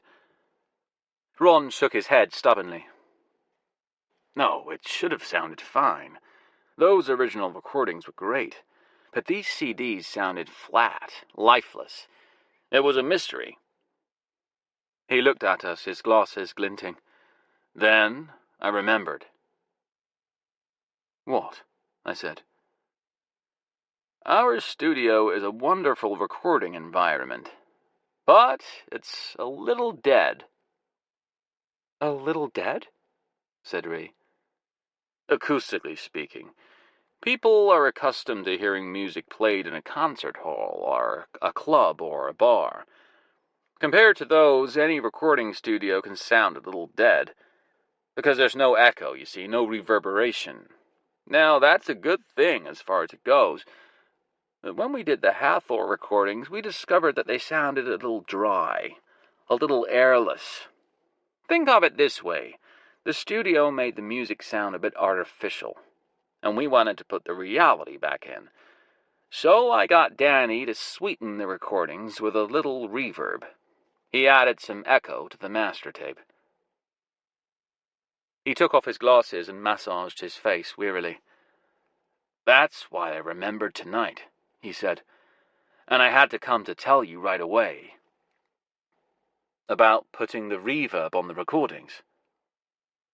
"About not putting it on." He stared at me. I suddenly thought to myself, what if Danny put the reverb on everything on that tape but not on the gunshot? He could have done it.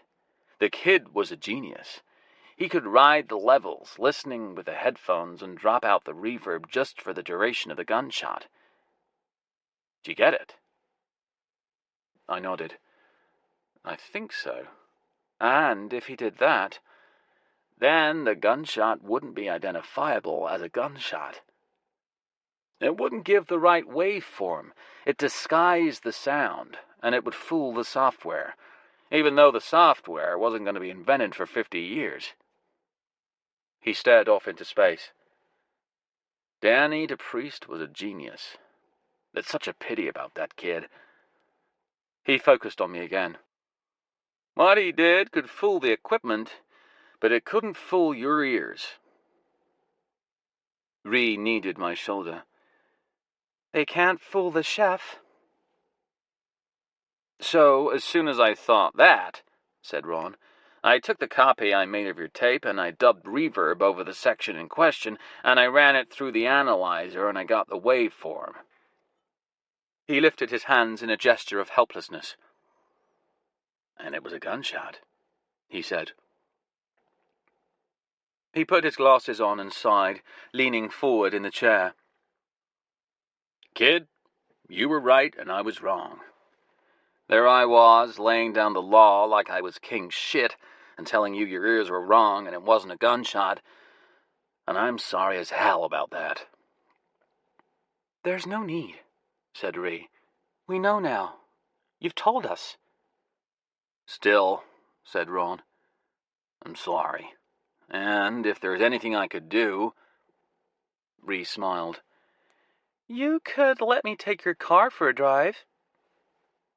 Okay, well, let me wrap my head around that notion. In the meantime, me and Ladybird wanted you to have this. She reminded me that we had it. He unzipped his jacket and took out an LP. It was the Manny album, Hathor HL011. It was framed like a picture, in glass and black metal. As he spoke, Ron unclipped the back of the frame and took the LP out. I thought you'd got rid of all of them, I said. We did. We only kept this one because Ladybird liked the cover. He separated the album from the frame and handed it to me. Is it just the cover? Said Ree. No, I said, examining it. It's still got the record in it. Ron shrugged, grinning at us. What the hell would be the point of keeping the cover and throwing out the record? Anyway, you can have it. Have it? I said. You're giving it to us. He inclined his head. It's the least I can do. We can pay you for it, said Ree. No. Just get a full-color photocopy of the cover for us sometime. Or a scan, or whatever the hell you kids call it, and we'll put that in the frame.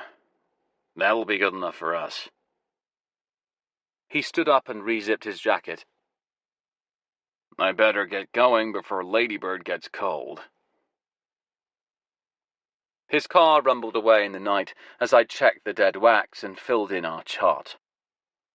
EA, 2 dashes, EG, 2 dashes, YIST, 2 dashes, FA, 2 dashes, EROF, then 4 dashes, finishing with BY. Chapter 26. Hollywood. Okay, so we know it's a gunshot, said Tinkler. What does that tell us? Surprisingly little. Well, do we know who was playing at the session? The instrumentation is very sparse on that track. Talk like a human being. It's just a small band, piano, bass and drums, plus Rita May singing, of course. So, let me see, murmured Tinkler. That's 4 plus whoever was in the control room. Which was Danny DePriest, but he was also playing bass on this track. So it was Easy Geary on piano, this DePriest guy on bass, Rita May on vocals, and the drummer was Moses Gunther. He only died a few weeks ago. Is that suspicious? Him suddenly dying, I mean? Not too suspicious, considering he was over 100. Wow, said Tinkler. Yes, Ree said the old boy and her grandmother used to see each other occasionally. Not often, but when they did get together, they always seemed very chummy. Is that what she said? Chummy? What she actually said is that they were thick as thieves. On the other side of the world, Tinkler made a thoughtful noise. Which would make sense if they share the secret. That's exactly what I think. So anyway, that's 4 all told, people at the session. Yes, and unfortunately they're all dead. Which is really spooky, said Tinkler. No, it's not. Moses was over 100, and Ree's granny was 80-something when she pegged it. Okay, so 4 people. Shouldn't be hard to figure out who shot who, or is it whom? I said, I think it was someone who wasn't there at all. You're not making any sense. All that sex and California sunshine is rotting your brain. California smog? What do you mean, someone who was not there? I mean, not officially. Jerry told me there was this goon who was putting the frighteners on Hathor. Goon? Frighteners? This really isn't you. Maybe we should talk about hi-fi instead. It was this guy called Ox, a brutal ex-cop. Is there any other kind? Said Tinkler. He was putting the frighteners on everyone who worked for Hathor. You just had to say frighteners again, didn't you? But that's all I've been able to surmise. What about your other clue? Said Tinkler. I mean, 12 boxes of clues. I sighed and decided to lie down on the couch and give up any pretense of working. I had the phone in one hand and a cup of coffee in the other. I haven't got any further than last time we spoke. I glanced at the photos on the wall. It's all about Burns, Hobart and Easy Geary. But I have no idea what it is. Let's think about this rationally. I'm willing to try anything. Now, what is the common factor between them? They both got screwed by the music business, but then so did virtually every other jazz artist, especially if his skin tone didn't happen to be whiter than white. Focus. Hobart and Geary. What specifically happened to them? I forced myself to think. Burns Hobart was operating one of the best swing bands of all time. It was right up there with Lunsford and Ellington. And like Ellington, he was also writing for his band. He was coming up with great dance hits and popular songs. But to get his music onto the radio, he had to sign a slave contract with AMI, American Music Industries, which was run by the Davenport cousins. The creepy cousins? Correct. Boy and girl cousins? Correct. They took half the money and 2/3 of the credit on everything Burns ever wrote. That's insane. Well, eventually it did drive him insane, or close to it. There's urban legend that he flipped out and killed both the Davenports at their house in Lake Tahoe. Their house? They lived together, the cousins? Yes. In a creepy, we're first cousins, so it's incestuous kind of way? Yes, according to the urban legends. Well, what do we know according to urban non-legends?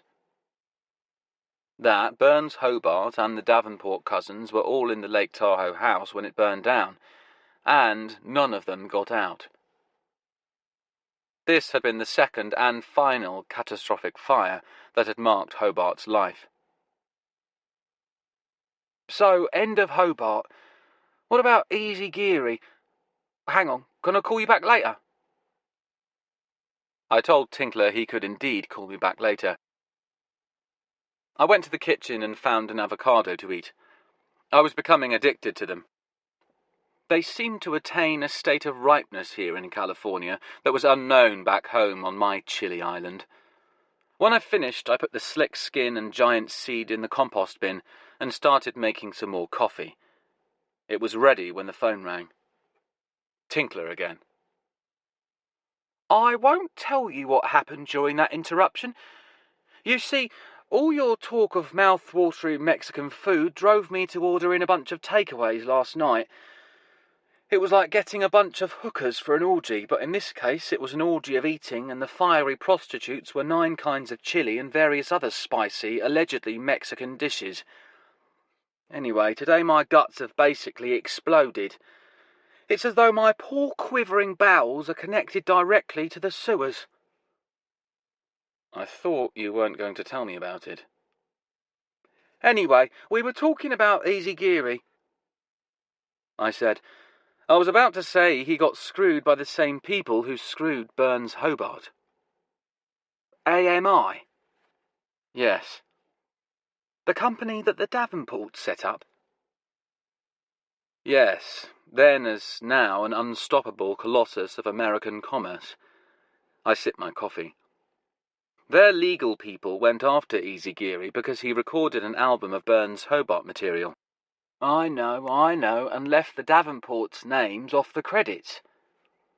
And when their legal people didn't get immediate results, they sent in their illegal people. Meaning your friend Ox? No friend of mine. I set my empty coffee cup aside. I tried to shape the caffeine buzz into an impulse to attack the stack of books sitting in front of me, but the best I could come up with was a strong desire to crawl back into bed. I feel like I'm studying for an exam I can never pass. That's right, think positive. In fact, an exam I'll probably never even take. A little more positive than that. I picked up one of the books I'd gone through yesterday. Let me give you an example. I flipped through it. An entire book and just one word is underlined. One word? I found the page. It's a name, actually. Tell me what it is. I can't. You don't trust me? I stared at it. No, I mean I actually can't. Why not? Because I have no idea how to pronounce it. Here, let me text it to you. I sent him the name Isaguirre. That's a weird one. Listen, let me help you out here. I'll set about doing some research of my own, and I'll find out who it is. I could hear him eagerly typing on his computer. I chuckled. As much as I appreciate your eagerness to sleuth, Sherlock, I already know who it is. Oh. I could hear his disappointment. It's Red Jellaway's real name. His family name. They came from somewhere in Central America. So Professor Jellaway is part of this too? I shook my head. Which is a stupid thing to do when someone can't see you.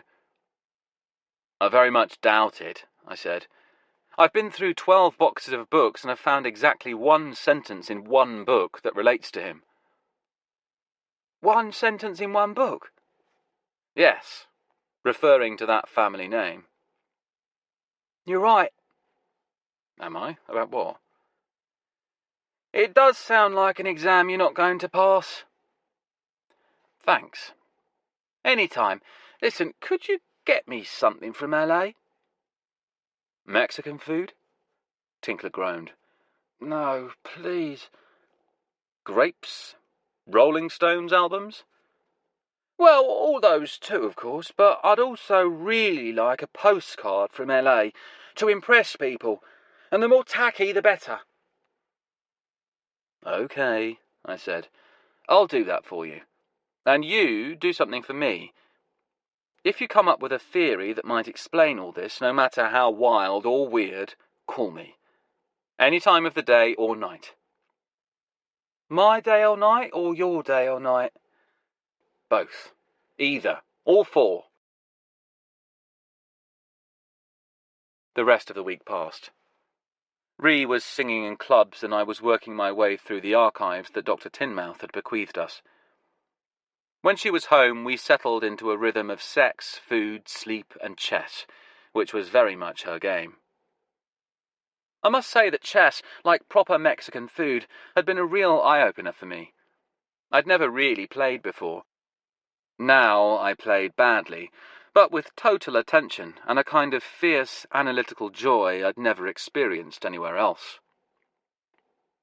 Well, almost never anywhere else. Staring at the board, imagining the moves, I could feel it doing my brain good. Ree consistently creamed me, assassinating my queen from a sudden ambush or checking my king with subtle insurrections. Out of a blue sky, she could turn a game around, and suddenly I'd be demolished in 3 moves, my pieces rolling shamefully as I set them down on the table beside the board. The Fallen. But I was getting better with every game, and I was loving it. Unlike my research project. I was growing to hate the piles of reading matter, the constantly changing but always unwanted invasive presence in Ree's little house.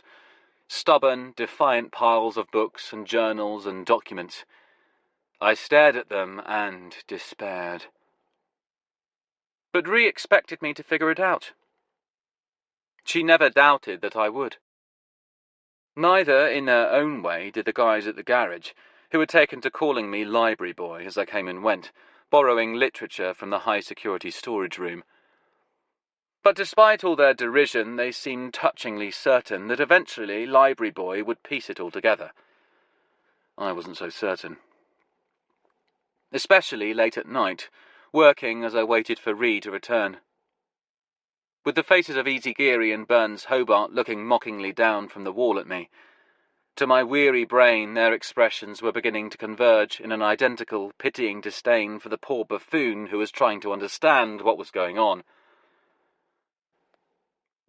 One evening, Ree came home and said, "I've got something for Tinkler." She showed me an assortment of postcards. "You asked for tacky," she said. The postcards were great. Dogs wearing clothes, freaks of the vegetable kingdom, historical photographs of Los Angeles street life with snarky comments. I was particularly taken with a shot of the Hollywood sign done in the most garish Bollywood colours.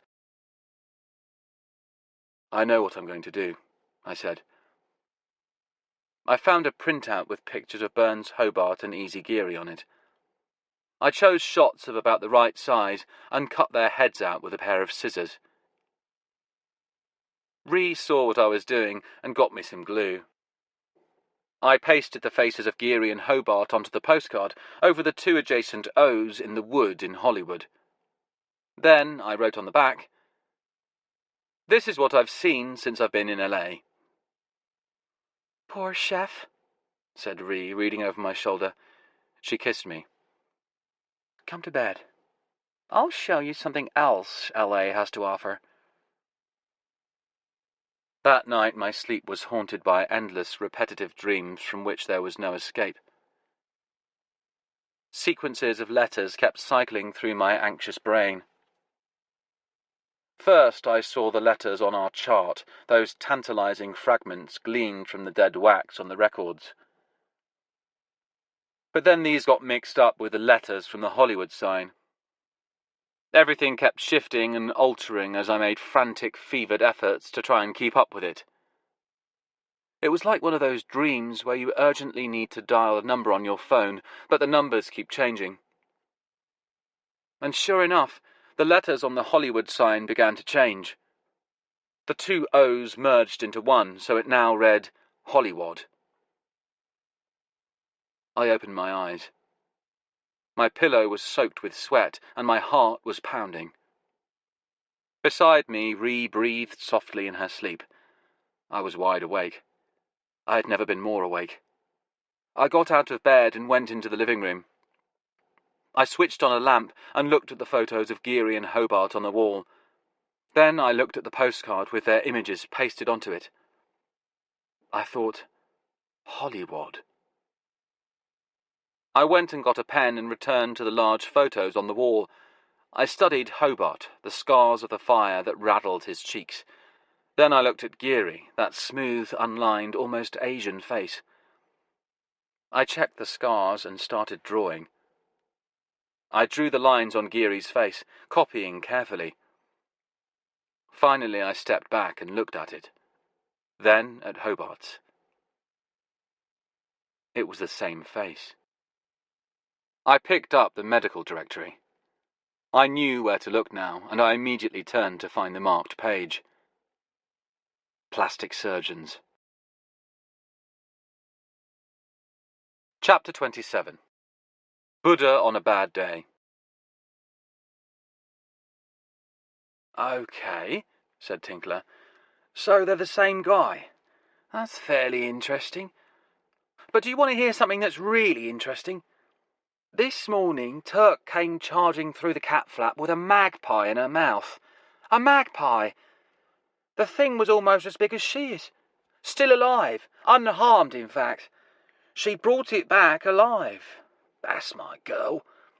She let the magpie go and went and ate some biscuits, so I had to open the windows and chase the bird out, which in all modesty I have to say I did with brilliant success. I said, Tinkler, I don't want to sound disloyal to my cats, but I think this discovery of mine is even more important than Turk bagging a magpie. No, you're right. You're probably right. I guess you're right.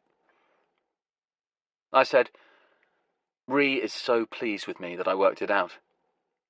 I don't know what the hell good it does her, or anybody, but she's as pleased as punch. Even the guys at the garage are pleased, and they don't know what the hell I found out. But they bought me a bottle of mezcal, you know, with the worm at the bottom. Yes, yuck. And they gave it to me with a note that said, for the bookworm. You know, referencing the worm and everything. So anyway, they're the same guy, said Tinkler. Easy Geary and Burns Hobart. The weirdest thing, I said, is that it makes absolute sense from a musical point of view. Nobody played Hobart's tunes like Easy Geary did. He played that music as if he knew it from the inside, which turns out he did. But Hobart was the king of swing, and Geary was a bebop cat. Hobart was already moving in the direction of bop when he vanished, and he probably would have moved faster and further in that direction if he hadn't needed to stay popular with a mass audience. But to hell with these questions of artistic integrity, said Tinkler. What about the money? Hobart was rich, astonishingly rich for a musician. Thanks to his compositions, he must have owned a huge chunk of AMI, the company that would later become AMI. And it wasn't a huge chunk because Davenport Music was already a big concern before he came along, thanks to stealing half of everything Professor Jellaway ever wrote. Anyway, you're saying that he actually went from being a big-shot millionaire band leader to some unknown little guy who played in little clubs? Yes. And he did it deliberately? He gave up all that? I said, yes, to become a cult genius known only to a few. But it was only a matter of time. That's what he must have figured. That he could rise like a phoenix from the ashes, said Tinkler. Exactly. Start all over again. Because when you're a genius like that, it's only a matter of time before you break through again. In fact, he was already on the rise with a growing reputation and destined for greatness again when he died. So, he just assumed another identity. Hobart became Geary, and he walked away from his band and his music and all the publishing rights and royalties.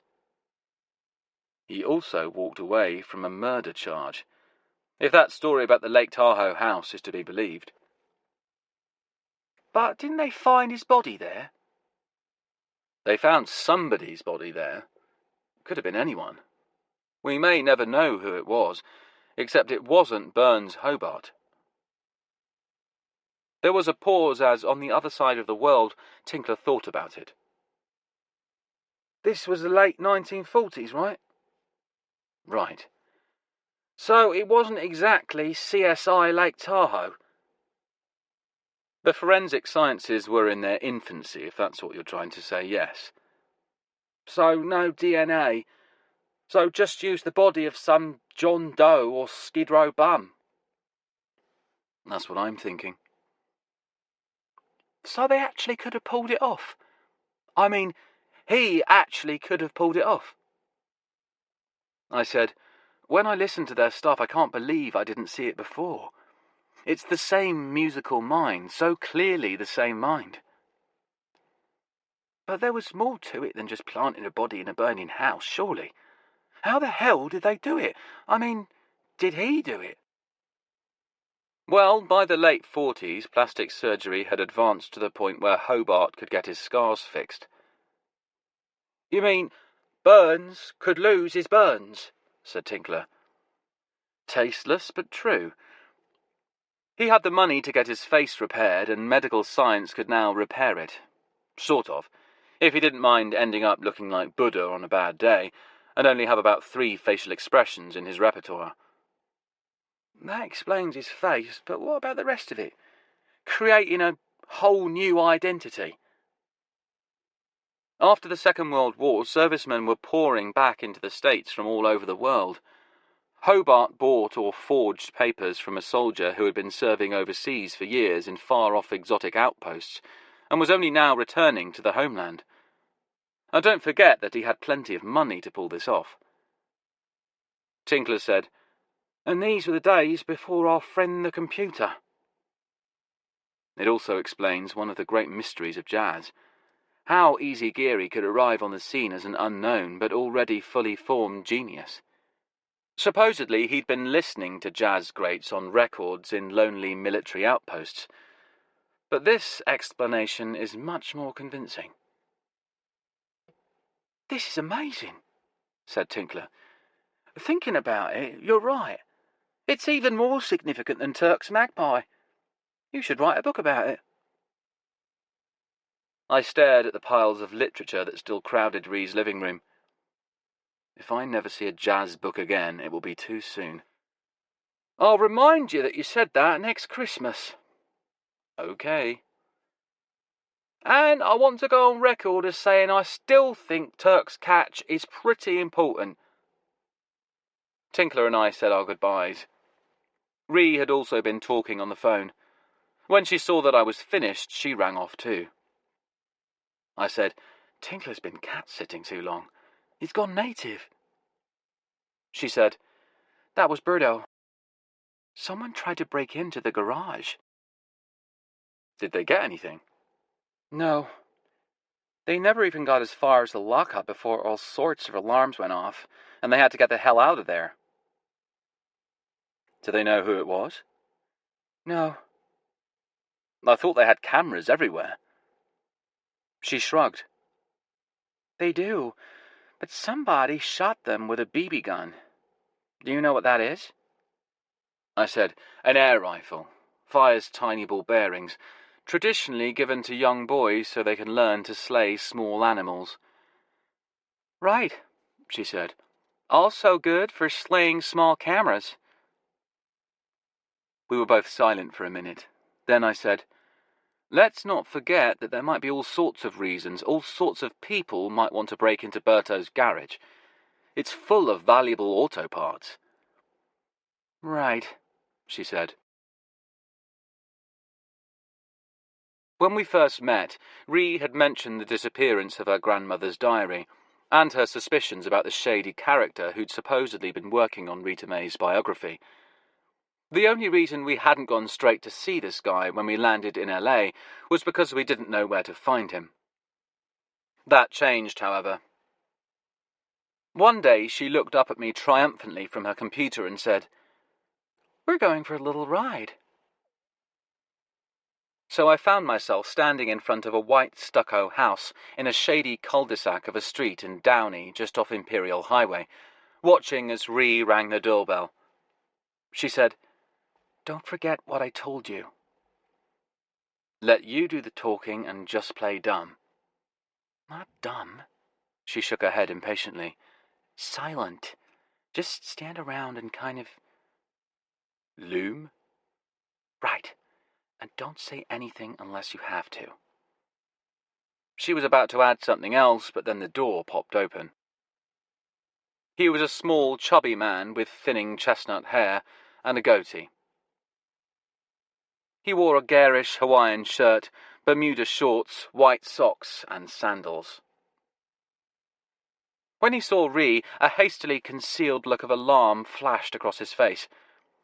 But he quickly composed himself and smiled and said, Ree, I haven't seen you for the longest time. You're a hard man to find.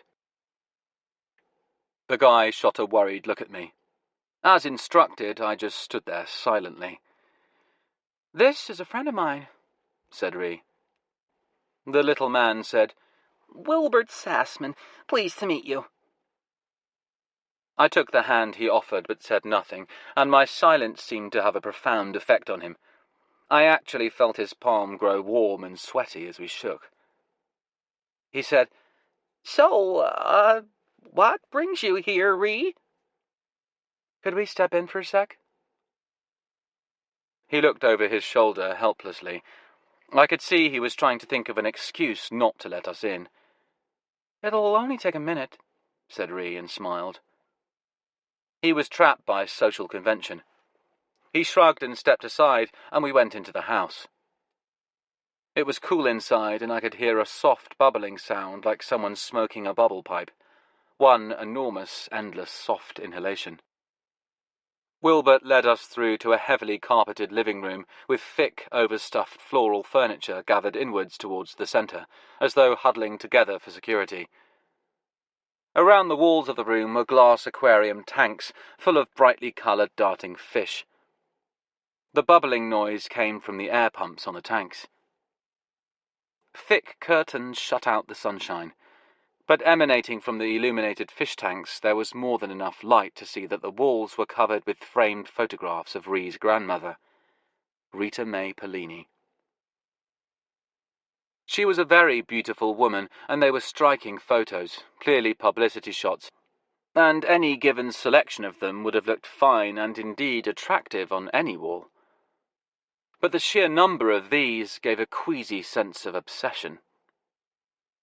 Wilbert gestured for us to sit down. Ree remained standing, and so did I. He settled warily into a big, soft, pale green armchair facing us. Ree moved away from me, so he had to turn his head to look from one of us to the other. He tried to smile and said, I suppose you're wondering how the biography is going. Ree shook her head. No, Wilbert, she said regretfully. We're not wondering that at all. He gave her a sharp look.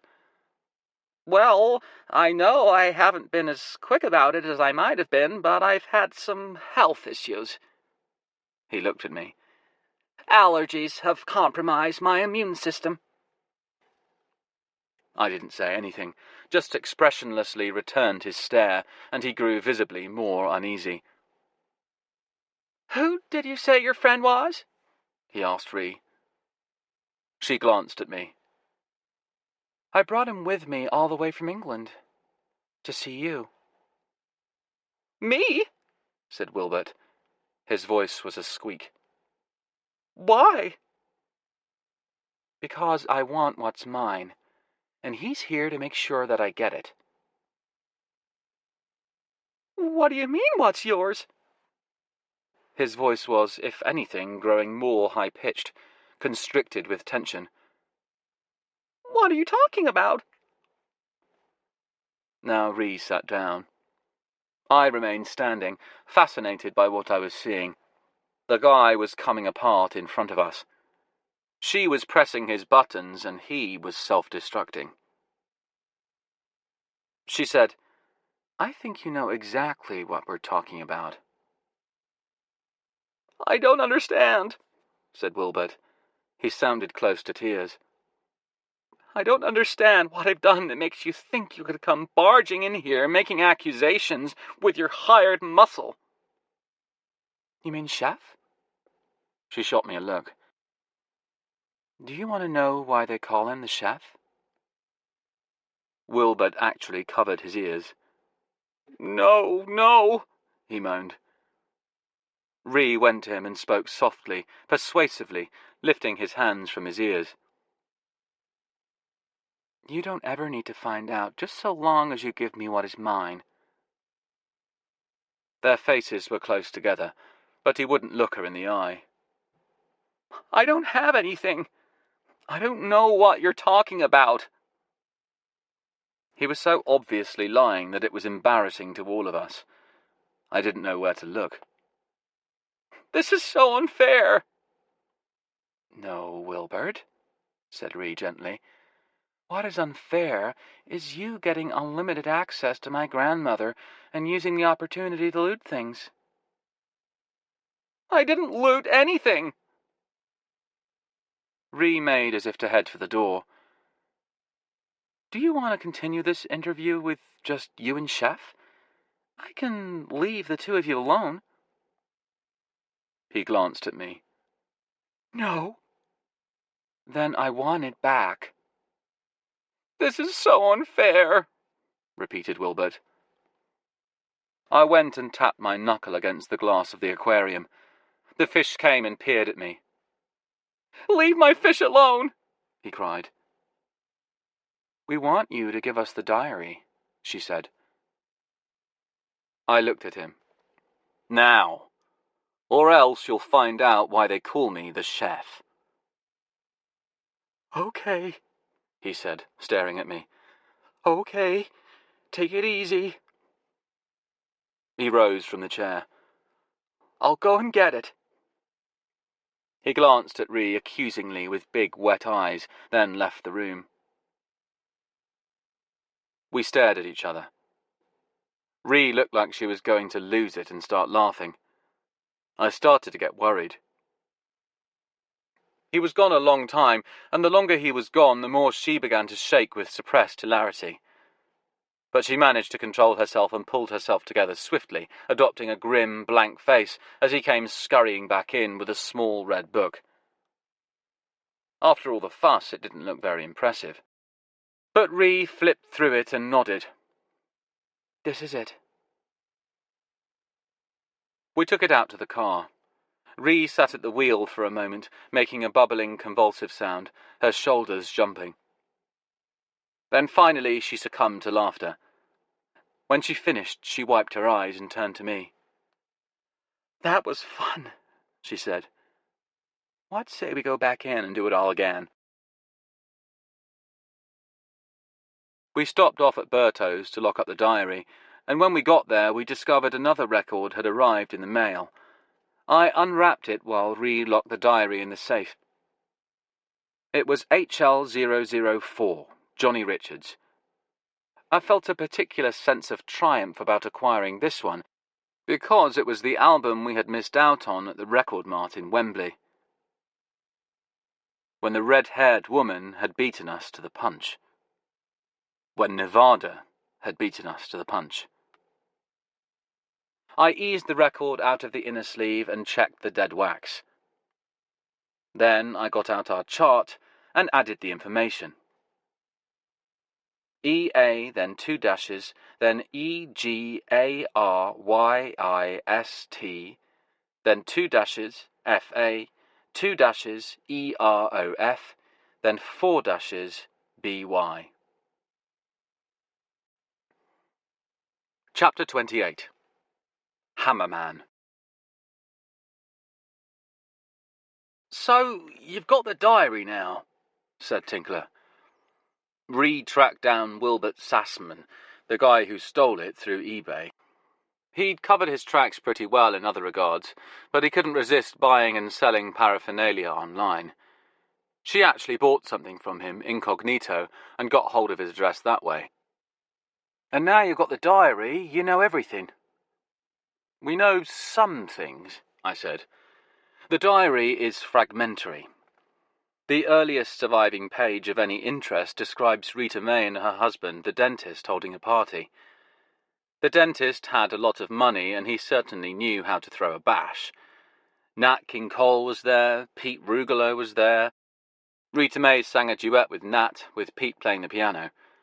Then the dentist calls for silence, and he makes this big, tasteless announcement about how the rabbit died, which is his way of saying he's knocked up his sexy young wife, and she's mortified with embarrassment.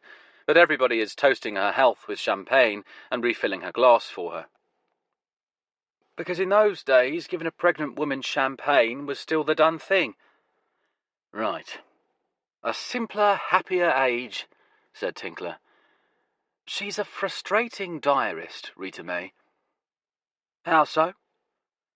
There'll be 2 pages about getting a new hairstyle she saw in a magazine, and then she'll mention a gig with the cream of the West Coast jazz set singing at the Lighthouse and dismiss it in 2 lines.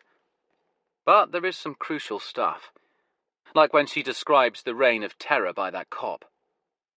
The cop called Ox. That's him. His crusade against jazz musicians, and the more famous the better, is recorded in frightening detail in these pages.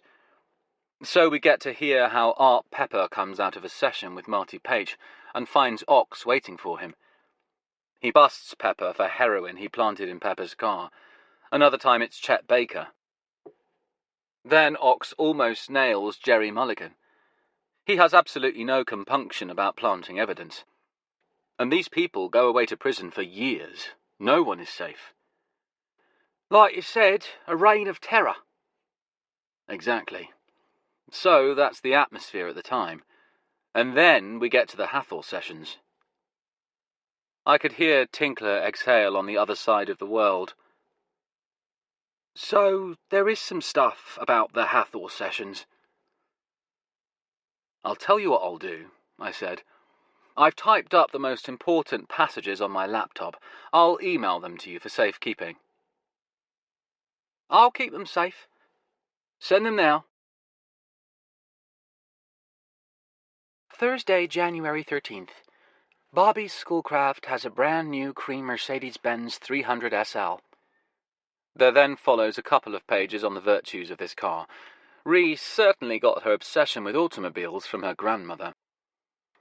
Bobby also has a stunning new girlfriend, Tilly, a colored girl. When I sat down with her, I discovered there were 2 dogs under the table licking my toes.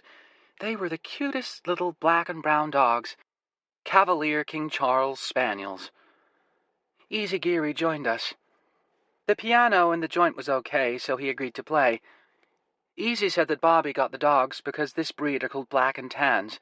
He said, "Get it? It's the world's most obvious Duke Ellington gag." He's pretty amused by Bobby. And then there's a maddening gap that would have covered the entire period we're interested in. The launching of Hathor Records and their first album, and everything else we'd give our eye teeth to know about. But Rita May was a sporadic diarist. In fact, sporadic is a polite word for it. Then she starts writing again. To make sense of what follows, you have to remember that by the 1950s, AMI had become a multi-million-dollar corporation, having built an empire with the money they'd earned from the music of Burns Hobart. Though earned isn't the word I should use. Stolen would be more like it. Anyway, they were now extremely powerful in all sorts of ways. By the time of the next diary entry, the little record company, Hathor, is already reeling from the legal battle with AMI. But they refuse to quit. At one point, Rita May writes, "It's like an elephant stomping on a mouse, and then the mouse gets up and comes back to challenge the elephant again." But by now, Bobby Schoolcraft is almost broke. Rita May is working for him as a secretary, without pay to help. Wednesday, February 16th. A man came into the office just as we were opening up for the day. His aftershave was so strong I couldn't tell if I smelled booze on him or not. I thought I did. He said his name was Oliver Javier, and Mr. Schoolcraft was expecting him.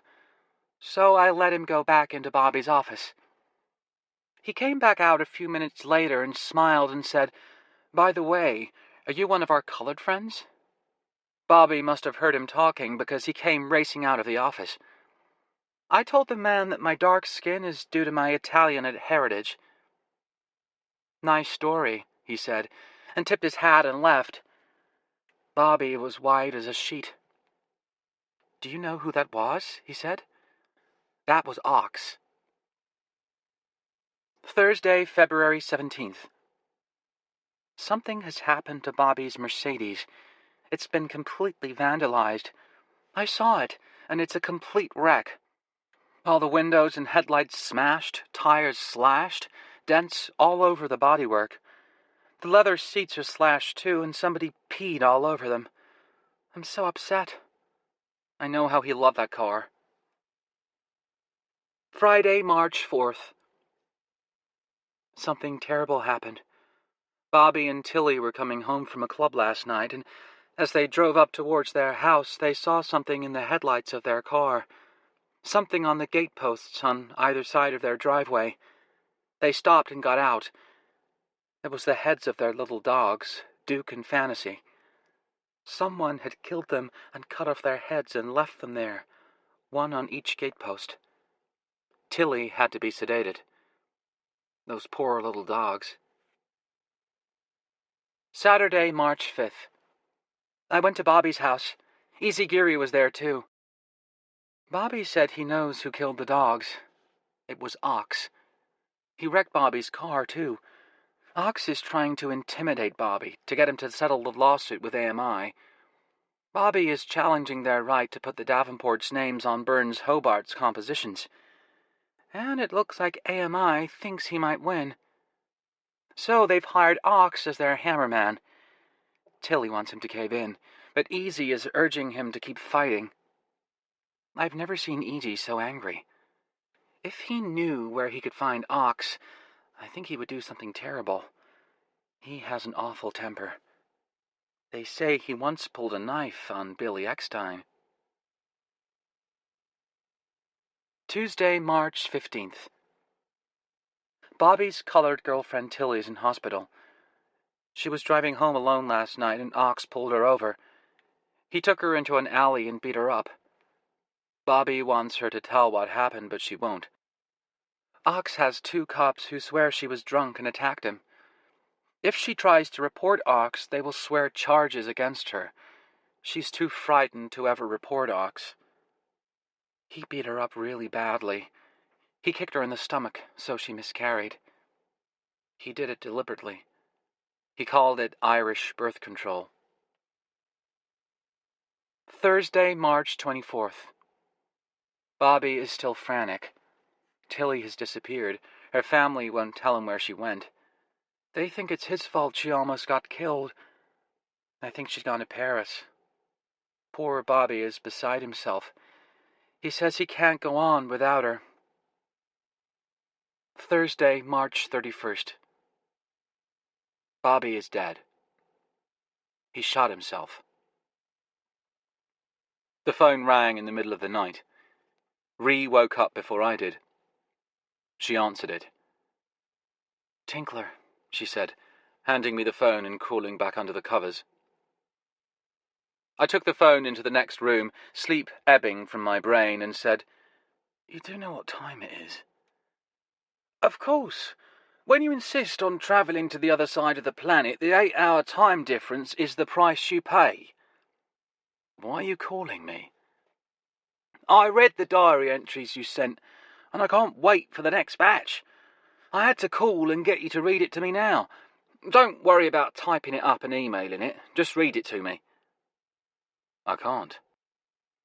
"Look, I'm sorry. I know it's late and I probably woke up and pissed off your sexy new American girlfriend.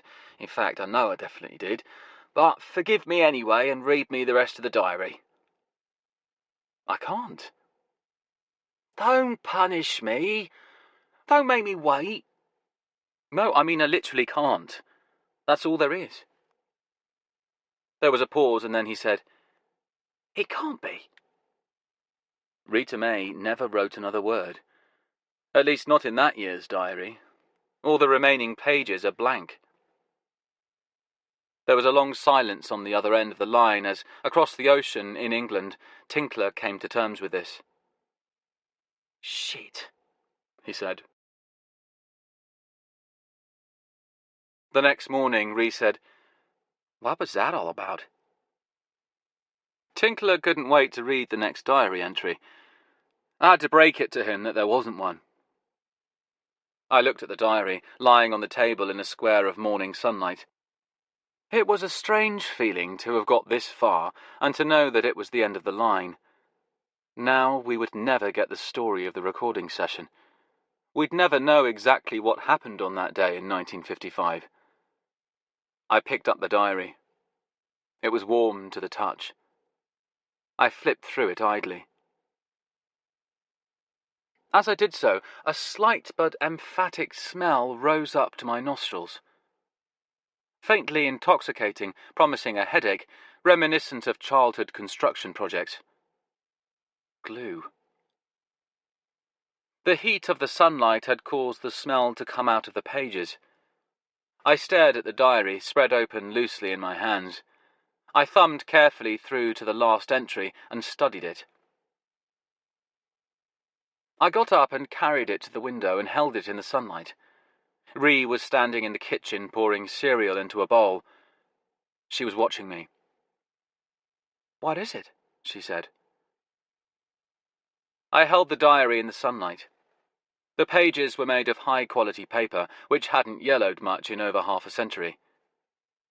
They were ruled with thin blue horizontal lines. There were 2 pages allotted to each day's entry. The date and the day of the week were printed at the top of the left-hand page. The final terse entry only occupied 1 line of the left-hand page. I studied the blank page opposite, trying to see any difference in the colour of the paper. There was none.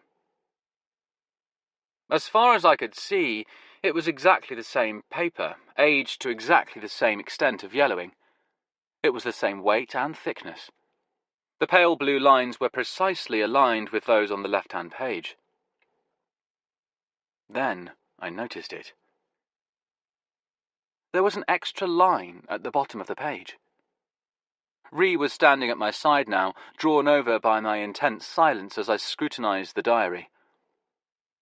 "Look," I said. I put my finger beside the bottom line on the right-hand page. On the page to the left of it there was nothing, just the empty space of the bottom margin. "Maybe it's a printing mistake," said Ree. I flipped through the rest of the diary. The remaining pages were all the same. 1 extra line. If it is, it's a consistent one, I said, pausing with it open at the following day, April the 1st. "Maybe it's an April Fool's Day joke," said Ree. "By the printers." I stared at the date. That was when I spotted something else. I flipped back to the previous day, then back to April the 1st again. I was right. There wasn't any doubt about it.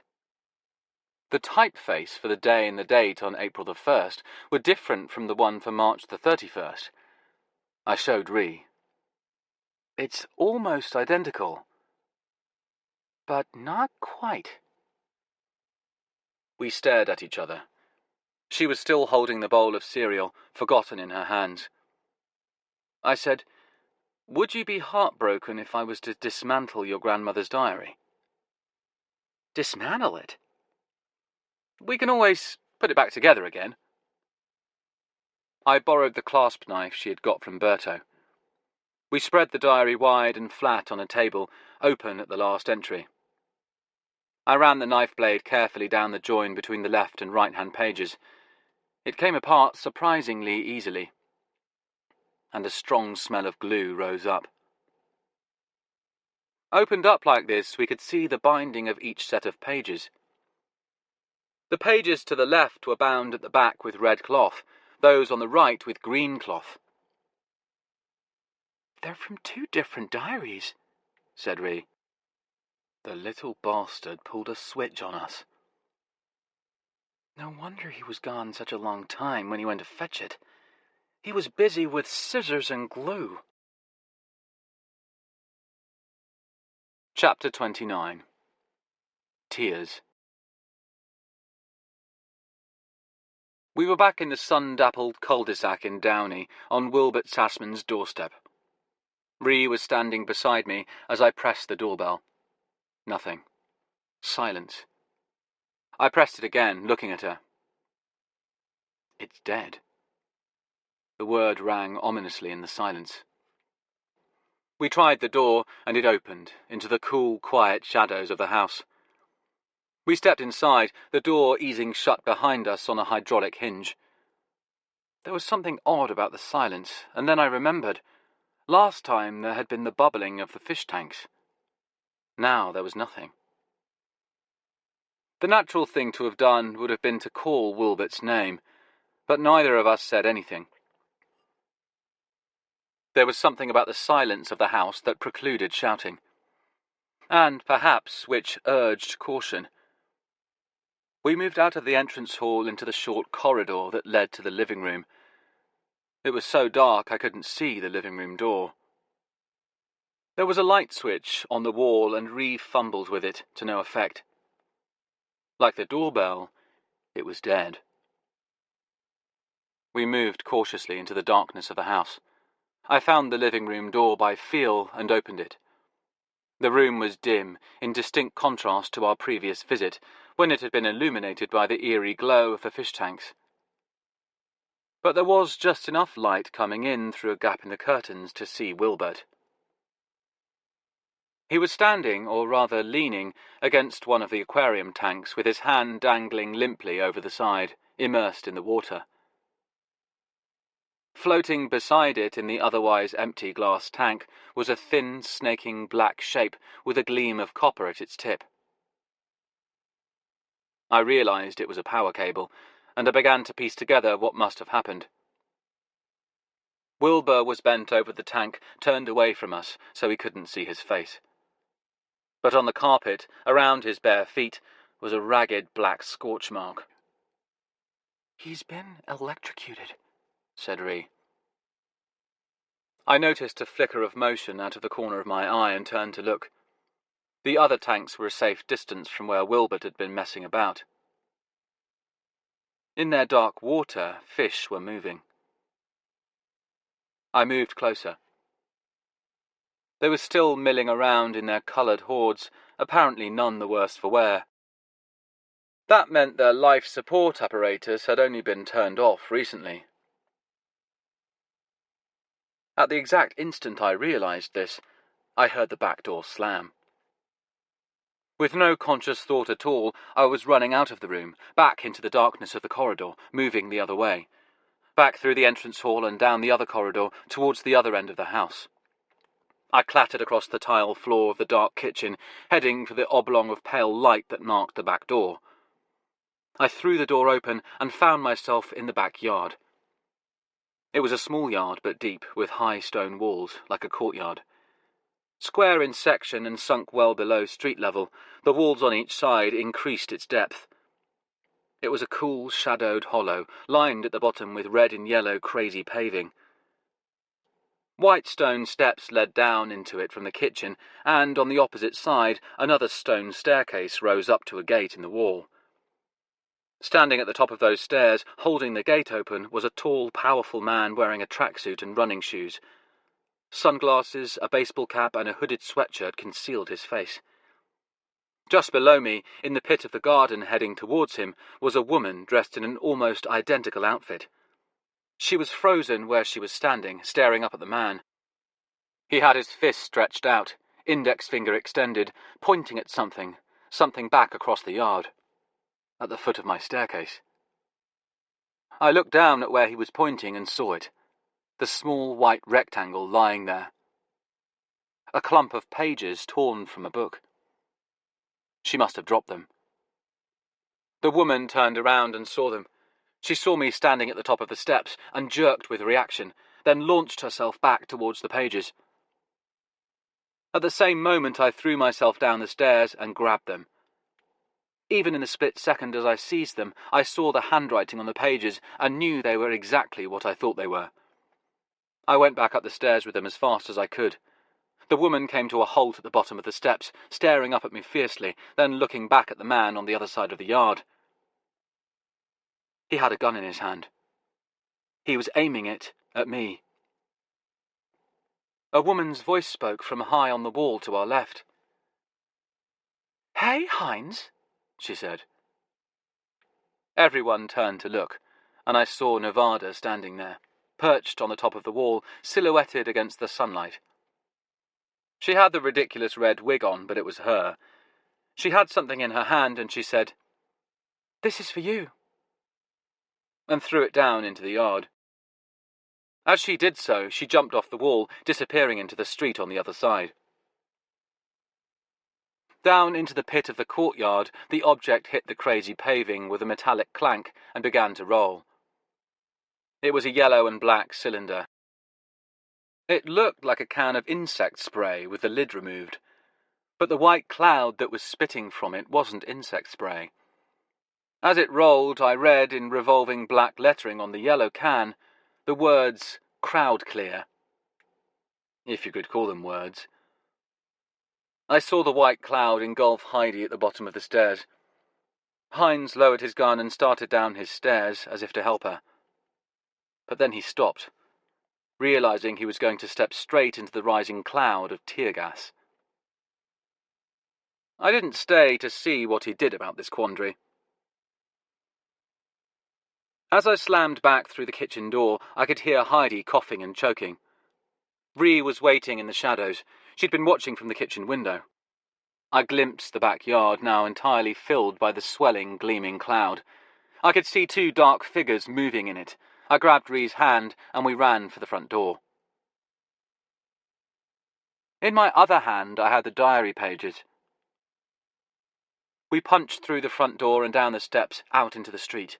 As we unlocked her car, we could hear a gate slam at the back of the house and the sound of violent coughing, approaching fast.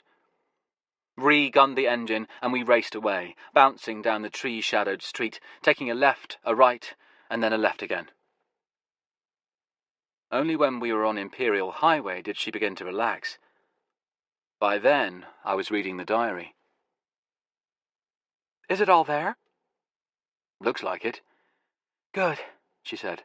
Then, "Was that your girlfriend with the tear gas grenade?" "Ex-girlfriend, Nevada, yes." She glanced at me, her eyes unreadable. "Is she your guardian angel or something?" "Or something," I said. "Well, it's a good thing she turned up when she did. That guy had a gun." I noticed. "And they were the Aryan twins?" "In person." She signalled a turn and began to pull towards the slip road, off the highway. We were still miles from home. "Where are we going?" I said. "To find a phone booth somewhere, one that isn't overlooked by a security camera." "You're going to call the cops?" "And the ASPCA." "What's that?" I said. "They'll look after those poor fish." When we got back to Ree's house, we photographed all the remaining pages of the diary, and then I typed them up and sent them to Tinkler, while Ree glued them into the binding with the first half of the diary. This was what Wilbert hadn't wanted us to read. It was what the Aryan twins had almost snatched from us. Wednesday, April 6th. The last Hathor session today. Easy and Moses and Danny DePriest. And I'm singing on one track. We all want to do it in memory of Bobby. There's no money left, but Ron has given us the studio for free. He and Ladybird have driven up to Santa Barbara for the day. They left the keys for us. They were gone when we got there. Ox must have arrived after they left, or they would have warned us. He was waiting for us. He had a bottle of whiskey with him, and he was drinking out of it. You could smell the booze even over his aftershave. When we pulled up, he came over to us. He had the whiskey in one hand and a gun in the other. He told us to go away. It was all over. Danny DePriest and Moses were scared, and so was I. But Easy Geary just ignored him and made us go into the studio and start recording like everything was normal. And the session went beautifully. Danny DePriest was very professional, setting everything up in the control room and then running out to play on the takes. At lunchtime, we all went out to get some sun, and my stomach sank when I saw that Ox was still there. And he was even drunker. He was waving his gun around, and we all went back inside as quickly as we could. But he saw me, and I had taken my sweater off. I've started to show, and he saw right away that I'm pregnant. He smiled at me and showed me the gun and said, "Irish birth control." I was already shaken up, but Easy was calm, and Danny was still very professional despite it being his first solo session, and we all got on with the recording. When we got to my song, everything was cooking, and we'd forgotten all about Ox. But then I saw someone moving around in the back of the studio. It was him. Ox. He'd come inside. Easy saw him, too. He waited until a moment came when he could drop out. Then he signaled for us to keep playing, and he got up from the piano and went into the back. I was singing, and I didn't see what happened, but I heard a noise, and it frightened me. But I kept singing. and Easy came back and sat down and played his solo. We all finished the song, and it sounded great, and only then did we realize that Easy was bleeding. The sound had been Ox's gun. He had shot Easy. Easy had defended himself with his knife, and afterwards we found Ox lying there. It's funny how calm everyone was. I guess we'd known what had happened, even if we didn't admit to it ourselves while we were finishing the song. We worked out what had to be done. We cleaned the place up.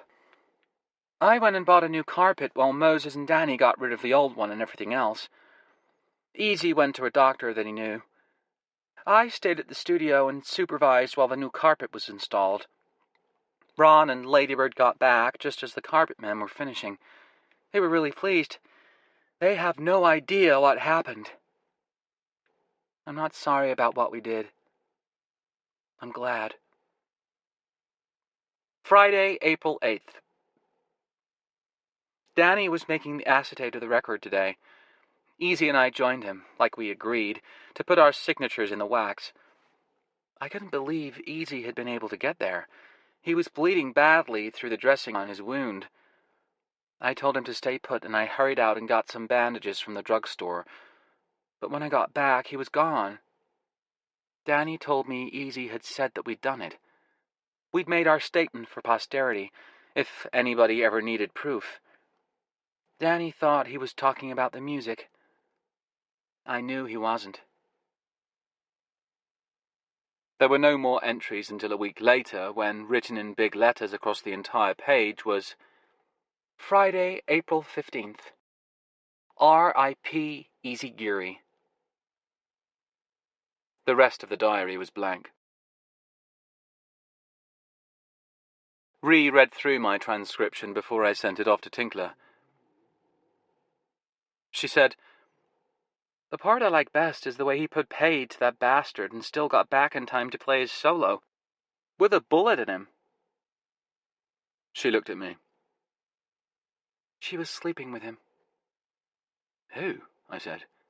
"Your grandmother? With Easy Geary?"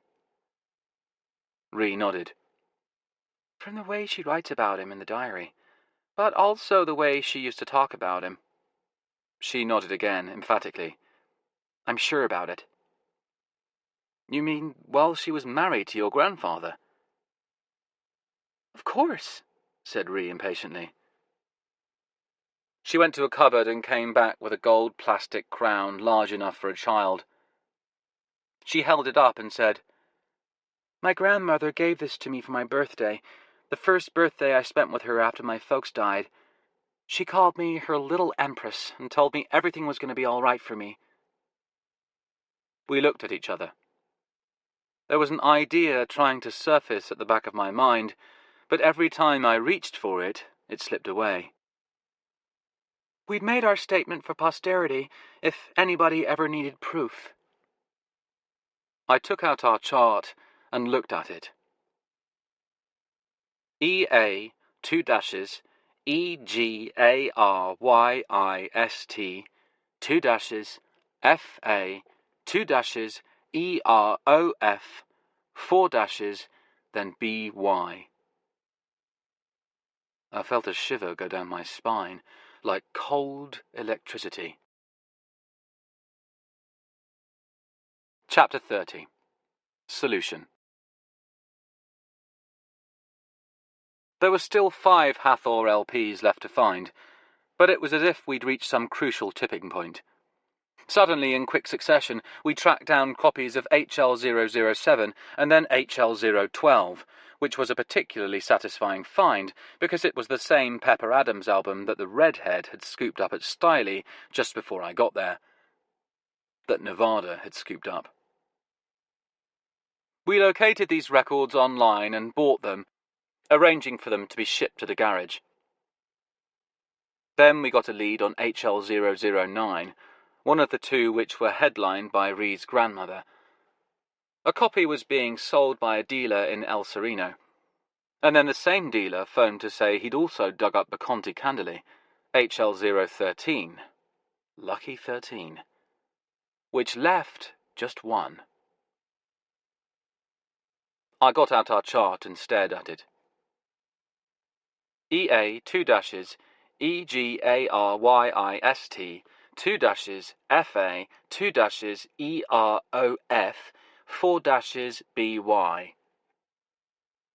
That morning the garage called to say that 2 of the records had arrived. We went down to get them. I unwrapped the first, HL012 by Pepper Adams. I checked the dead wax and filled in the chart. EA 2 dashes EGARYIST 2 dashes FA 2 dashes EROFMY 2 dashes BY. And here's the other one. Ree handed me the second record, HL007 by Cy Coleman. I checked it and amended the chart. EA 2 dashes EGARYISTHEFA 2 dashes EROFMY 2 dashes BY. I looked at Ree. Are you thinking what I'm thinking? I said. She looked back at me, bronze eyes clear and level. We drove over out to El Sereno to collect the 2 records from the dealer. He operated a small store out of his house. He had one of the records, HL009, Rita Mae Pellini Sings Burns Hobart, waiting for us when we arrived. He went off to get the other one. Ree studied the photo of her grandmother on the album cover as I filled in the chart. EA 2 dashes EGARYISTHEFATHEROFMY 2 dashes BY. Ree and I looked at each other. I checked what time it was in England and phoned Alan at Jazz House. While I held the phone and Ree waited impatiently, Alan followed my request. After a few minutes he came back and gave me the information. I thanked him and hung up. He's checked, and it turns out the labels on HL003, the Richie Kamuka, were glued on the wrong sides of the record. On the wrong sides? Yes, they were reversed. It happens sometimes. Okay, said Ree. She looked at me. We both knew it anyway, didn't we? I nodded, then corrected the chart. Instead of EA 2 dashes EGARYISTHEFATHEROFMY 2 dashes BY, it now read EA 2 dashes GEARYISTHEFATHEROFMY 2 dashes BY. The dealer finally came back with HL013, the Conti Candeli. I'm sorry, my wife had it filed under easy listening with the Al Hurt stuff, because it has a trumpet on the cover. That kind of reasoning. I took the record and re-watched over my shoulder as I added the information to the chart. We stared at it. EA 2 dashes GEARYISTHEFATHEROFMYBABY. I felt light-headed and weightless. We soon found the final album, HL002 by Marty Paich, on the internet. A copy in Hawaii. It seemed to take forever to arrive, even by the most speedy of carrier. But it finally did. I checked the dead wax as Ree watched. It's SY. Of course it is. I looked at the chart. EASYGERYISTHEFATHEROFMYBABY. I inserted the spaces. Easy Geary is the father of my baby. Chapter 31. Encounter. The implications slowly began to sink in. Easy Geary and Rita Mae Pellini had signed Hathor HL014 because it was the conclusion of a message. A statement they wanted to preserve permanently. Instead of carving it in stone, they'd carved it in vinyl. Perhaps not the finest choice for permanence, but we'd read it in the end. Easy Geary had gone to great trouble to code that message into the vinyl. I'd asked Ron Longmire what he knew about the cryptic markings in the runout, but he didn't remember anything about them. "I always left the final stage to Danny," he said. But he did recall that Easy Geary liked to be there with Danny DePriest when he prepared the acetates. "And Rita Mae liked to be with him, too." So Danny had been in on it. But what was it? Why did they do it? Easy Geary evidently regarded this message as some kind of summing up of his life's work. He dragged himself to sign the final LP's lacquer with a bullet in him, and he died soon afterwards, presumably from that same bullet. Ree's grandmother, Rita Mae, had also attached a vital importance to what they'd written in the dead wax, which is why she'd freaked out when she'd lost her copies of the records. They'd spelled out the true paternity of her child, and the bloodline of her grandchild. She understood the implication. She called me her little empress and told me everything was going to be all right for me. We talked about it as we played chess that evening, sitting on the floor in Ree's living room with a board between us. I loved playing here with her, but I couldn't help thinking the game would only be improved by a cat attempting to wander across the board, chancing to scatter pawns and kings with equal insouciance. I said, "This makes you a direct descendant and heir of Easy Geary." "I know." "And Easy Geary was Burns Hobart, and Burns Hobart owned a substantial piece of AMI. Which means you now own that. A chunk of one of the biggest corporations in the world." "I know." "Your grandmother kept the secret at first because she didn't want her husband to find out that another man had fathered her child, obviously. Later on, she kept the secret because she knew it was potentially dynamite, and she wanted to keep you safe." "You're one of the richest women in America." I looked around at her small, cozy house and wondered what would become of it. "Maybe you can use this place for storing your shoes," I said. "I'm not really the shoe-buying type." "Anyway," I said, "the Milky Bars are on you." "The what?" "It's just an expression. It means, like, the drinks are on me?" "Exactly. The drinks are on you. And for the foreseeable future. Unless you choose to blow it all in Vegas." "I don't like gambling," said Ree, scrutinizing the trap I was trying to set for her with my bishop. "I like chess." She nimbly avoided the trap and took one of my knights. How could I have missed that? "I think the first thing we'll do," she said, "is take a vacation in Hawaii. Finding that last record there got me thinking. And I've always wanted to go there. My grandmother was always talking about it." I made suitably enthusiastic noises, but I had the strange certainty that Hawaii would never happen. At least not for us.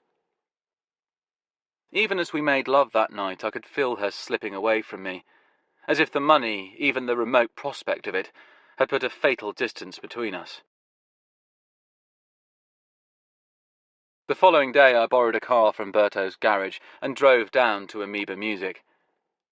It was located in Hollywood, just past the corner of Sunset and Vine. Now that I had concluded the business aspect of my trip, looking for records, I could get down to the pleasure aspect, looking for records. I searched the LP racks in Amoeba in a state of happy excitement. I found some nice stuff, mostly on Verve and Cobblestone. I was on my way out of the store when I spotted a striking young woman looking through the rock albums in the vinyl section. She held a record bag tightly under one arm, as if she was afraid someone might try to take it away from her. She had long red hair. I went over to the adjacent aisle, where I could watch her without being seen. Then I went into her aisle and stood behind her as she searched the new arrivals rack. I said, "Thanks for the tear gas grenade." Nevada turned and stared at me for a moment with genuine astonishment. Then she regained her poise and said, "You're most welcome. They were on special." "I know," I said. 2 for $20. "I never could resist a bargain. What are you doing here, by the way? Are you following me?" "No. Are you following me?" "For once, no." She hesitated. "Want to have a coffee?" I said, "They make good coffee in LA." "Yes, you're in clover here, aren't you?" We walked through the morning heat, past the glare on glass buildings, and into the air-conditioned coolness of the Cinerama Dome. Nevada led the way to the balcony cafe. She'd obviously been here before. We ordered and sat down in a curving, leather-padded booth. "How is Tinkler?" she said. "He's house-sitting for me. And cat-sitting." "Oh, that's good," she said. "The girls will like that. I was going to ask about them next. How is that going?"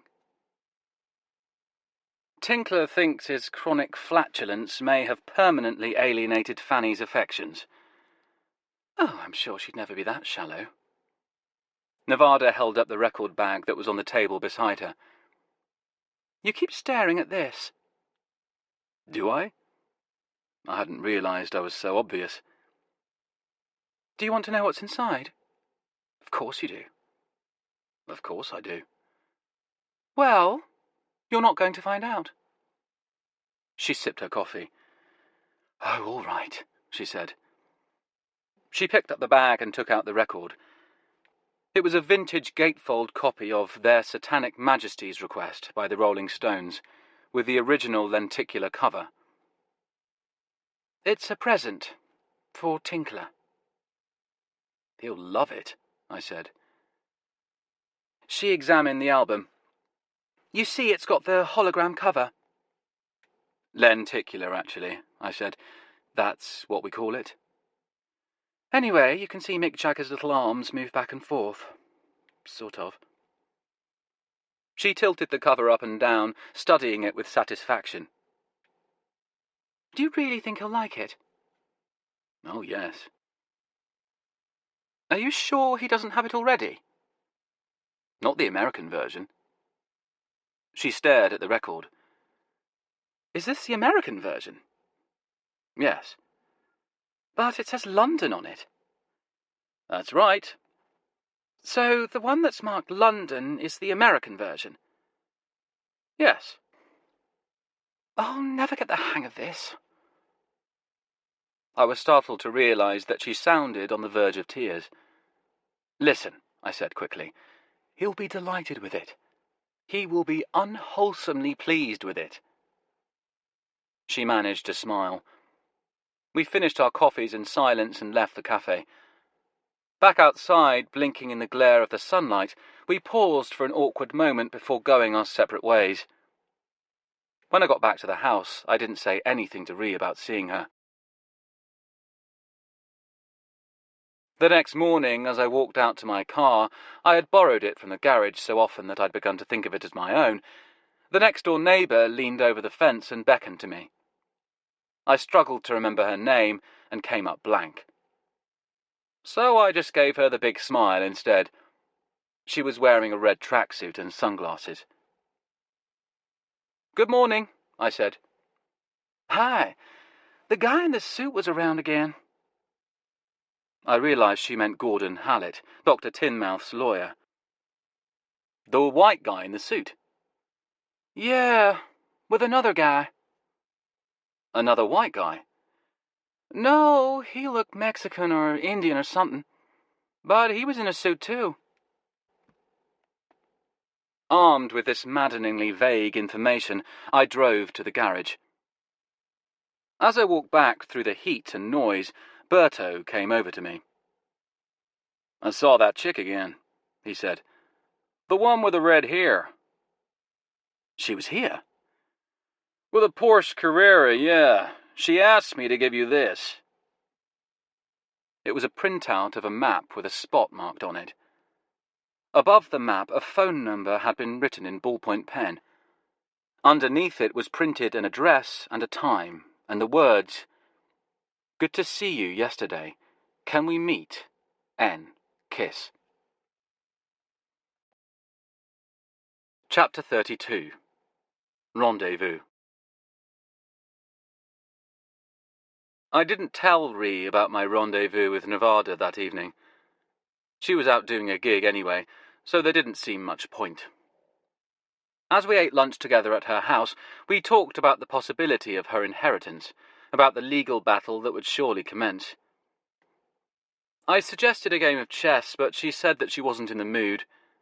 Once again I felt like a barrier had come down between us, but I had no idea what it was, or how to deal with it. Shadows were lengthening and evening was coming on as she left for her gig.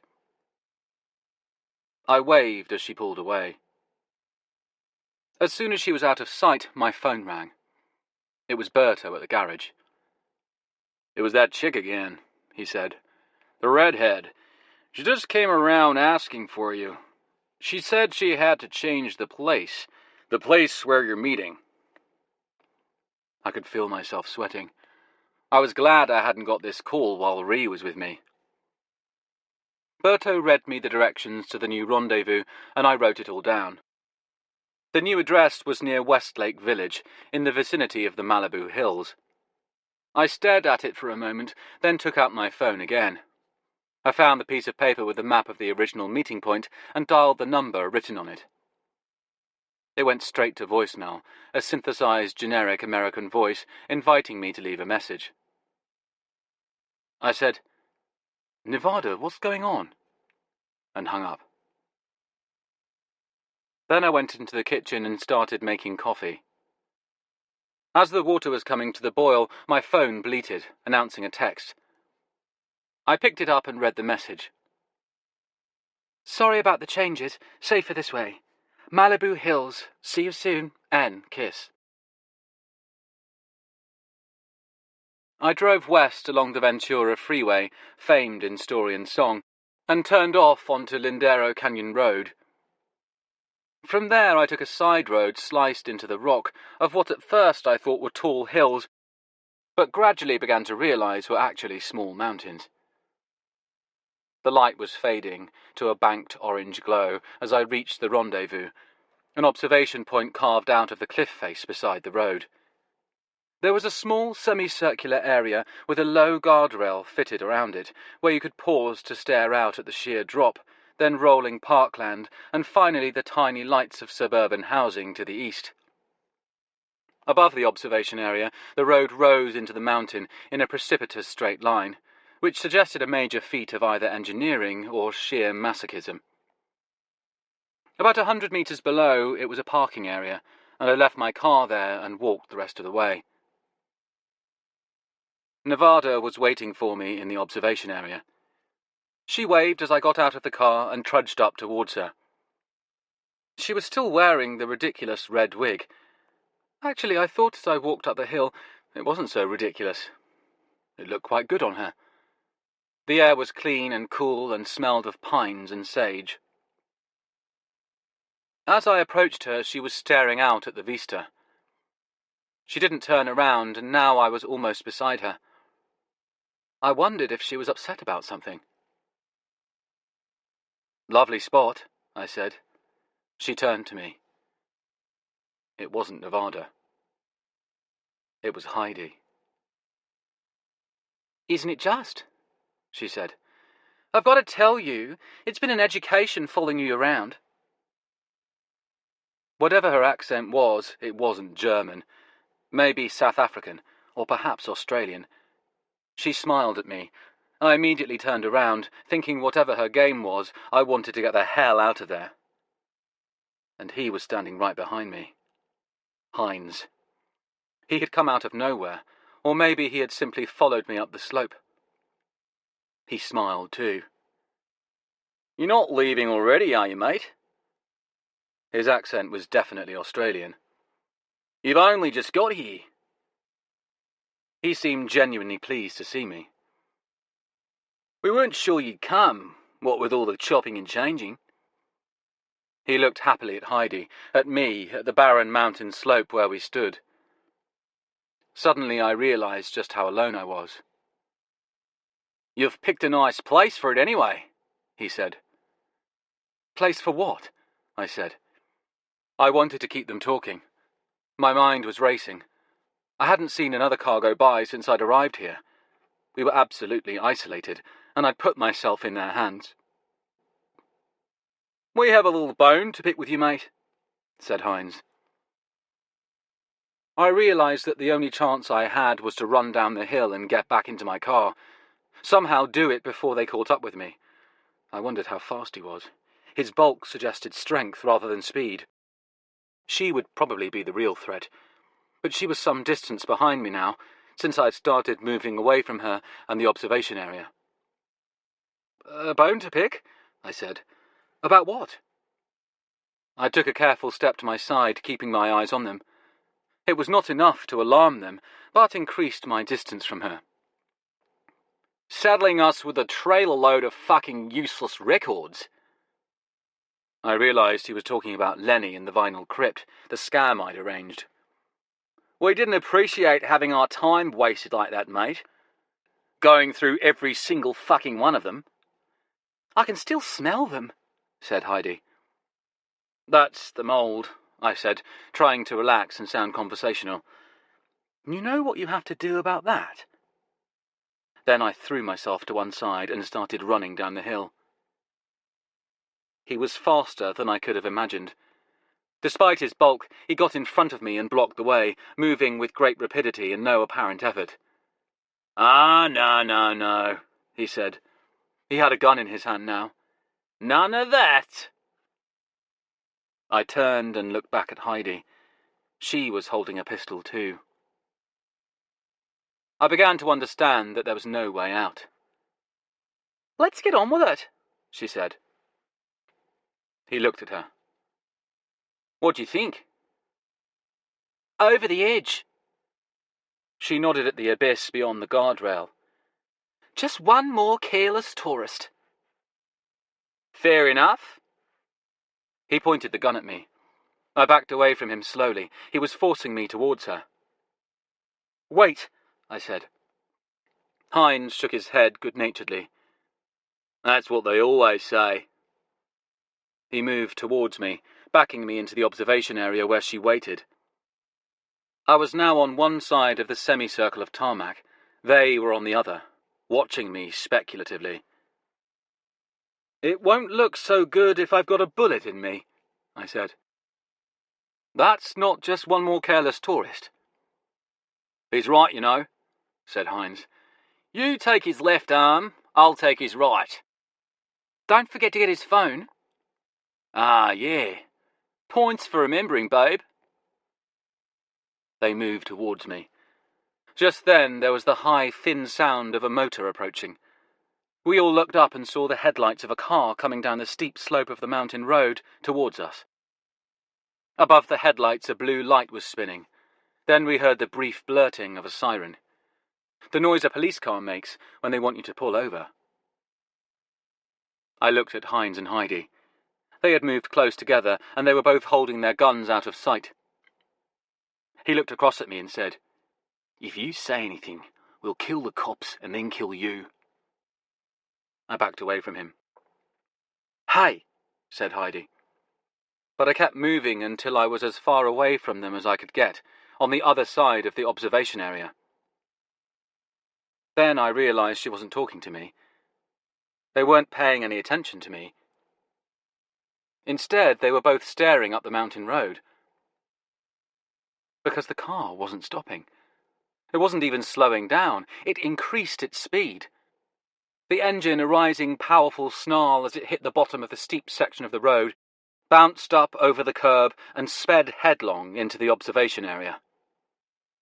Hines and Heidi had started to move, but it was too late. The car hit them both, full on, with the sound of a sledgehammer striking a side of beef. Then there was the scream of brakes as it pulled up, just short of the guardrail. Hines and Heidi both continued over it, however, flung by the force of the impact, sailing out into the darkness. Heidi was as loose as a rag doll, eyes shut and mouth open. Hines, on the other hand, had his eyes wide open and was staring at me. I saw his look of aggrieved astonishment as he flew out into the void. Then they were gone in the darkness. Hundreds of feet below them, the rocky floor of the canyon waited, black as night and deep as forever. I stared down, but I could see nothing. The door of the car opened and Ree stepped out. She took the blue light off the roof. "Who's your guardian angel now?" she said. Chapter 33. Business Card. We drove for miles in silence, back down the mountain, back to the freeway. Finally, Ree turned to look at me, with the lights from the dashboard on her face, and said, "It was kill or be killed." "You won't get any argument from me." I was still shaking, as if I had a bad fever, and I kept staring in the rear-view mirror as though I was expecting something to come after us. But what? Ghosts? The wrath of God? As the shock wore off, my brain was slowly beginning to work again. I said, "You intercepted the messages?" She glanced over again and gave me a crooked smile. "You see what happens when you try and sneak off to meet your ex?" We were driving through hidden hills now, where Ventura Freeway became Ventura Boulevard. "What about my car?" I said. I'd suddenly remembered, with a sickly acceleration of my heartbeat, that we'd left it parked back there, just below the observation area. "It's all taken care of," said Ree. She peered out into the traffic. "In fact—" She slowed down at the lights, signalled and turned right. We were in a residential street. She reversed the signal, turned left, and we pulled into the parking lot of a KFC. At the far end of the building, on the blind side, Berto was waiting for us, standing beside my car. We pulled up next to him and got out. He came over and slapped me on the shoulder. "Sorry to rat you out to your old lady, bro, but I could tell something wasn't right." I said, "When she dropped off the message, they were setting a trap for me by pretending to be Nevada. The redhead in the Porsche that second time was actually Heidi, but you spotted it was a different girl." "No, dude, all white chicks look the same to me, but I spotted that it was a different car." He grinned at us. "Anybody want to split a bucket of wings?" My stomach turned over. "No, thanks." I looked back at the car we'd driven here in. Besides the dents I could see at the front, there was no doubt all sorts of DNA evidence on it. "What are you going to do with the car?" Ree smiled and shrugged. "By tomorrow, that car won't exist." "Speaking of which," said Berto. He took the keys from her and got behind the wheel. "Thanks, Berto," said Ree. He gave a casual wave and pulled away. We looked at each other. The night was cool and there was a steady rumble of traffic passing on the boulevard. Headlights moved across her face. My brain was working now. I couldn't stop it. I said, "It just happened to be the perfect spot." "What do you mean?" "It just happened to be the perfect spot to ambush them. For you to wait up the hill and then come zooming out of nowhere and nail them." She shrugged. "I think I nailed them pretty good. And just in time by the look of things." "You chose the location," I said. "It was you who changed the rendezvous. You sent a message to me and you sent a message to them." She nodded. "It was the way it had to be. We had to draw them out.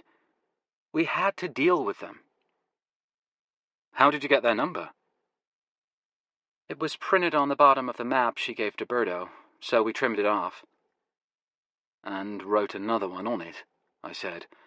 So when I thought I was calling them, I was calling you. Right. And what did you do? Text them using my phone? The bugged one, the one you kept in London? That's right. I said, so you set it all up? You laid a trap for them? I guess. You staked me out, I said, to lure them there, like a tiger for a goat. I mean, a goat for a tiger. She came to me and put her hand on my chest. You were right the first time, she said. Tiger. For a moment, I almost bought it. But then I took her hand away. I didn't say anything, but she must have seen it in my eyes. Her voice trembled a little as she looked down. Anything I did it to protect us both, I said. Thanks for keeping me in the loop. And turned and walked away into the night. I found a quiet bar and had a few drinks, then caught a taxi back home. I mean, to Ree's house. I didn't know whether she would be there or not. I wasn't sure which would be worse. I just wanted to get my stuff and get out, find a hotel. But when I climbed out of the cab, the house was dark and silent. I paid the driver and he pulled away. I suddenly thought longingly of Cleanhead, and I realised how keenly I missed London. I just wanted to go home. I turned and walked towards the house. A man stepped out of the shadows. He was a small man with angular features, dark skin and a pale suit. I must have moved back very abruptly at the sight of him because he said, I'm sorry to startle you. I came by earlier, but no one was at home. Who are you? My voice was curt and hoarse in my own ears. I'm Easy Geary. I stared at him. He didn't look anything like Easy Geary, of course. He was even the wrong height. Geary had been a huge bear of a man, in addition to which there was the small matter that this guy was, at his most, in his early 30s, whereas Easy Geary would be over 100. I decided either he was insane or I'd misheard him. I'm sorry, I said. I didn't catch that. I am Easy Geary. My name. Okay. There must have been something in my voice because he scrabbled for a business card and handed it to me. Gordon Hallett gave me your address. Dr. Tinmouth wanted that we should meet. He didn't say why, but he seemed very excited about it. The card read, Philip Isaguirre. Philip Easy Geary, he said. I looked at him. I said, Easy Geary, so that's how you pronounce it. I was sitting on the steps when Ree pulled up and got out of her car. Haven't got your keys? She said. I've got them, I just don't feel like going inside. I don't feel like going anywhere. She sat down beside me. Look, she said, I'm sorry about what happened. I watched the moths attacking the porch light. So am I. Once they knew about me, about who my grandfather was, they were going to come after me. She looked at me. They would have killed you, and then they would have killed me. I'm sure you're right. She reached over and squeezed my knee. I had to take them out. Like I said, kill or be killed. And they were suspicious because we'd changed the place to meet. They would have sniffed it out if you'd known about it. Don't you see? You had to be in the dark when you arrived there. You couldn't know anything. She peered into my face. When it turned out that it was the Aryan twins and not Nevada, your surprise had to be genuine. Well, it fucking was, I said. She took my hand and we both sat in silence and watched the moths. She said, They found another box at the garage. of Dr. Tinmouth's books. It turns out there wasn't 12 boxes. There were 13. 13, I said. Lucky for some. It was just a small box. When they put it in the storage area, it was set behind some boxes of auto parts, so we didn't notice until now. The 13th box, I said. It's full of books. About Professor Jellaway. She stared at me with those disconcerting eyes. How did you know that? You had a visitor. You just missed him. I turned and gazed at her. He was some kind of distant cousin of yours. His name was Philip Izigiri, spelled like this. I handed her the business card. She read it, then looked at me. What does it mean? Izigiri was Jellaway's real surname, and it means that when your grandfather was looking for a new alias, he chose a phonetic pronunciation of his original family name. His original family name? I nodded. Izigiri was Burns Hobart, but Burns Hobart was Professor Jellaway. She put a hand to her head. Wait a minute, this is all just a little too... Tell me about it. But I've gone over the timeline and it all fits. Jellaway vanishes from the scene and Hobart appears. Hobart makes an exit and Geary turns up. I watched it sinking in. It explains so much, I said.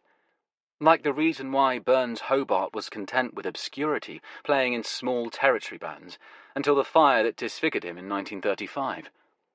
I looked at her. Jazz critics have always said it was as if the fire triggered something in him, sparked his genius. People have surmised that perhaps it was because it gave him an awareness of his own mortality, but it was a lot simpler than that. The fire took away his face. It made him unrecognizable. It freed him. Holy shit, said Ree. All three of them? There's a sort of inevitable symmetry to it. Professor Jellaway was screwed by his music publishers, the Spike Brothers, and Burns Hobart was similarly screwed by the Davenports, and Izigiri was screwed by AMI. But it was all the same corporation. Spike Brothers Music became Davenport Music, and Davenport Music became AMI. And it was all the same man, Jellaway, Hobart, Geary. I looked at her. Which means you don't just own a chunk of AMI. No? No. You own a controlling interest. Chapter 34. London. I said, "It's incredible. He was a great genius of jazz in 3 different eras. Every time the music changed, he rose to the top. He was like the Stravinsky of jazz." "Never mind that," said Tinkler in London. "Tell me about the money." "Well, there's inevitably going to be a battle royale in the courts, but she's his direct descendant, so basically a cornerstone of the American music and media business belongs to her." "But how much?" said Tinkler. Well, the Davenport cousins were the children of the Spike brothers. Davenport was their real name. Spike was a highly appropriate nom de plume, or maybe nom de guerre. The kids were the son of one and the daughter of the other. And their company is the same corporation as their father's. Clear so far? Suppose I say yes? Basically, when we discovered Ree's grandfather was Burns Hobart, she owned a big chunk of that corporation because it was founded on his music. But now we know her grandfather was also Professor Jellaway. That big chunk suddenly gets bigger. In fact, it becomes a majority shareholding. But how much does she get?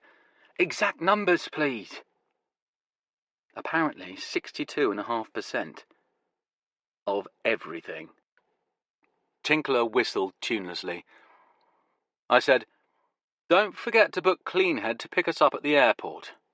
International arrivals are at Terminal 2.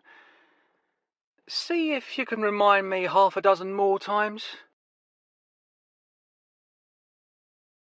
Cleanhead did meet us, and in fact Tinkler came with her.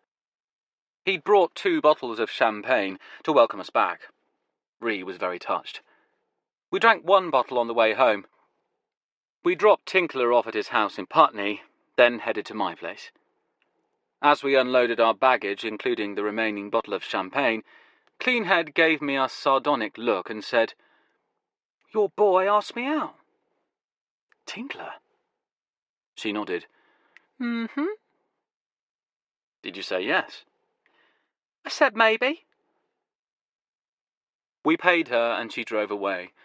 Ree and I hefted our bags and set off across the square towards my bungalow, and the boiler room where the dragon had once slumbered. The dragon was still having his funeral. Indeed, the crane was even now delving into the basin and winching up a large piece of what had once been the boiler from what had once been the boiler room. The amount of noise and general commotion was impressive. I looked down at the worksite, cautiously because they still hadn't replaced the safety rail, and saw to my surprise that some progress had actually been made in our absence. The old boiler room was now well on its way to its new fate as luxury flats, tennis courts, or quite possibly a Pilates centre. The cats came streaking to meet us as we stepped through the door. They swirled around my legs, creating a navigational hazard. Ree watched us with amusement. I said, "See how pleased they are to see me after Uncle Tinkler's reign of terror." "He probably spoiled them rotten." Ree set her bags down on the sofa. "I'll let you have some quality time with your cats." She went into the bedroom. I put the bottle of champagne on the table, and then I set my luggage down on the sofa beside hers. Fanny instantly jumped on it. For some reason, she had made it her life's mission to try and kill my rucksack, and whenever I had it out, she gave it another installment of the old needle-sharp claws and teeth.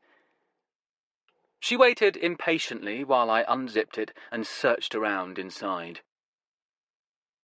As soon as I found what I was looking for and left the bag unguarded, she pounced on it and attacked again.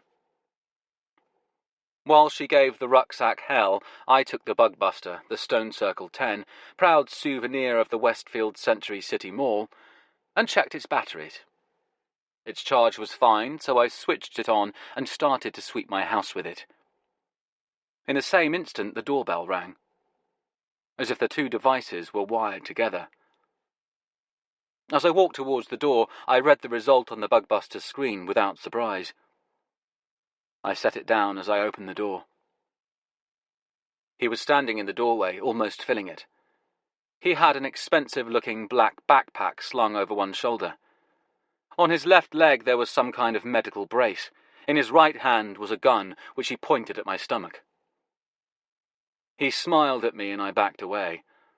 He followed me into the house. "Hines just walked in," I said loudly, "and he's got a gun." "I don't know why you keep calling me Hines, mate." Ree walked in from the bedroom, drawing a brush through her hair. "What did you say, honey?" I turned to look at her, and Hines promptly stepped behind me and pointed his gun at her over my shoulder. I could feel the metal of it cold against my neck. He addressed Ree. "Come into the room slowly and sit down. Glad you could make it. No funny business or—" He moved the gun a casual fraction so the muzzle was now against my skull. Ree came in and sat down. I felt him relax and the gun moved away from my head. I thought that if ever there was a time when I should make a grab for the gun, it was now. I had no sooner begun to think this than Hines shoved me forward, hitting me in the back with an arm like a piston. I stumbled into the sitting room and had to grab the table to stop from falling. Ree half rose to help me, but he pointed his gun at her. "Sit down, both of you." We sat at the table, and he sat opposite us. "You should see your faces. I guess you're wondering why I'm still around. Well, there was a tree on that slope. Just the one tree, and I landed in it." He smiled at us. So I guess it was just meant to be. He put a hand to his forehead, and I saw he had some scratches that I hadn't noticed before. So I just got this, and this. He patted the leg brace. I've been telling girls I got these trail biking, and I have to tell you it's been going down a storm. He sighed wistfully. It feels funny to be travelling alone again, but I kind of like it. He looked at the bottle of champagne. Having a celebration? Neither of us said anything. It wasn't clear whether we were meant to. It was hard to know the etiquette of being held at gunpoint by a madman. You can have a glass if you like. I'll give each of you a glass. He looked at us. Straight up, I mean it. This is an unpleasant business. But if everyone just behaves professionally in a civilized manner, we can get through it with the minimum of fuss. The doorbell rang. The merest second after the doorbell rang, and long before any normal person could have even begun to answer it, the door popped open and a figure stepped in. "Greetings, Groovers," he said. It was Stinky. He ambled into the living room and looked at me and Ree and Hines, and at the gun, which was now pointing at him. "What's going on?" said Stinky, but I could see by his face that he already had an all-too-clear idea. "Sit down," said Hines. Stinky sat down. "You're just in time, mate. We were about to open the champagne." He looked at us. "You can all have a glass of bubbly before you go."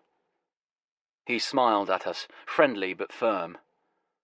"But whatever happens, you will go." "Go where?" said Stinky in a small voice. Everyone ignored him. "What are you going to do?" said Ree. "Shoot us?" "I don't see why not," said Hines. He nodded towards the front door. "The sound of all that building work should more than cover the noise." I said, "You can't really believe you'll get away with this?" My voice sounded strangely normal. "Again, friend, I don't see why not." He reached into his jacket and took out a fat plastic package filled with white powder. It was as thick as an overstuffed sandwich. He slapped it on the table. "Cocaine. Very high-grade cocaine.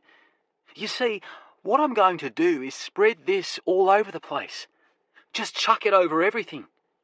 You're thinking, that's a bit of a waste. And you're right. But here's what it will do. It will convince the cops that there must have been even more cocaine here. So much that someone could afford to just leave this amount lying around. And they'll deduce that this whole thing was some kind of drug deal gone tragically wrong." He looked at me. "The millionaire crate digger got carried away with his newfound wealth and fell in with a bad crowd. I think everyone will buy that." "You're going to kill us?" said Stinky. "Yes, mate, sorry." He was polite, apologetic, but implacable. I could see Stinky believed him. He visibly wilted, sinking down in his chair as if his body mass had suddenly dropped. "Actually, you know what, come to think of it," said Hines. "You could have some of the coke too. I don't see why not. In fact, it will help sell the whole thing. Here you go. Cocaine and champagne. That's fair enough, isn't it? Takes the sting away a bit." "We're going to die," said Stinky. "Yes, mate." Stinky gave a sharp, anguished intake of breath, then turned and looked at me. "Since we're going to die," he said, "I want to apologize to you, Chef, for ruining your career." I said, "What do you mean?" "Your career as a DJ, as a broadcaster. Every chance I got, I did everything I could to sabotage it." There were tears beginning to run down his face. "It was like that Bob Marley song.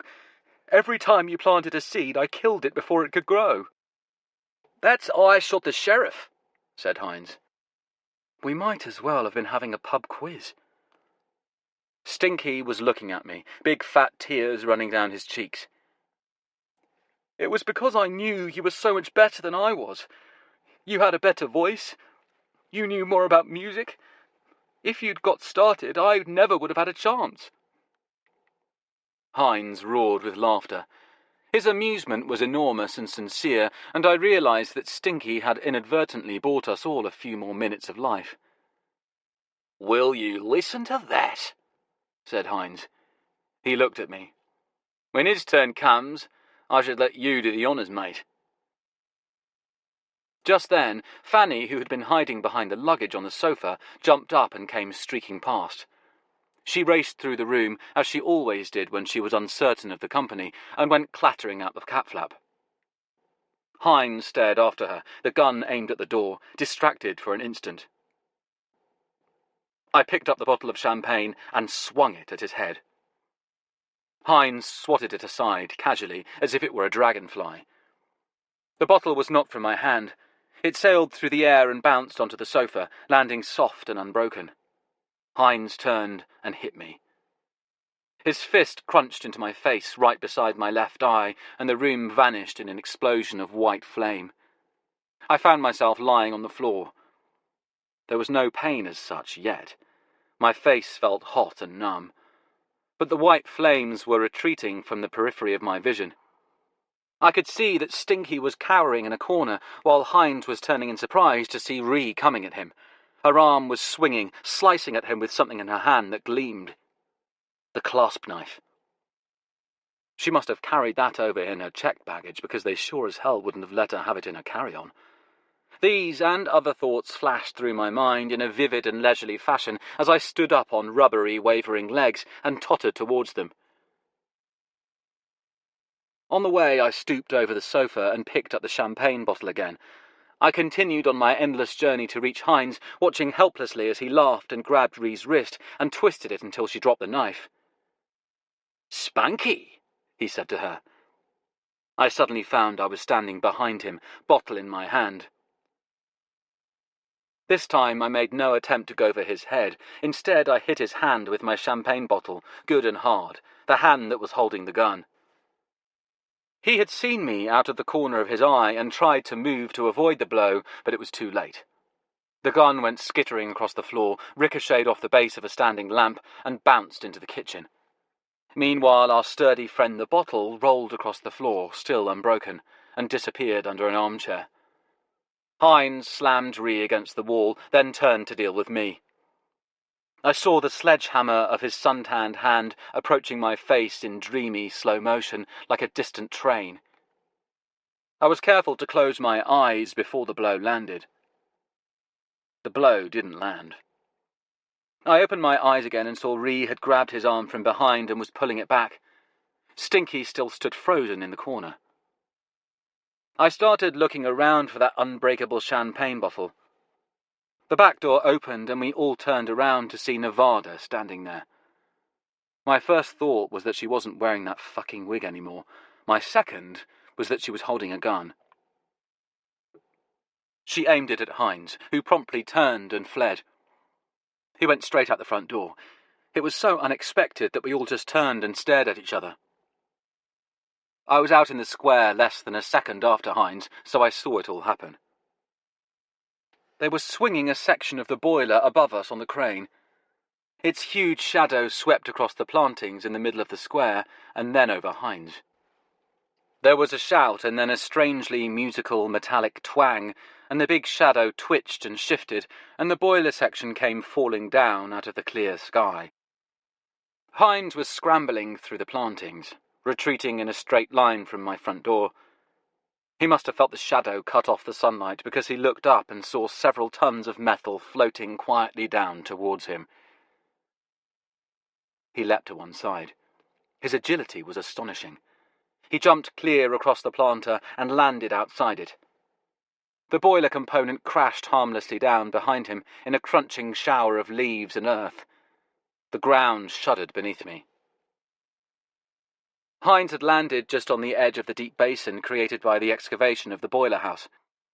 He was staring back at the monstrous piece of metal that had so nearly crushed him. He was grinning at his miraculous escape. He saw me and winked. Then he turned to run. As he turned, he came down hard on his left leg, the one with the brace. The impact caused him to stumble a little, and he fell to the side, towards the basin. He reached out to steady himself, to grab the safety rail, but the safety rail was gone. He fell through the space where it used to be, and straight down. Into the basin. I ran and looked down. Hans was lying on a pile of building rubble 20 feet below. There had been no helpful trees this time. His face, suddenly pale, was staring blindly up at me. He had come to rest on a heap of concrete blocks, each one the size of a shoebox. His head, no longer quite the shape a head should be, rested on one of the blocks as if on a pillow. His neck was bent almost at a right angle. A dark stain spreading out beneath him was turning the grey concrete dust brown. Ree and Nevada and Stinky came running up behind me. They looked down. Below us in the basin, work was stopping as people gradually began to realise what had happened. Stinky turned away and threw up. I didn't feel sick at all. I felt something much worse than that. A deep, evil delight. Chapter 35. The Rule of Three.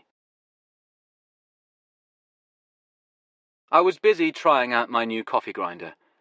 The cats were watching me as I unwrapped the thing, set it up, and put in the beans. I said, "Now, this very expensive new coffee grinder is supposedly completely silent and won't offend the sensibilities of cats, so I hope you like it. Did I mention how expensive it was?" I put in the beans. I switched it on. There was a faint but discernible and very eerie, high-pitched buzzing. The cats fled in mortal terror. I sighed, looked at the price tag, and got on with making my coffee. It was just smelling great when the doorbell rang. It was Nevada. "My God," she said. "Can I have some of that coffee?" She came in and settled into her favourite chair. "There isn't a half-naked American meretrix about to spring out at me, is there?" "No, Ree is out shopping." "Yes, I imagine she's going to be doing a lot of that." "She's buying presents for the boys back at Berto's garage." "Yes, they seemed like a fun bunch. They were very eager to inspect the undercarriage of my Porsche, so to speak." "And by the way, I know what meretrix means." "Oh, sorry." I poured the coffee. "My God, that smells wonderful. It didn't come out of a monkey's sphincter, did it?" "A civet, you mean?" I said. "And that stuff is called kopi luwak. This is café couchon." I was blinding her with science. They were one and the same. Anything to get her to shut up and try the coffee. She peered into her cup. "I'm not sure I should trust you." "Likewise," I said. That killed the conversation for a minute. We sipped our coffee. Nevada said, "I've been meaning to ask, what happened to Heinz's gun?" "Call me sentimental, call me foolish. I dropped it off Hammersmith Bridge when no one was looking." "Really?" "Yes. It's now at the bottom of a rather large river. I hope you didn't want it." "No," she said. "Just curious. I'm much more interested in what happened to the cocaine." Now, that is interesting. After Stinky puked, you remember when he saw Heinz's mortal remains, he went back into my house to clean up. By the time I got back inside, he was hurrying off, looking pretty pale. He didn't say anything, which was unusual for Stinky. It was only after he was gone that I realised the cocaine was gone too. Stinky took the coke. He was never one to miss an opportunity. My God, the little stinker. We sat and drank our coffee. She seemed to be waiting for me to say something. What I eventually said was, "How much did you know?" No. About all this? About as much as you did most of the time, I suppose. I knew that Mr. Hibiki wanted this record, and he was willing to pay a hell of a lot to find it. You knew enough to carry a gun. Mr. Hibiki was pretty clear that other interests would be after the same item, and that they would be, shall we say, highly motivated, and not above doing us harm. The Aryan fuckers. The late Aryan fuckers. I understand that something very final befell Heidi in L.A. It seems probable. How sad, said Nevada. She didn't sound any sadder than I was. Well, anyway, to answer your question, all I knew was that we were after the record, and so were these others. That's what I knew. What I deduced from the money being spent on the project was that something of considerable value was involved, of value to men like the good Mr. Hibiki. Who the hell is Mr. Hibiki? Well, he's very senior at one of Japan's largest music and media corporations, one of which occupies much the same market sector as American music industries, our old friends at AMI. You might say there's a certain friendly rivalry between the two firms, the way there is between a snake and a mongoose. So that's as much as you knew when you met me? That's as much as I knew then. Virtually nothing. In contrast to Mr. Hibiki, who knew essentially everything, or at least he knew the essentials. Which were? That, if he played his cards right, he could take advantage of a huge shift in the corporate structure of AMI. I said, "You mean when it was discovered that Ree held a controlling interest in it?" Yes. Ridiculous name, that, by the way, Ree. Anyway, this would have big consequences in the global marketplace. And since he knew it was coming, Hibiki was well placed to take advantage of the consequences. Profitable advantage. Yes. Especially if he knew exactly when it would happen and could position himself to get the maximum benefit from it. Basically, he had to get his ducks in a row, I said. Exactly. So he actually wanted Ree to discover who her grandfather was and go after AMI for ownership. Yes, but not until he was ready. Mr. Hibiki wanted to sit tight and wait for the ideal market conditions, so he could make a killing with insider knowledge. She looked at me. That was pretty much the situation when we saw each other in Japan. At that point, Hibiki just planned to sit back and let his scheme mature.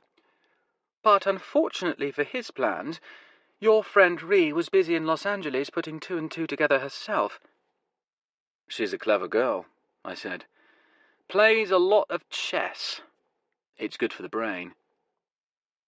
I can fucking play chess, said Nevada abruptly. And I could have given you a stupid fucking nickname if I'd known you'd wanted one. It was never a deal-breaker. What were we talking about? Oh, yes, good old Ree. She had begun to work out who she was and what was owed to her. But even then, things might have worked out for Hibiki. She gave me a wry smile. But then you got involved, when she enlisted your help. Always happy to help, I said. And that was when the shit really hit the fan, because the Aryan twins still had you under surveillance when she turned up. And if she had been off their radar before, she was definitely on it now. And the Aryans, or the people who were running them, also began to slowly put two and two together at a rapidly escalating rate.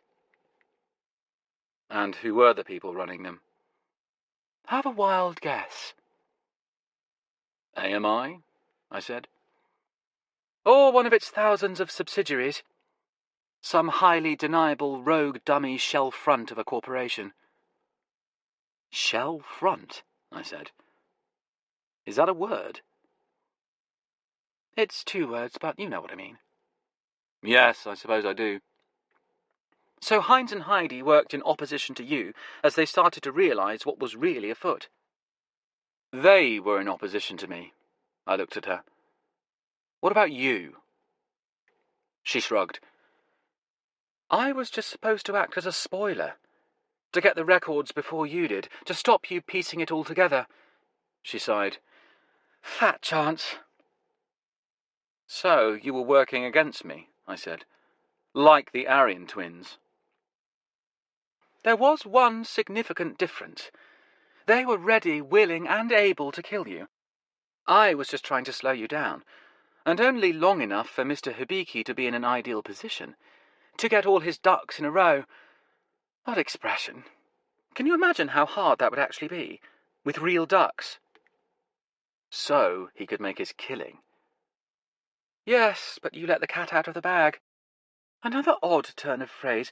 What sort of bastard would put a cat in a bag in the first place? What is it about us and animals? But, I said, Mr. Hibiki didn't make his killing. Not a killing? He had to act prematurely, and he had to merely settle for a serious injury, so to speak, instead of a killing. In other words, instead of the billion or so he must have envisaged making, he only realized a few tens of millions, the poor soul.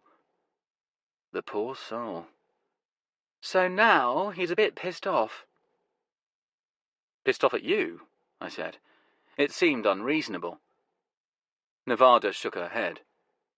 Pissed off at you? Oh, well, I said. We can't put the genie back in the bottle. We sipped our coffee. She said, One other thing.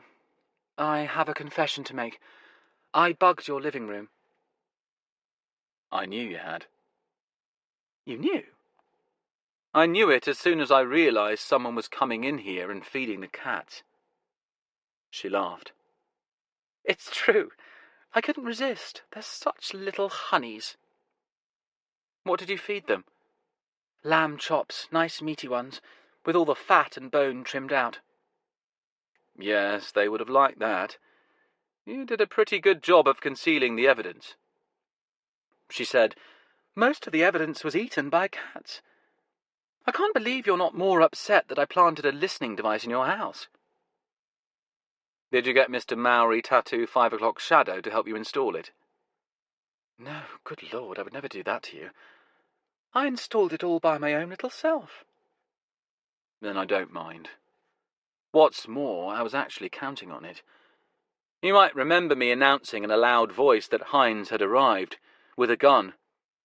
I'd just swept the room with a bug buster, and I knew you were listening. You knew someone was listening. I knew it was you. Just like I knew it was you feeding the cats. I was just praying you were listening somewhere nearby. I rented a room in the Abbey. The rates there are extortionate, you know. And you got here in time to save us. All of us. Even Stinky, she said.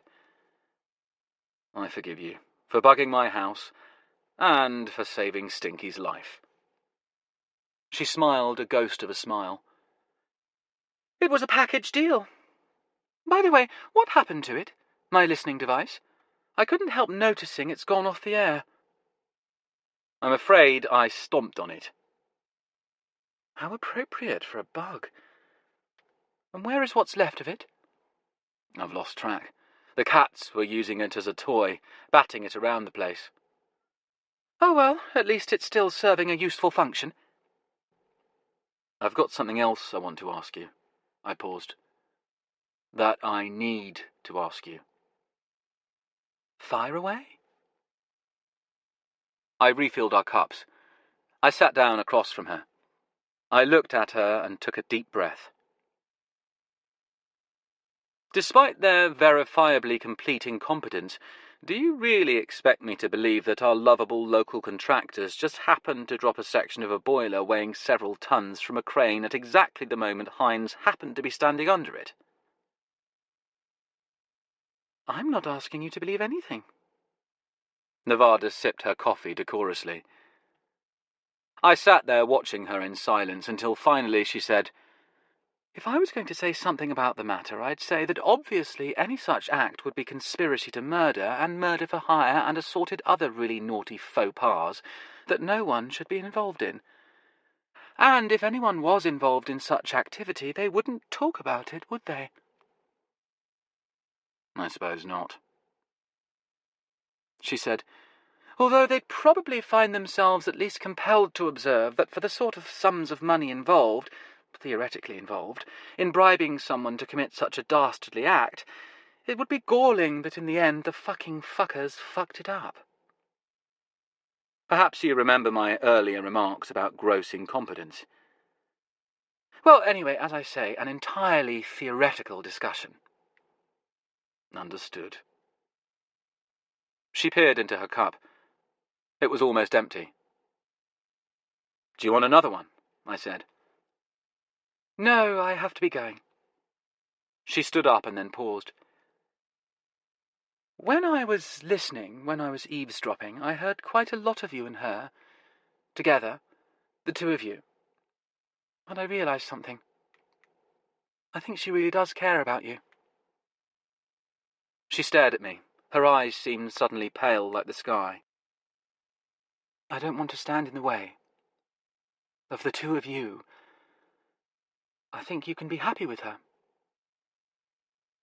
She bent down and kissed me on the cheek. Goodbye. Then she left.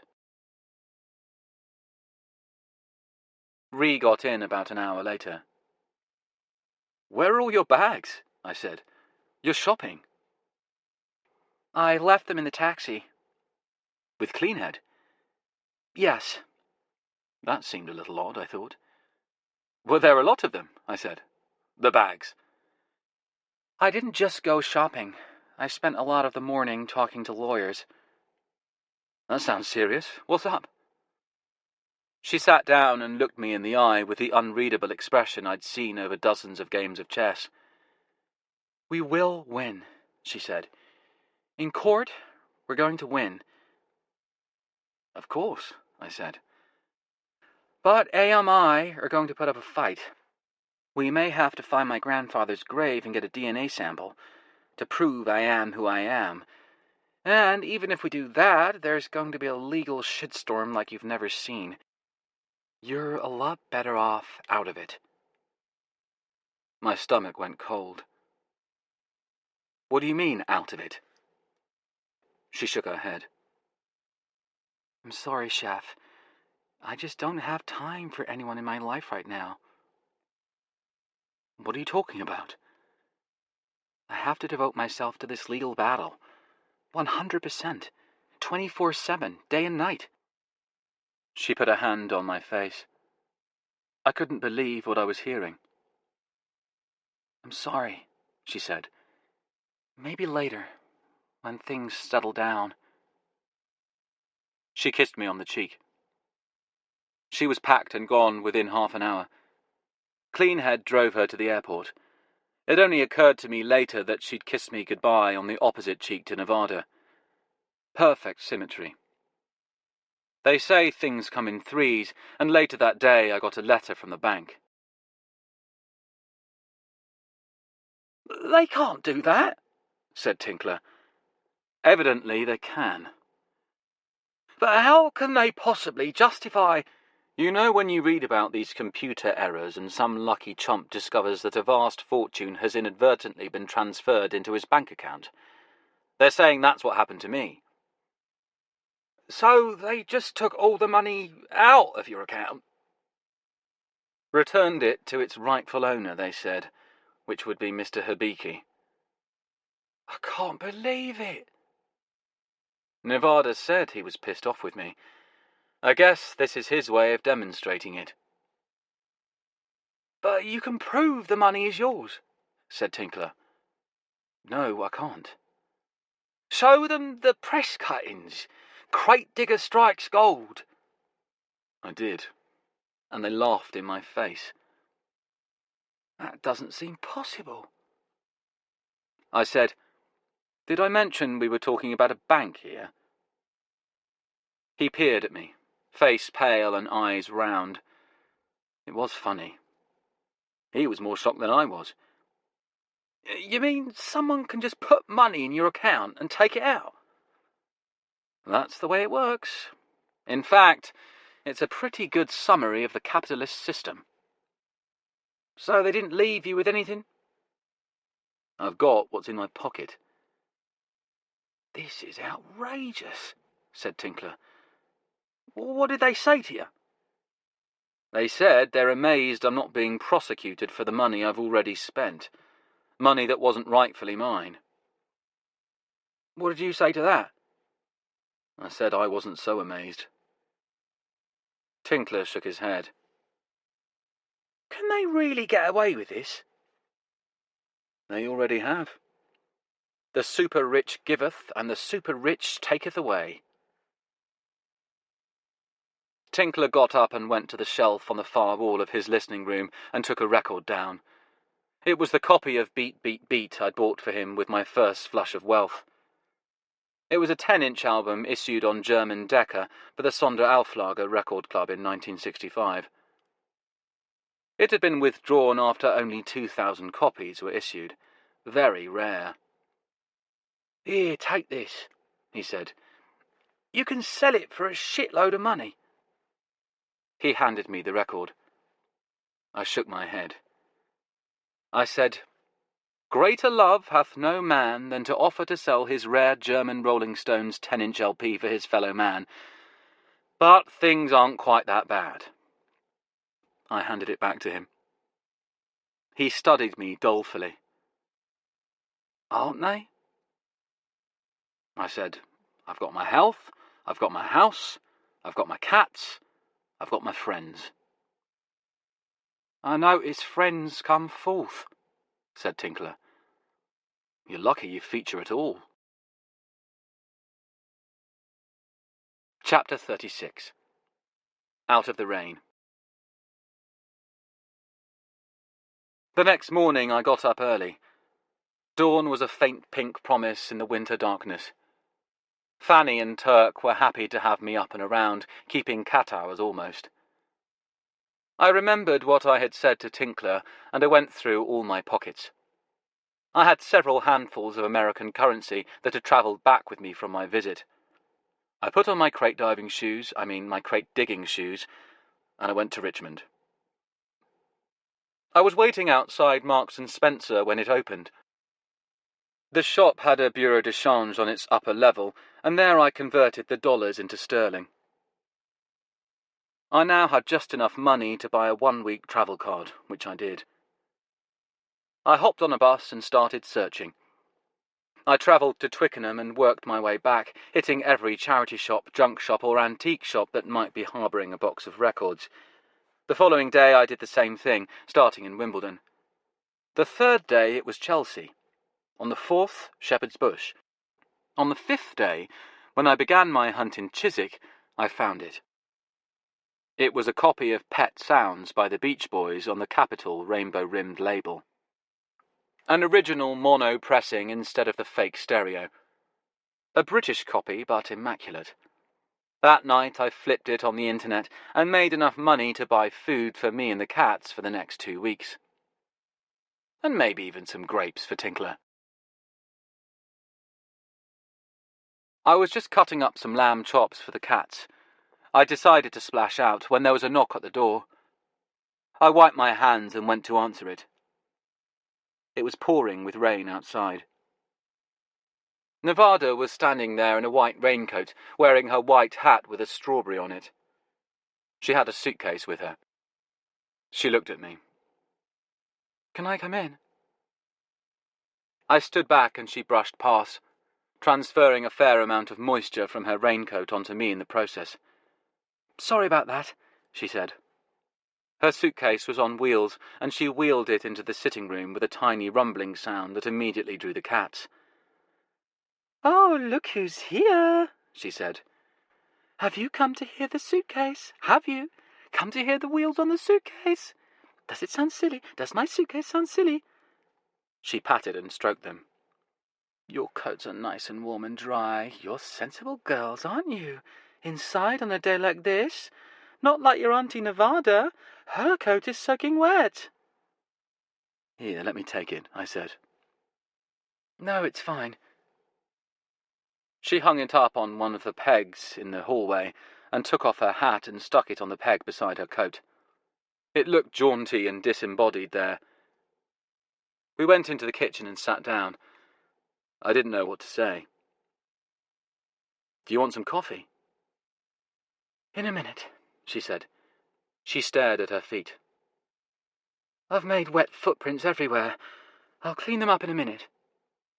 Don't worry. I don't quite know where to start. Well, don't look at me. My brain has exploded. I'm not surprised. She gave me a small, shy smile. I heard what happened, what Mr. Hibiki did to you. Oh. So I quit. You did what? I said. Quit that very day. And told him to fuck off. Honestly? Of course. If I'd known the Japanese for fuck off, I would have told him in Japanese. I mean, how dare he behave like that? That man is so petty. She looked at me. Her makeup had smudged a little in the rain, giving her an enticing raccoon look. So you're broke now? Just about. Stony broke, yes. Well, you can share my money, she said. Whatever I've got stashed away. I hope it's not stashed in any bank account Hibiki can get his hands on. Not any more, she said, and put her fist to her mouth to stifle a yawn. Did you just fly in? From Omura, yes. You must be knackered. I'm not too bad, she said. Cold and damp, though. Can I have a bath? Of course, I said. Lovely, she said, rising from her chair. Lovely warm bath. Maybe we can have some coffee afterwards. You bet, I said. She went into the bathroom and started the bath running. I heard the water rumbling into the tub and Nevada humming. After a few minutes she opened the door and steam escaped, and the cats zipped in to join her. The door closed again, trapping the steam and warmth and noise. It was an ideal opportunity to grind some coffee beans without upsetting anyone. I was about to do so when the telephone rang. I picked up the receiver and heard music. A piano playing, jazz in cascading angular lines. Then a voice. Hello, Chef? Ree? Yeah. How are you? I'm okay. I'm fine. Good. We both fell silent for a moment. The music continued, unfolding in endless fluency, intricate but brisk, delicate but punchy. That sounds great. Is it vinyl? She laughed. It's not a recording, it's the real thing. Somebody playing the piano. Do you like it? Yes. Where are you? Hawaii. You'd love it here. Nice coffee. Are you on holiday? Sort of. I said, how did the search go? The search? She said. For Izigiri. Oh, that's over.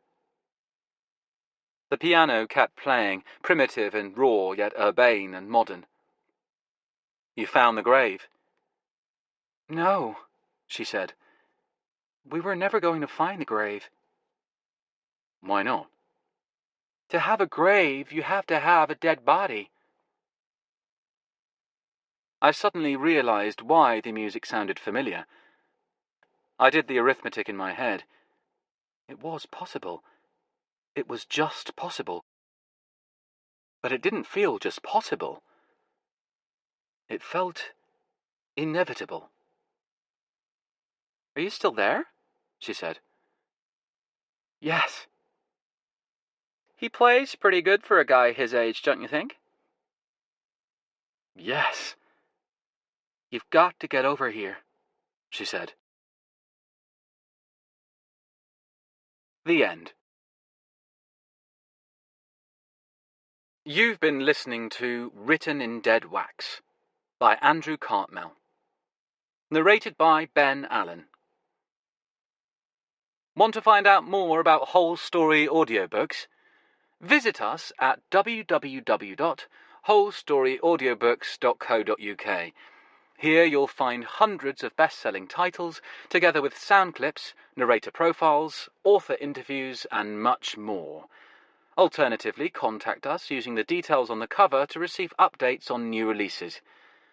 Whole Story Audiobooks.